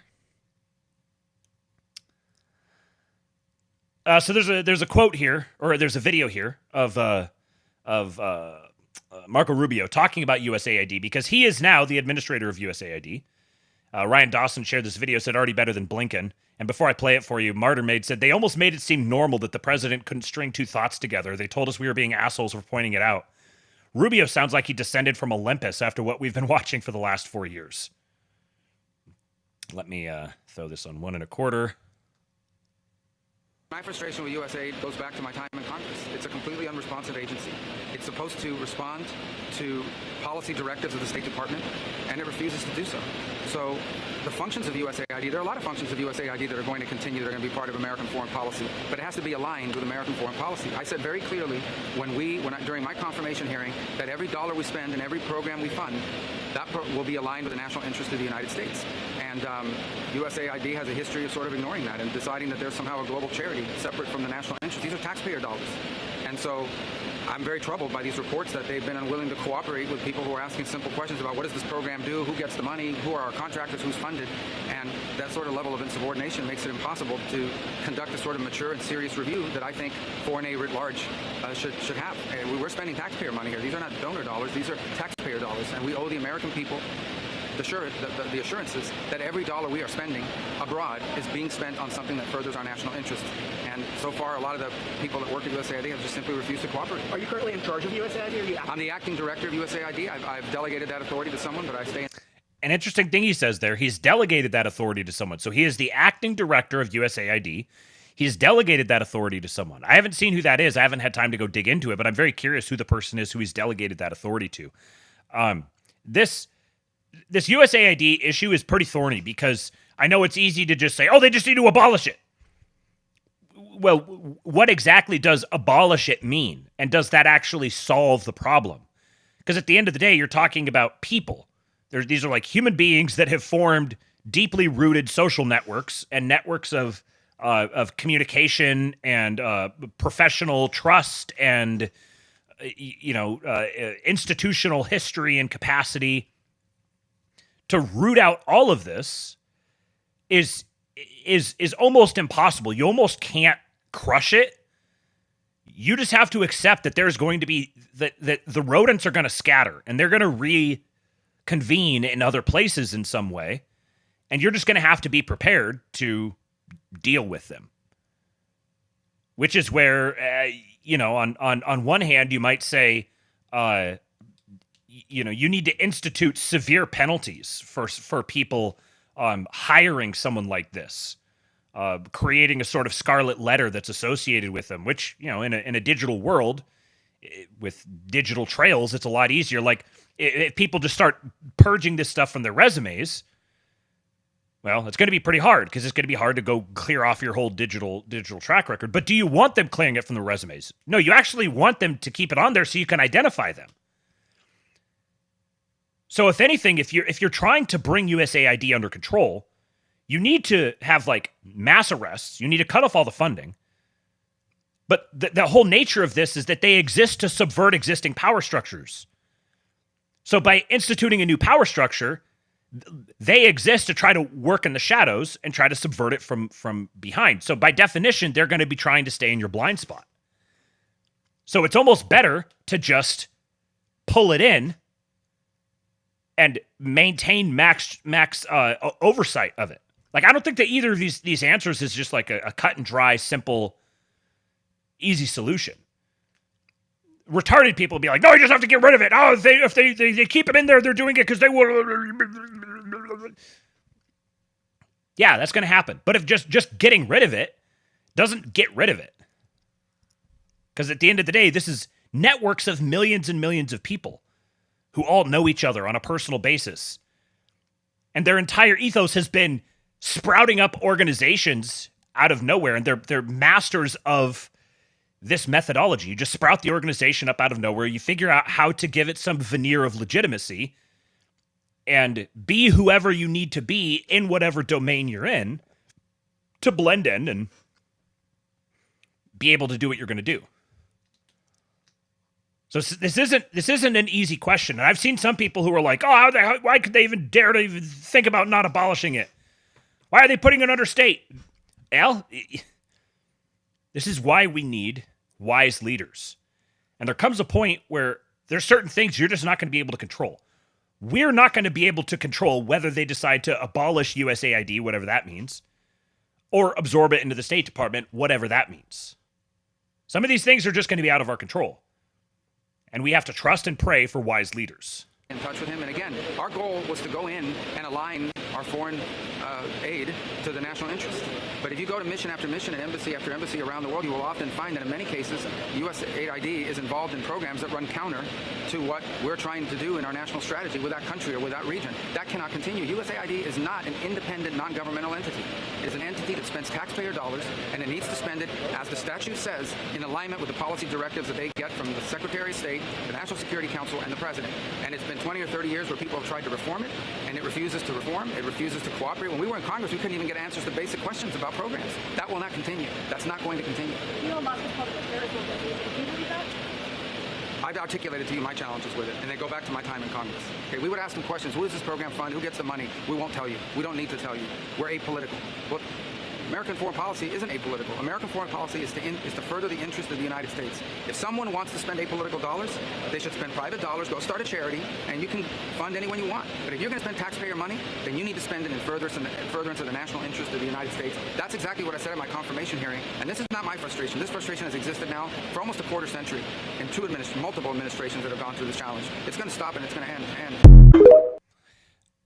I got to say, the more that I hear from Marco Rubio, the more impressed I am by him. I had no expectations of him whatsoever before. I just thought he was one of a million, Paul Ryan, Jeb, whatever. And I think that's kind of what he was. But he's starting to develop quite a track record. And one story that kind of flew under the radar that I haven't seen a lot of people talk about is that he was one of, if not the only member of Congress who went to try to visit the J6ers in prison. And he was raising hell about the fact that he was getting blockaded, like they wouldn't even let him in to see them. And he was raising hell about it for a while, and nobody really did or said anything about it. And then I've mentioned in several places now, and I did an episode talking about America 2100, the project that his longtime chief of staff started, that has been absolutely hammering mass immigration, mass deportations, hammering the need for mass deportations, talking about the need for an aesthetic spiritual revival, embracing our heritage, just preaching to heritage Americans. And if this is a deeply cynical regime operation by some sort of evil Machiavellian power brokers, then I am impressed as hell. Because they're pulling it off really frickin' well. He is saying all of the right things. Yeah, little Marco redemption arc in full swing. Here's another clip. He says some of the same things in this one, but there was a couple little differences, and I just wanted to highlight this from William Wheelwright. Says it's interesting that Marco Rubio, despite being made a fool of repeatedly by Trump in 2016, seems to be the only politician who has brokered the GOP to MAGA transition so as to personally advance himself. Everyone else has either stagnated or self-destructed. Great content here. You're now the head of USAID. The head of DOGE, Elon Musk, called USAID a criminal organization and added that it is time for it to die. Do you agree with that? They have basically evolved into an agency that believes that they're not even a U.S. government agency, that they're a global charity, that they take the taxpayer money and they spend it as a global charity, irrespective of whether it is in the national interest or not in the national interest. One of the most common complaints you will get if you go to embassies around the world from State Department officials and ambassadors and the like is USAID is not only not cooperative, they undermine the work that we're doing in that country. They are supporting programs that upset the host government for whom we're trying to work with on a broader scale and so forth. So they're completely unresponsive. They just don't consider that they work for the U.S. They just think they're a global entity and that their master is the globe and not the United States. And that's not what the statute says, and that's not sustainable. Can it be reformed or does it need to die? Well, that was always the goal, was to reform it. But now we have rank insubordination. Now we have basically an active effort where their basic attitude is we don't work for anyone. We work for ourselves. No agency of government can tell us what to do. So the president made me the acting administrator. I've delegated that power to someone who's there full time, and we're going to go through the same process at USAID as we're going through now at the State Department. I think there are this is not about getting rid of foreign aid. There are things that we do through USAID that we should continue to do that makes sense. And we'll have to decide, is that better through the State Department or is that better through something, a reformed USAID? That's the process we're working through. There are things that are happening at USAID that we should not be involved in funding or that we have a lot of questions about, but they're completely uncooperative. So we had no choice but to take dramatic steps to bring this thing under control. Do you think that we'll... Mr. Mirachuk says, keep in mind that most of the USAID funds are tied up in long-standing or lasting negotiations, treaties, etc. Those can't just be thrown out. That's why they're blasting the obvious and easy cuts. Right. And it becomes an asset when properly managed. When properly managed by competent, functional people who are bought into the mission and loyal to the president, which these are big ifs. These are big qualifications. But when those are true, these things become assets. They can be used in leverage with negotiations. And ultimately, if you're building an empire, which is what's happening, the American empire is being built.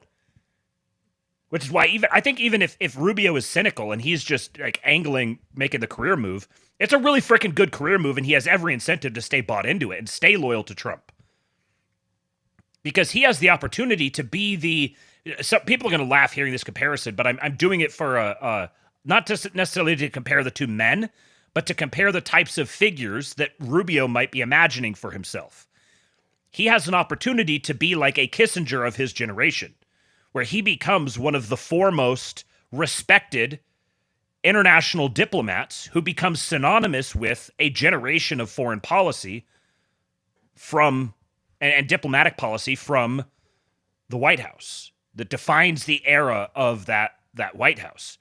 Because we're getting this shift in focus to now we're looking straight down the barrel at the Don Rowe doctrine, taking over the Western Hemisphere and laying the groundwork for what this new world order is going to look like. And he has the opportunity now to be that guy, to become synonymous, where his name is synonymous with an era of U.S. foreign policy. It puts his name in the history books forever. He's almost certainly never going to be president. It would take some pretty dramatic things for him to wind up as president. I think he'd be completely asinine to try to run against J.D. Vance. Unless depending on how things go over the next few years, and like JD gets tabbed for another role, he could be a potential backup candidate. I'm definitely not to the point where I would trust him anywhere near as much as I trust JD on that right now. He could probably buy my trust over the next 4 years, but he's at this point, I have to say, whether he's doing this cynically or sincerely, I'm inclined to give him the benefit of the doubt that this is sincere. But even if it's cynical, he's played it incredibly well. And just on a level of statesmanship, I have to give it to him. He's earned my respect for how well he has played this.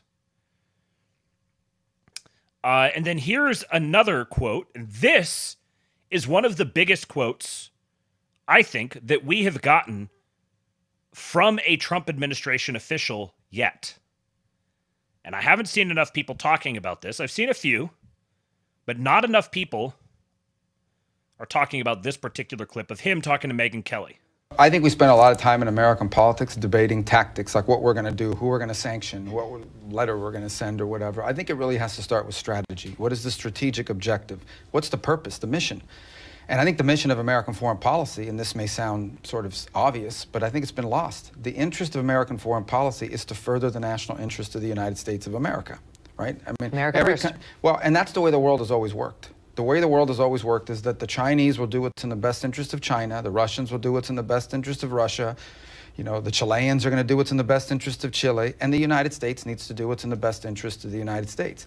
Where our interests align, that's where you have partnerships and alliances. Where our differences are not aligned, that is where the job of diplomacy is to prevent conflict while still furthering our national interest and understanding they're going to further theirs.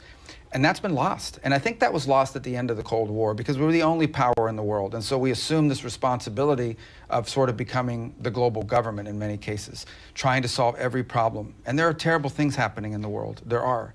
And then there are things that are terrible that impact our national interest directly. And we need to prioritize those again. So it's not normal for the world to simply have a unipolar power. That was an anomaly. It was the product of the end of the Cold War. But eventually you were going to reach back to a point where you had a multipolar world, great powers in different parts of the planet. We face that now with China and to some extent, Russia. And then you have rogue states like Iran and North Korea you have to deal with. So now more than ever, we need to remember that foreign policy should always be about furthering the national interest of the United States and doing so to the extent possible, avoiding war and armed conflict, which we have seen 2 times in the last century. There is so much in this 2 minutes. This is from My Lord Bebo. Says, Rubio says, it's unnatural for a world to be unipolar. The world always had multiple powers, like now China and Russia. That's a crazy important statement. The Trump administration declares they do not intend to rule the world, as the previous administration, but are okay with being a regional superpower. That explains the power play around USA and Canada, Mexico, Panama, and Greenland. If we go back to classical national interest-based politics, the world will become calmer. Now, I want to highlight something in particular here, that this admission is directed at people like China and Russia.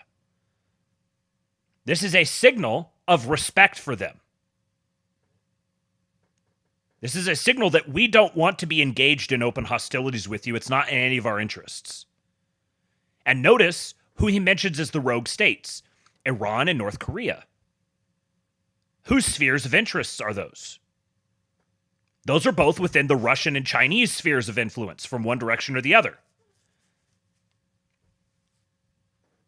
So what he's saying is, our approach is, we are going to dominate our hemisphere. This is going to be our region. This is our focus.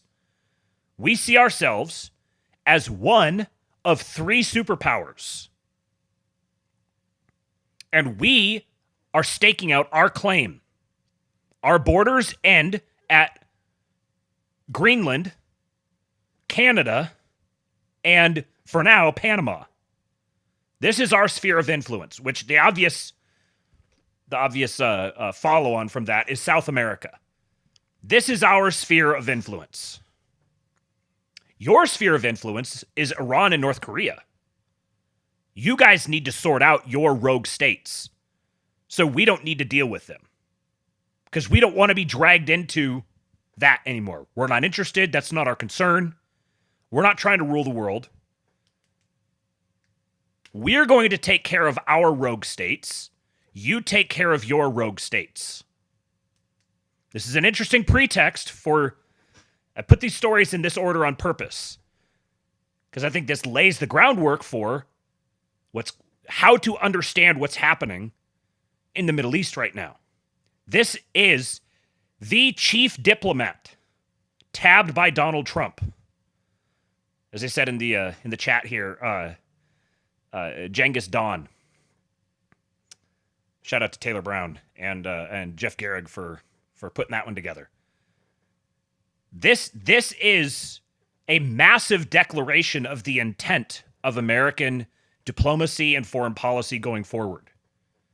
Russia and China, we recognize you as regional superpowers. We want you to patrol your region. We want you to control your rogue states. The implication is, leave us alone in our region. We've very clearly signaled what we consider to be our region, our sphere of influence, and we will take control of our rogue states.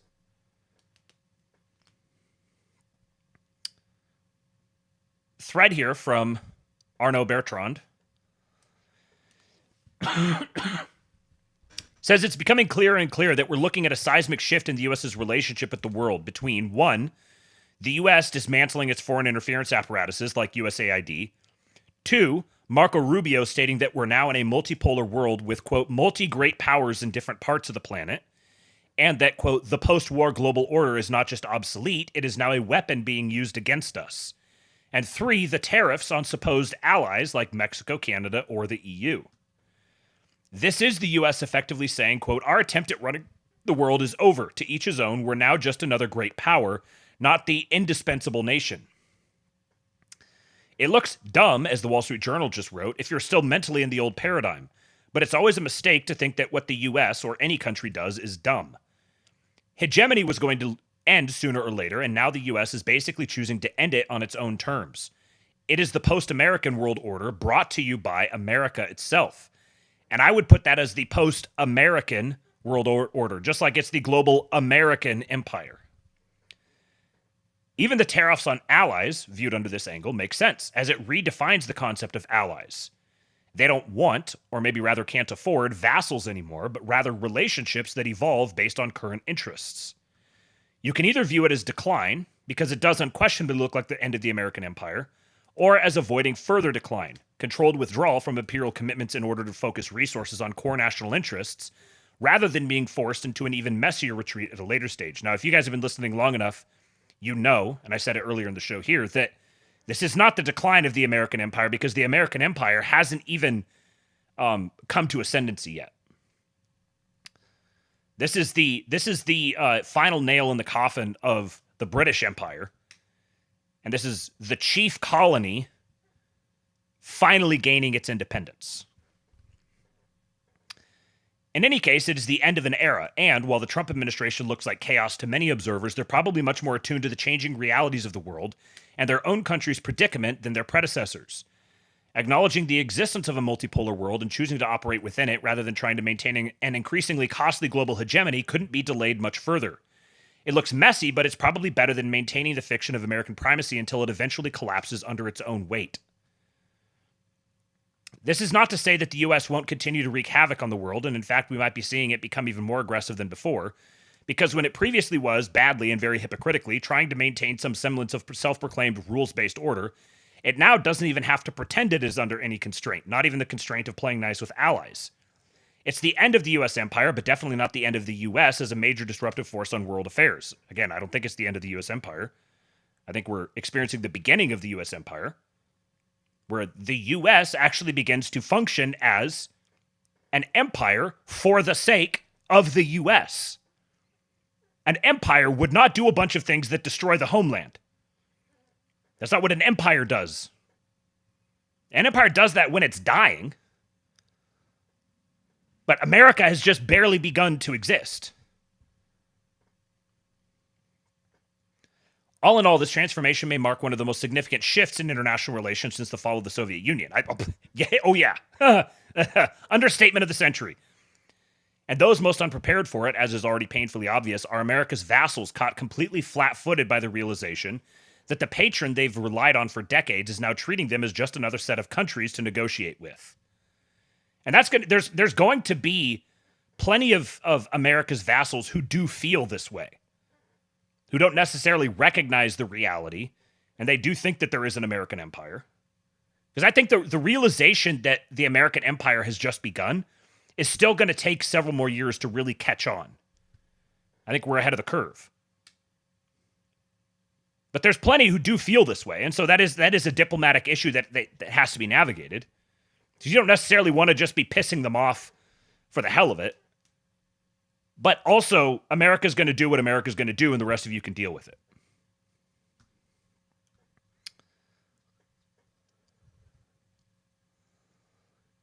Relatedly,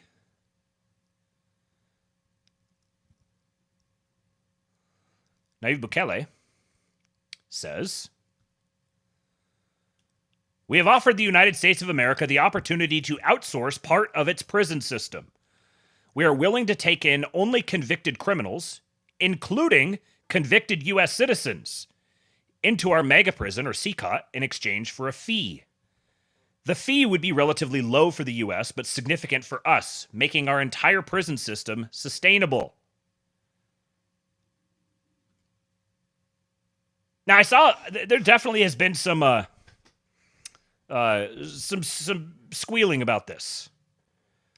Plenty of people who have been squeamish at the idea of sending American citizens overseas, or not overseas necessarily, but sending American citizens to another country. And I'm just going to say that deportation and or revocation of citizenship, banishment in effect, has been a thing for as long as nations have existed. Citizenship is not a birthright. There are some people who are entitled to citizenship, given certain qualifications, but citizenship is a responsibility. This is the whole premise of citizenship not being just an innate right that is just bestowed upon someone by God that brings with it no responsibilities. If you break the responsibilities attendant to citizenship, it can absolutely be revoked. And even if we're not talking about revocation of citizenship, there is absolutely nothing wrong with a country choosing to imprison certain types of prisoners offshore and having an agreement, a commercial agreement with another country to manage their prison system for them. It'll be a massive deterrent. Once this starts sinking in, and see what I think what you need to do is not necessarily revoke citizenship. You want people to go down there, spend time in prison with a bunch of MS-13 gangsters, and then come back to the United States and tell the stories about what it was like. You want to get violent crime to go down? That's how you do it. This is very savvy from the perspective of Bukele, and I'd be curious to know where this came from. If this was a Trump administration policy that they sold him on, if this was something that he proposed to them. I think both administrations are backed and supported by the same people, so that question may be moot. But this is, I am in love with this idea. I think this is brilliant. The existing prison, honestly, think of it this way. Do you think that J6ers would have been tortured had they been imprisoned with Bukele? Tell me honestly. I 100% would trust Bukele to justly manage his prison system much more than any person in the United States. And he has much more to lose if he doesn't. And what Americans are paying, what, $35,000 a year per prisoner in the federal prisons, which creates its own issues where there's strong incentives to push people out of the prisons early to get more in. So what this actually does is potentially reduces the necessity of capital punishment.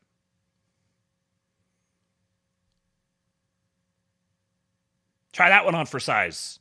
People who find this untasteful. And a related Bukele thing here I just wanted to highlight real quick. Bowtied Ranger said, at some point, we should have a serious discussion about giving some of these collapsing Central and South American socialist countries to Nayib Bukele. El Salvador is too small for a man of his stature, and these countries are ruled by retards. Shout out to Miles Standish, Powerful Mutual. Since he's also young, Bukele's paid lip service to respecting the term limits in El Salvador's constitution, but it would be a travesty for him not to rule for life and annex all of Central America. Give him South America too. Make him the local satrap, the regional governor, the king of Central America, who pledges fealty to the king, the High King. And Bukele himself signal boosted this like 4 days after it was posted. James Kirkpatrick says, it's happening. The American empire will be supported by the Central American empire, and together we will restore order to the hemisphere. I don't possibly fathom how anyone could not be heartened by all of these events. All right, we're going to talk about Trump and Gaza. I know a bunch of you guys have wanted to hear my take on this. I've talked a little bit about it on Twitter, but we'll probably be going for another 20 or 30 minutes, and I'll give my take on this. I got some videos to play, and we'll do a little body language analysis. But before that, my bladder is absolutely exploding, so I'm going to go take a leak real quick. I'm sorry I don't have anything to play for you to tide the time, so you'll just have to talk to each other in the chat, and I will be back in a jiffy.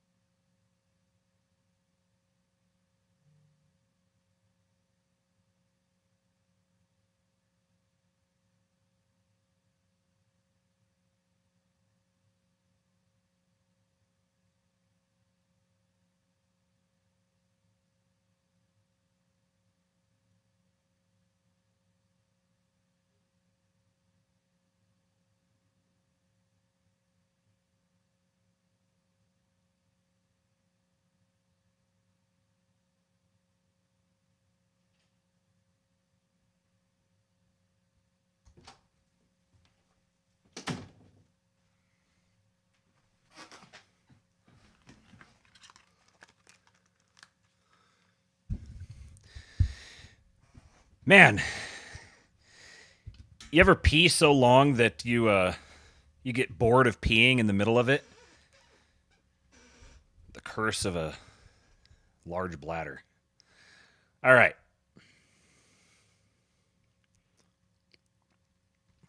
Rob P says, my take before Matt says it. Bibi was slapped down. Trump told him that he couldn't handle governing one of our regional outposts, and he's going to have to take a more hands-on approach. Pretty close.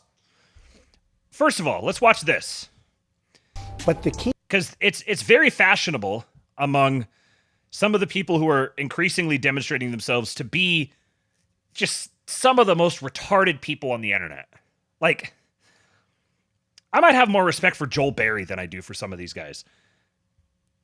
There's this notion that Trump is owned by the Zionists, and you have to be willfully obtuse to think this at this point. Now, there's a lot of people who have built their careers on this notion, and they get to like pretend that they're independent and they're not compromised, and I'm too good, I'm too cool for school.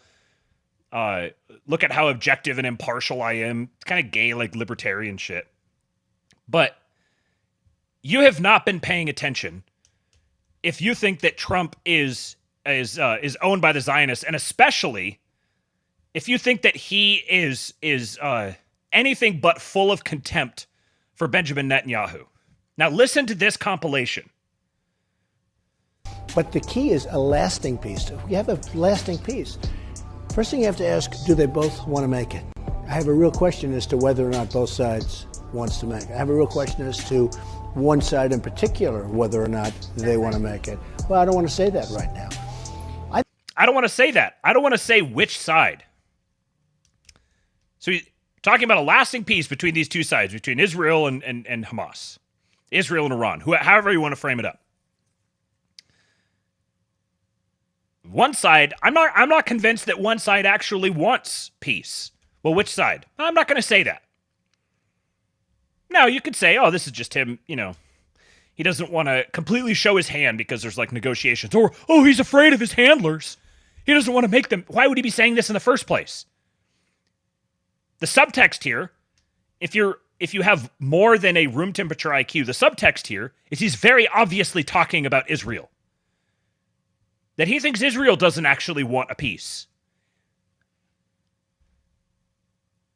He gets the game. He knows exactly what's going on. He gets it. Stormy pointed this out. He's pointed this out multiple times, but he pointed it out in the recent Inquisition podcast over on Substack, Astroflight, and I think Pete posted it as well. You have to listen to it. It's very good. One of the things he pointed out was the day after Trump was shot, when Netanyahu was coming to the White House to meet with him, he posted a great big thank you to Mahmoud Abbas, the leader of Palestine, and said, thank you for your well wishes, yada, yada, yada. Gigantic finger in the eye to Netanyahu. And I've talked about on the show here a bunch of times. You can go back and listen to some of the episodes before about his background with Netanyahu and the contempt that he has for him.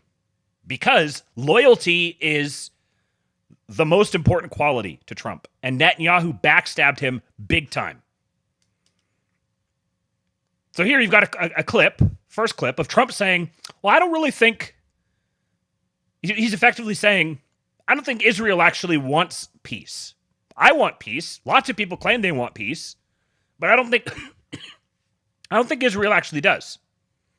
I think one side actually would like a deal, and I think the other one maybe doesn't want a deal, to be honest. I don't want to say it. No. Look, we show our cards too much in the good. I wrote The Art of the Deal. We show our cards too much. So if I get into that, I don't want to say this and that, and then they'll come and they'll say, well, Trump is biased one way or the other. I think there's a chance that you could probably make a deal if you had a real deal maker, if you had somebody that knew what he or she was doing. In my opinion, if Israel wants to make a deal, I think a deal could be made. I think a lot... If Israel wants to make a deal, I think a deal could be made. So the deal being made hinges on Israel wanting a deal to be made. Is going to do with Israel, and look, it's going to have to do with both sides, but a lot will have to do with Israel and whether or not Israel wants to make the deal. I thought he wanted to make a deal more than Netanyahu. And I will be honest, I had a great meeting with him, Abbas, right? I had a great meeting with him, and we spent a lot of time together, talked about many things, and it was almost like a father. I mean, He was so nice. Couldn't have been nicer. And after meeting with Bibi for 3 minutes, I looked at him and said, "You don't want to make a deal, do you?" And he said, "Well, and the fact is, I don't think Bibi ever wanted to make a deal. Why? I thought the Palestinians were impossible, that the Israelis would do anything to make peace and a deal. I found that not to be true." Now he's just saying it outright. So this is the perspective that Trump has coming into this. You have to have this as the background. I put all these stories in the order that I put them in on purpose. Number one, the USAID thing and the whole network associated with that. And then Marco Rubio talking about American foreign policy and these overtures he's making to Russia and China. And now this. You cannot come to me and seriously tell me that Donald Trump is Bibi Netanyahu's butt boy or something, or scream to me about Miriam Adelson. You are a retard. You are, in my mind, you're in the category with the libertarians. You're just over there. You're not serious people. You're extreme autists who are hobbyists, obsessively focused on a single thing to the detriment of all of other variables. You have a bone to pick. You have one setting. And the actual truth or facts on the ground are irrelevant to you. You've got your narrative and you're sticking to it. You're not a serious person. So here is where Trump made this announcement. Now I had these all like ready to go when the story was just breaking, and you may have seen all these already, but we'll watch them again. See if I can get you guys to see some things you didn't see the first time. So as Trump is making this announcement, watch how we're going to watch this in another angle a couple of times here. But watch the Trump's body language and Netanyahu's body language in these clips that I show you. The U.S. will take over the Gaza Strip, and we will do a job with it, too. We'll own it and be responsible for dismantling all of the dangerous unexploded bombs and other weapons on the site, level the site and get rid of the destroyed buildings, level it out, create an economic development that will supply unlimited numbers of jobs and housing for the people of the area. Do a real job, do something different. Just can't go back. If you go back, it's going to end up the same way it has for 100 years. Can't go back. It'll end up the same way it has for 100 years. Note that he's just kind of passively reading this off of prepared notes. And his body language is kind of subdued. He's just like reading this thing that's pre-prepared for him. He's just kind of matter-of-factly stating this is how things are going to be. I have something down here. No. Now, watch Netanyahu. And in particular, if you're watching this closely, you'll see you can divide this clip almost perfectly in half between his body language in the first half of the clip and his body language in the second half of the clip. If you're paying attention, it'll be abundantly obvious to you. And note what Trump is saying at the moment where his body language changes, and see how his body language changes. The U.S. will take over the Gaza Strip, and we will do a job with it, too. We'll own it and be responsible for dismantling all of the dangerous unexploded bombs and other weapons on the site, level the site and get rid of the destroyed buildings, level it out, create an economic development that will supply unlimited numbers of jobs and housing for the people of the area. Do a real job, do something different. Just can't go back. If you go back, it's going to end up the same way it has for 100 years.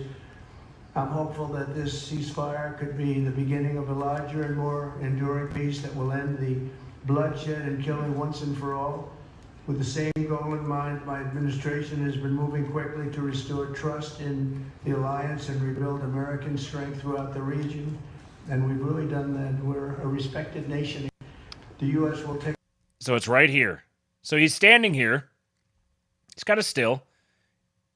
And just kind of still kind of stable, just sort of standing here, just watching him looking. And then The U.S. will take over the Gaza Strip, and we will do a job with it too. We'll own it and be responsible for dismantling all of the dangerous unexploded bombs and other weapons on the site. Level the right site there. and get rid of the destroyed buildings, level it out, create an economic development that will supply unlimited numbers of jobs and housing for. You can, if you have the remotest like sense of intuition whatsoever, you can see his blood pressure spike.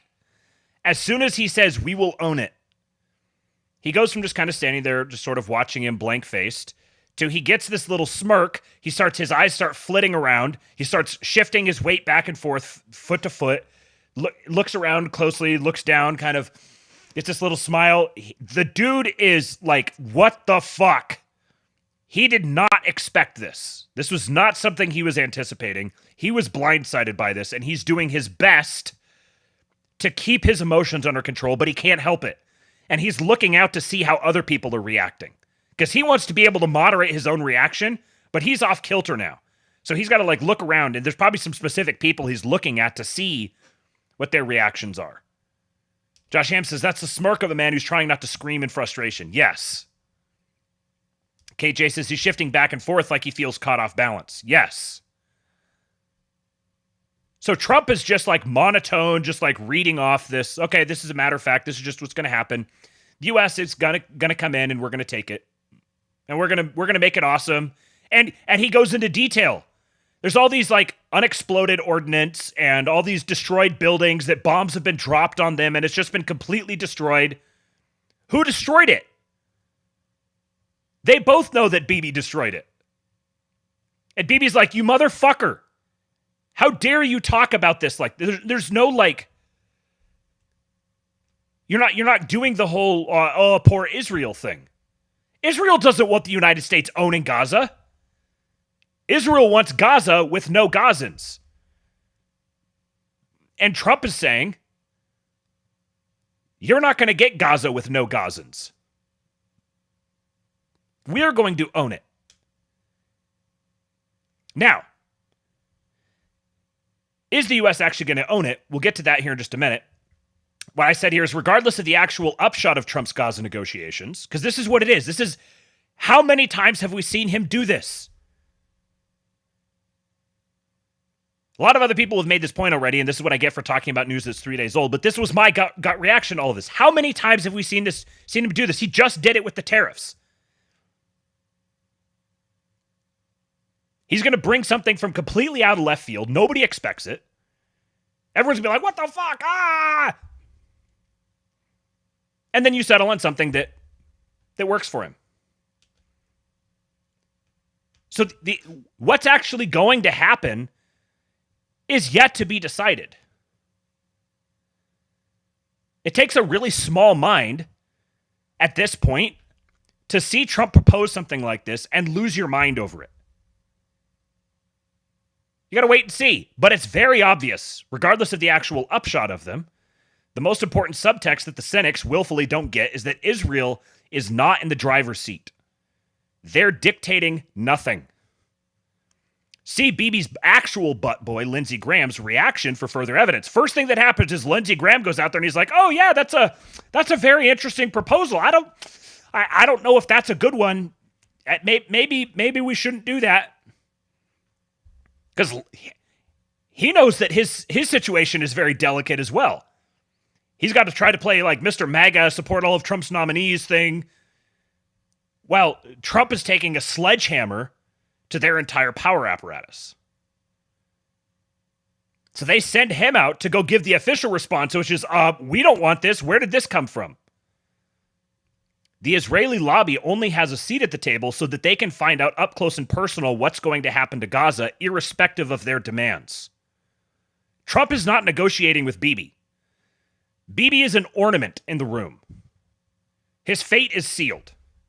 He's cooked. Trump hates him. Trump has all the leverage on him. Trump just sent his own envoy to go kick his ass around a room and end his political career by forcing a ceasefire on him That is the worst thing that could happen to Bibi Netanyahu right now.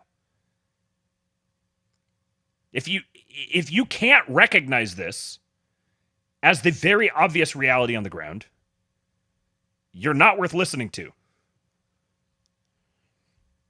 Cowabung the Hun here says, no one is talking about how this is removing Israel's whole casus belli.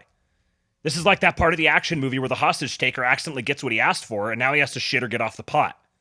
Without Gaza to hold hostage, Israel's problems don't get solved. They finally shine in the light. Anyone claiming we're now going to see Palestinians show up in the U.S. clearly have not been paying attention to Trump's rhetoric about them. And as for boots on the ground, Trump has earned at least a few days' worth of trust to explain to us the plan before we break ranks and scatter like a bunch of queers. Very well stated. And I've been saying this for a while now. People in the King Pill Discord can vouch for this. I've been saying for a while that two things. Number one, that whatever Trump does in Israel, like the Israel-Iran sort of scope of or sphere, and the Ukraine sphere, that we're probably not going to be happy. Like you're not going to get the like. I wrote on my wish list to Santa Claus what I wanted for Christmas, and I didn't get it.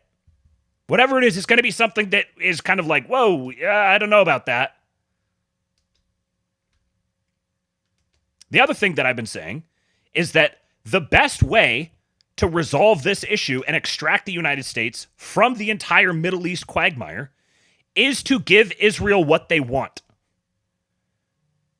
What they claim to want, that is. Give them a victory. Solve the Gaza problem for them. Force upon them peace and equal standing with all of their the surrounding nations. Put them in a position where they can't cry threat. Oh no, they're all coming for us. Take away their punching bag that they use to try to pretend that they're all in danger all the time. You're killing them with kindness, effectively. If they live by, if their lifeblood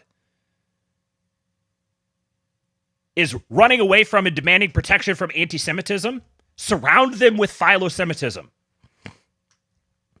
Give them exactly what they're asking for.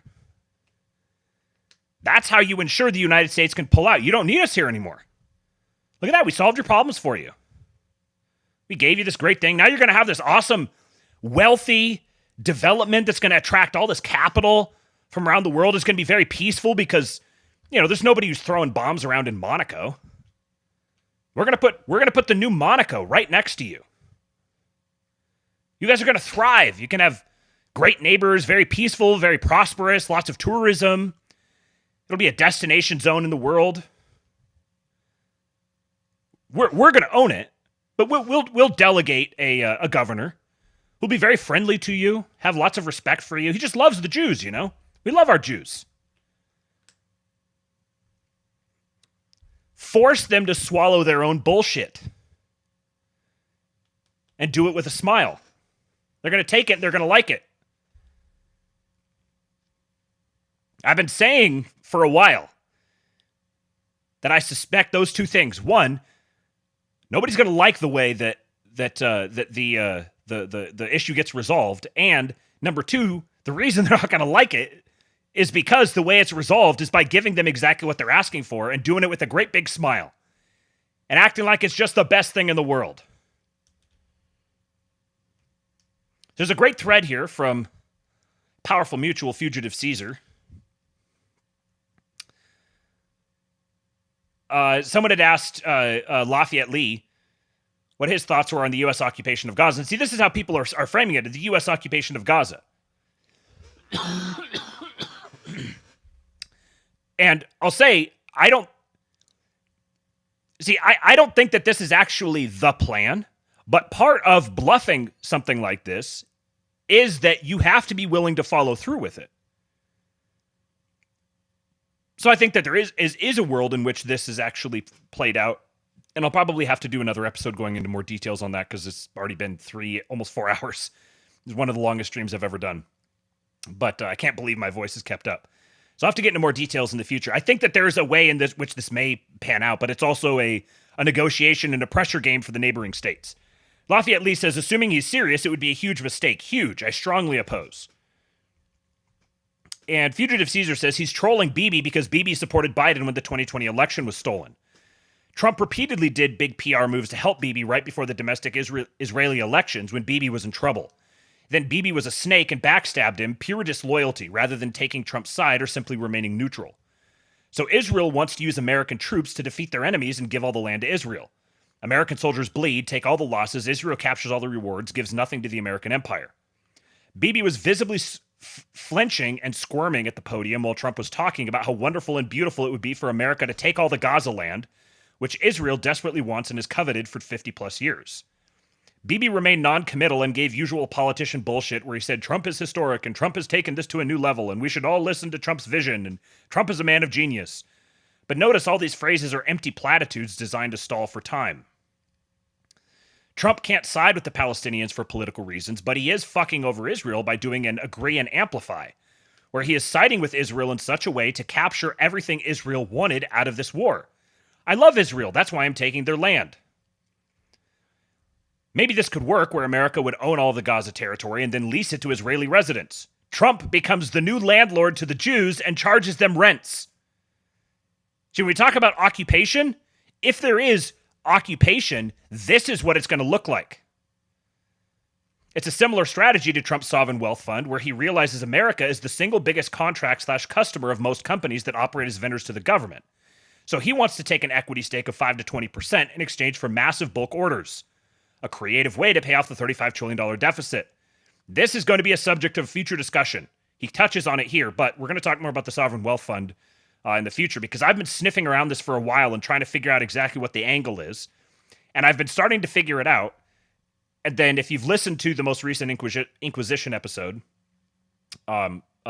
Stormy said exactly what I'd been suspecting was in the works. So if there was an occupation, it would not be Iraq all over again. It would most likely be the United States declaring this American territory and it being protected by private military contractors and developed with the United States owning it and giving shares to other interested parties.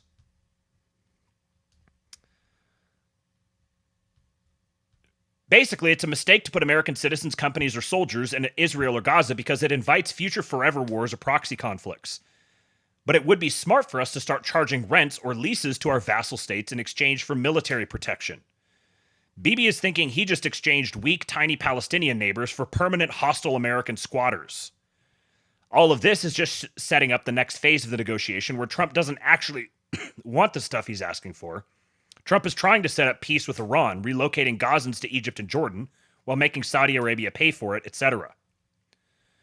It's the same rhetorical strategy we just saw with Canada and Mexico, where Trump threatened immediate 25% tariffs. Canada and Mexico caved in 2 days and agreed to send 10K soldiers to the border each in return for postponing tariffs by 1 month and negotiating trade. And quoting from this article, Trump realized that Bibi was dragging his feet in the effort to reach peace with the Palestinians. He kept most of his bitterness about Netanyahu private for years, especially because his public bromance with Bibi was good politics. So all the people who still buy this, the public bromance with Bibi, they're just kayfabe believers. They're just regime press consumers. And he does some kind of a similar body language analysis here. You can see, I'll play this again because this is a different angle. It's at the 36-second mark where Bibi changes his... Actually, we get more of the lead up here, so we'll watch this. The only reason the Palestinians want to go back to Gaza is they have no alternative. It's right now a demolition site. This is just a demolition site. Virtually every building is down. They're living under fallen concrete that's very dangerous and very precarious. Oh, those poor Palestinians. Look at this terrible place where they have to live. Very dangerous and precarious. All this concrete is falling down there. You think Bibi wants to stand next to the president of America while the president is is casting sympathy for the Palestinians. They instead can occupy all of a beautiful area with homes and safety, and they can live out their lives in peace and harmony instead of having to go back and do it again. The U.S. will take over the Gaza Strip. He wants to ethnically cleanse them off the face of the planet. And honestly, he doesn't really, like, for him, it's a matter of course. He wants to protect his interests. But this is not going at all the way he planned or hoped. Maybe the way he feared. And we will do a job with it, too. We'll own it and be responsible. Now for watch his body dismantling language. all of the dangerous unexploded bombs and other weapons on the site, level the site and get rid of the destroyed buildings, level it out, create an economic He's shitting development himself. that will supply unlimited numbers of jobs and housing for the people of the area. Do a real job, do something different. Just can't go back. If you go back, it's going to end up the same way it has for 100 years.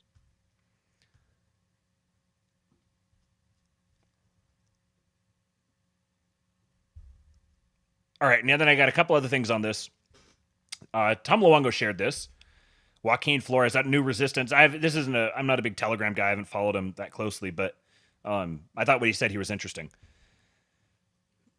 What Trump has proposed for the Palestinian people does not fit the definition of ethnic cleansing and also represents fresh thinking on the subject. Seriously, the people who were spazzing out about this and saying, "Oh, Trump's going to be ethnically cleansing," give me a frickin' break. I'm prepared to debate anyone on this point. The fake news media is in overdrive. I have to say that it's a shame that the Muslim Brotherhood Soros complex has hijacked many layers of the Palestinian cause. Like, honestly, most of the people who care about the Palestinian cause, frankly, they just sound like Marxist college students. You should not care that much about the Palestinian cause. Like, I'm very sympathetic to it because there's lots of Orthodox Christians there, and I think it's horrifying what's happening to them, what's being done to them. I think the Palestinians are absolutely with these sorts of things, there isn't like good guy, bad guy. Like, it's not wholly aggressor and wholly aggressed upon. These things are a lot thornier than that. But by and large, it's very obvious that if you're going to have sympathy on someone, have sympathy on the Palestinians. But also, like, I'm an American and my country's been going through it lately, and I don't want my country to wind up like Palestine. So I'm focused on let's get our shit together, and then maybe we could do something about Palestine when we have our shit together. But the guys who were just like obsessed with it all the time, it's really just, you could tell that the only reason they care is just because they can use it as a cudgel against the Jews, which, like, okay, great. Yeah, I get it. Your entire world revolves around the Jews. You are more obsessed with the Jewish cause than the actual Zionists themselves. You're like turbo Zionist. I get it. I'm tired of it. I don't want to hear about it. You're pathetic. You're annoying. Go away. Paying attention to the details of his statements earlier and to the extent that those statements will have bearing on his later actual actions, several things become clear. Palestinians who wish to leave will be able to leave and return later after rebuilding has taken place. The U.S. will undertake, in international law, the responsibility of an occupying power in Palestine, Gaza, which is, regardless of any other fact or overarching scenario, a marked improvement to the IDF. Gaza will be transformed into a place for the world's people, but the residents there will be mostly Palestinian, but also, like a beachfront Dubai, a global investment center of capital accumulation that will draw in from around the world and the mostly Arab and Muslim Middle East as well. This last part is key. Ethnic cleansing involves the removal of a people without a right of return in order to make the place ethnically homogenous in favor of some other people. Trump proposes three things contra this. Many Palestinians will stay and be involved in the reconstruction. Mostly Palestinians will return to live there when the conditions, reconstruction, are suitable. Other than Palestinians, who will remain a majority, people, investors, real estate entrepreneurs, etc., will be from all over the world, which runs contra to the definition of leaving an ethnically homogenous people in place. None of this is at all what Israel wants, or more specifically, what Likud wants. What many of Trump's Israeli donors want. The dance we are seeing from the Saudis is critical here to understand. Their condemnation of Trump's statement will merely serve as a bargaining chip, and their support for it, as well as other Gulf monarchies, especially Qatar, and their role in support for Hamas leadership, to all be able to invest in Gaza will materialize quite soon. There is room for conspiracy here too. That is the role of Qatar in urging Hamas to carry out October 7 in order to lead precisely to this scenario, as I have long put forward as a realistic possibility from the beginning of this catastrophe. If they were on board with that part, they most certainly did so in order to be in on this part, make Gaza great again. With their pressure/support, Hamas or Palestinian leadership otherwise will openly support or quietly acquiesce, ditto with Mahmoud Abbas, and even more easily. Kingdom of Saudi Arabia has a lot more to offer the USA than Qatar, and no doubt MBS's dismissal of Trump's statements fits into their broader bargaining strategy to be included robustly in the reconstruction of Gaza. Don't hate me for saying it, but in purely HDI, Human Developmental Index terms, the conditions for Palestinians will improve upwards from here, and improve by orders of magnitude above the pre-October 7 conditions which Israel had disgustingly imposed on the Palestinian people. Now, I will say again, this is all assuming that's the actual plan. Now, I suspect the point of this was to provoke this. As Friends We Made said, this reaction was likely expected and wanted by the admin. In the middle of the night local time, Saudi Arabia issued a full-throated rejection of what Trump said about Gaza. I'm not going to read the whole thing here. The link will be on the King Pilled Substack if you want to go get it. But I from the beginning, I could tell this is obviously meant to provoke the response from the neighboring nations to step up and take charge of this. Remember, spheres of influence. The Trump administration wants to be out of the Middle East. They don't want to be involved. Now, if there's not a way to get out of the Middle East, they're going to ensure that if they remain in the Middle East, it's going to be in a way where they're as detached from it as possible, and they're accumulating all of as much of the treasure as they can, in particular like Eastern Mediterranean oil. Be happy to have a share in that. They don't need it. It's not like this is the foundational part of our foreign policy. But if we're going to be forced to stay involved in this for this diplomatic reason or the other, then okay, we're going to lay claim to some of this territory and we're going to start monetizing it and charging rents to people. But we would just as soon withdraw completely and induce the neighboring nations to actually put their own dicks on the table and step up. They don't want the United States building an outpost right there and maintaining a permanent presence. But Trump is crazy enough to actually do that. So when he says it, they're like, "Oh shit, okay, we need to get our act together here." And obviously this whole thing, there's the Israeli interests, and the Israeli interests are very serious. The people they're insane. The Likud party is an insane mob of gangsters. But Israel was also established as an outpost for the British Empire because the Israeli mob and the British intelligence and British aristocracy had aligned incentives. You can't talk about one side without bringing in the other. Which is also why you have to understand all of this other background as well. You can't understand Trump proposing the United States buy Gaza, or not even buy it. Just take it. We're gonna take it. We're gonna rebuild it and bring all the Gazans back to Israel. You can't understand that without properly understanding the context of Elon Musk going after Keir Starmer and lighting his ass on fire for like 2 weeks at the start of the year. These are connected.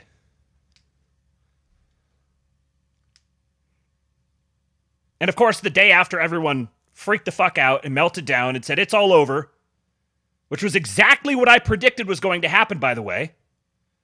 I'll get into that in just a minute. I have a thread I wrote responding to this. But if you recall, the day before this news dropped, the last Astrolabe I did, I said, there's going to be a story coming soon where everyone freaks out. Ah! It's all over. We've been winning so much.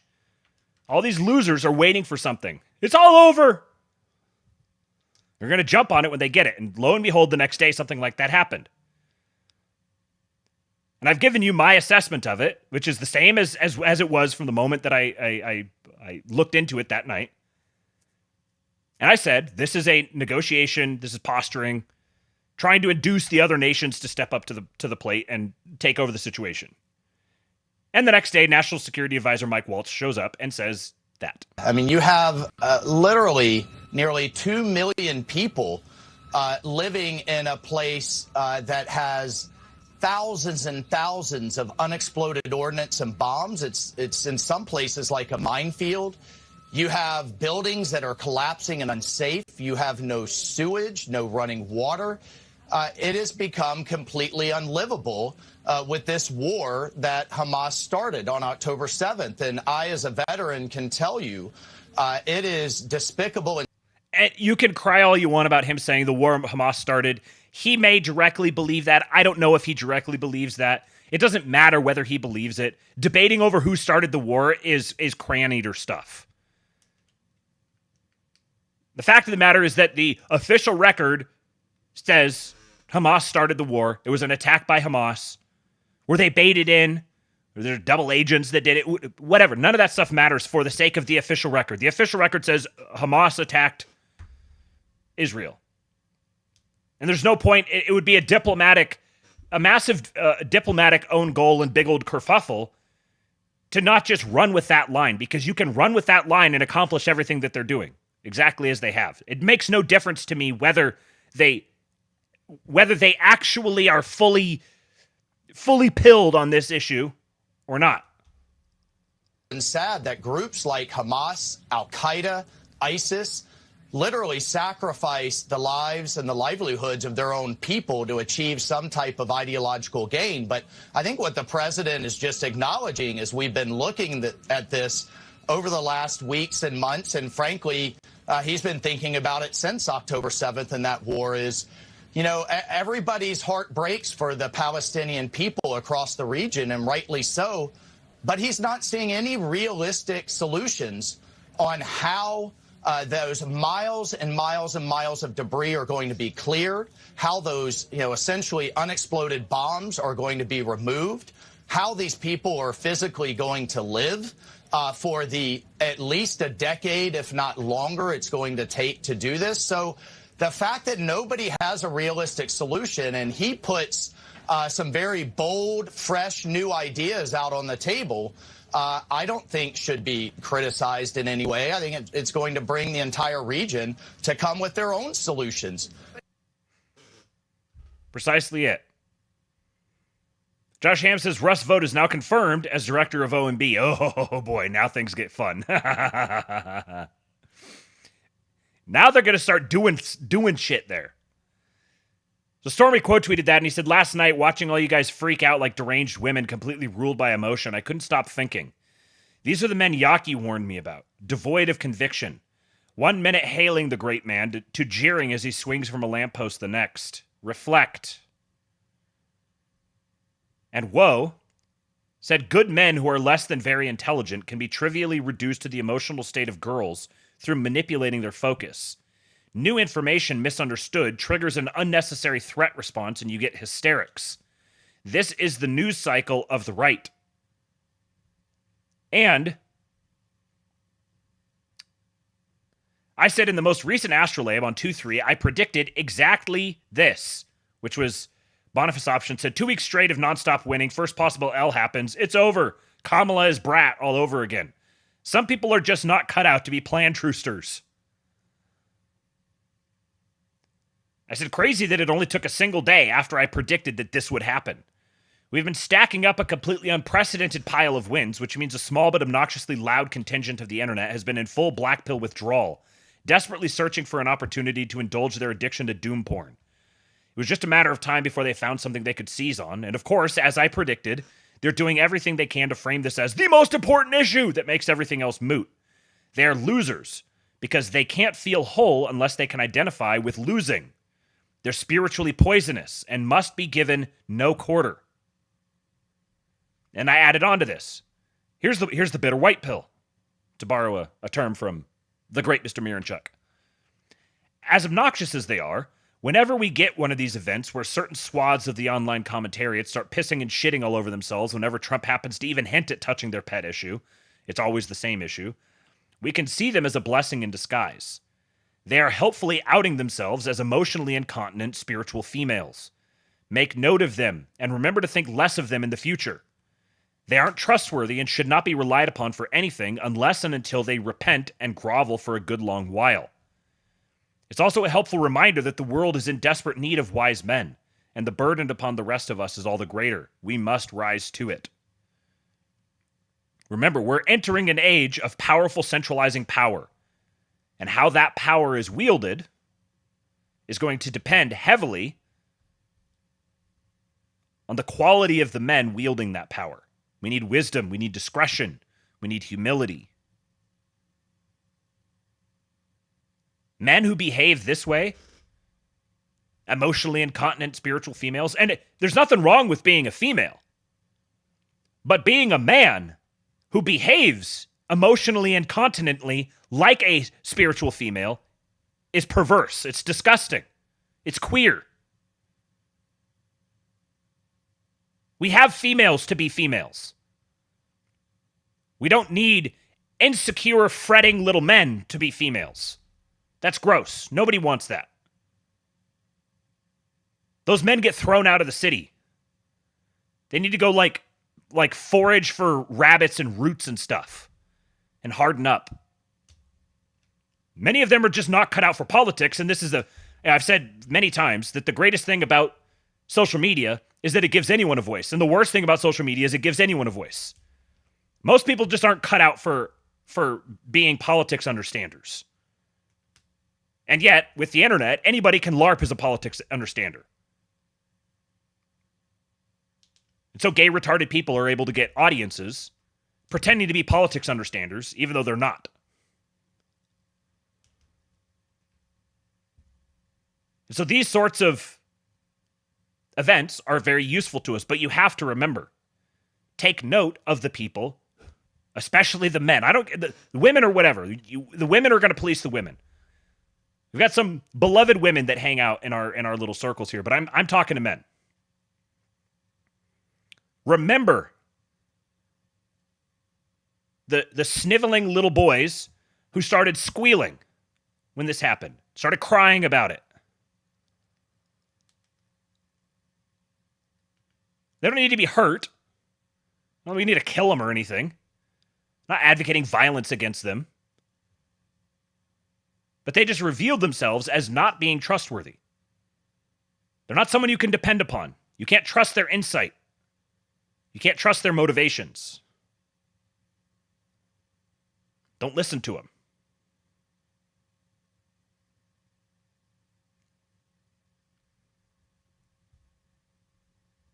The most important thing, this right here. They almost got me to capitulate, but then I played this video on repeat all morning. I don't know if it's an ability or if you have it, just you can't quit. And I've seen people quitting, and if they would have held out longer, they would have been successful. I've seen it so much. I've seen some of the most brilliant people in the world that never made it because they were quitters. Never, ever quit. Yes, sir, Mr. President. President Trump needs me. I'm his top guy. He told me not to quit, so I'm not going to. All right. I'll leave you guys with this.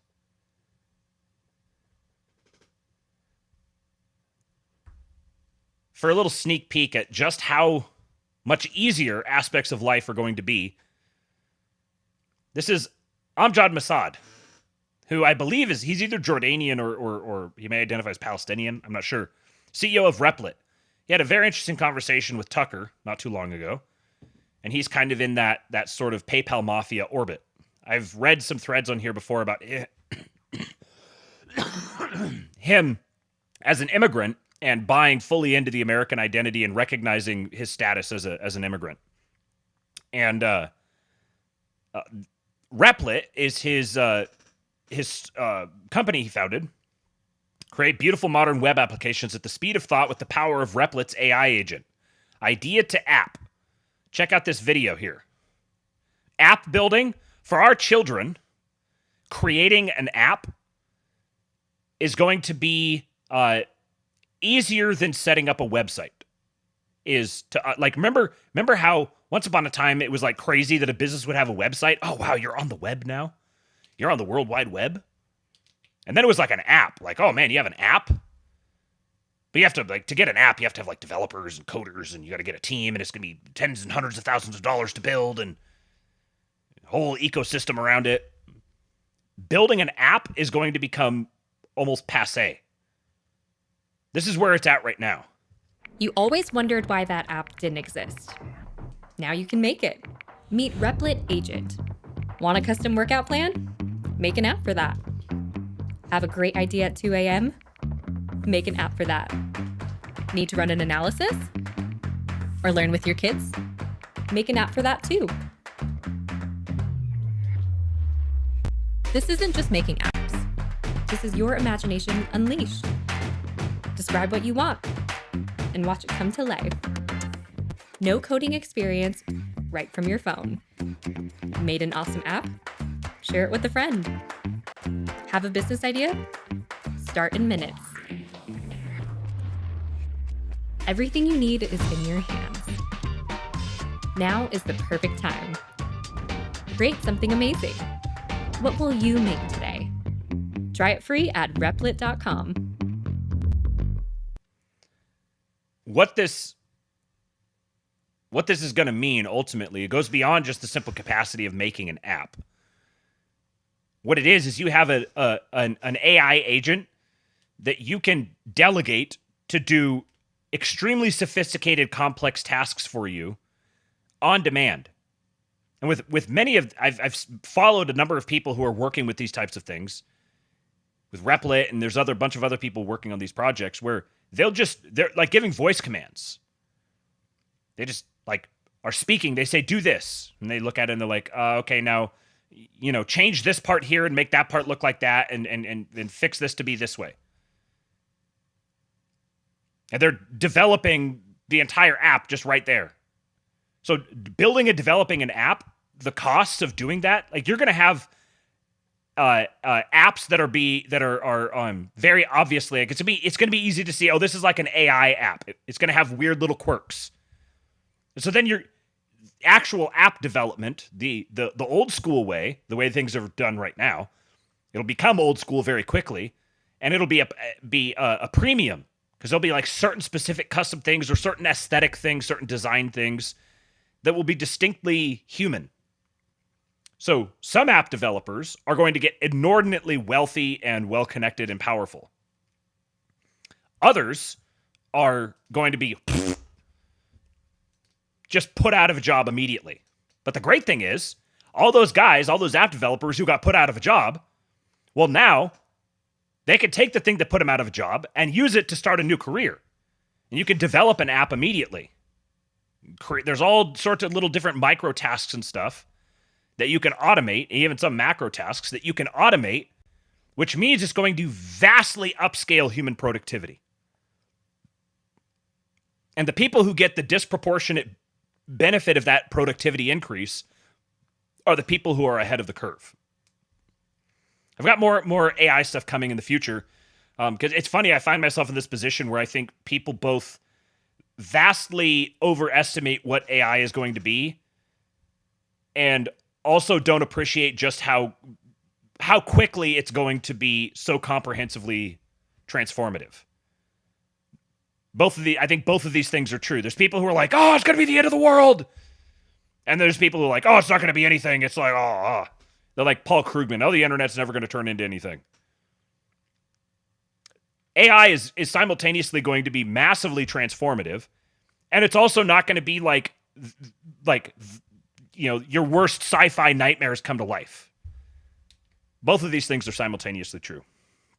All right. Longest stream ever. 4 hours and 15 minutes. I'm finally wrapped. Missed a couple of streams. Had to make up for it. But that's all I've got. I've already got some stories lined up for tomorrow's show, and I'm sure lots of stuff is going to happen between now and then. Stuff I'm sure has happened while I've been streaming, but thank the Lord that my voice has held up this long. For now, I am going to bid you guys adieu. I'll ask you one more time, hit the like button. We've still got 127 watching. So many of you stuck it out. I appreciate you. We're at 137 likes. I think that's probably the most I've ever had on a live stream. What a day. Go follow me on Twitter at RealKingPilled. Join the KingPilled Discord. We're going to do a schizo stream tomorrow, and I think it's going to be we'll do a movie night. I'll come up with something we can just all sit down and watch a movie together. We'll take some submissions and maybe do a poll in the KingPilled Discord. So if you'd like to take part in that, go to kingpilled.com, sign up, join. A bunch of people in the chat are going to tell you to. Taylor Brown's in there. We have a great time. I've got to go catch up on all the messages now because it's still popping even when I'm streaming. There's also a Buy Me a Coffee link in the description and a Cash App link if you want to send me some coin. Put me on your payroll, so to speak. I'm doing this full time, and the more you guys can contribute, the longer I can do it, the better I can do it. So I appreciate all the support. Thank you for the super chats today. And yeah, trust the plan. I give you Hulk. When they took a shot at my hero, and they tried to kill the next president of the United States, enough was enough, and I said,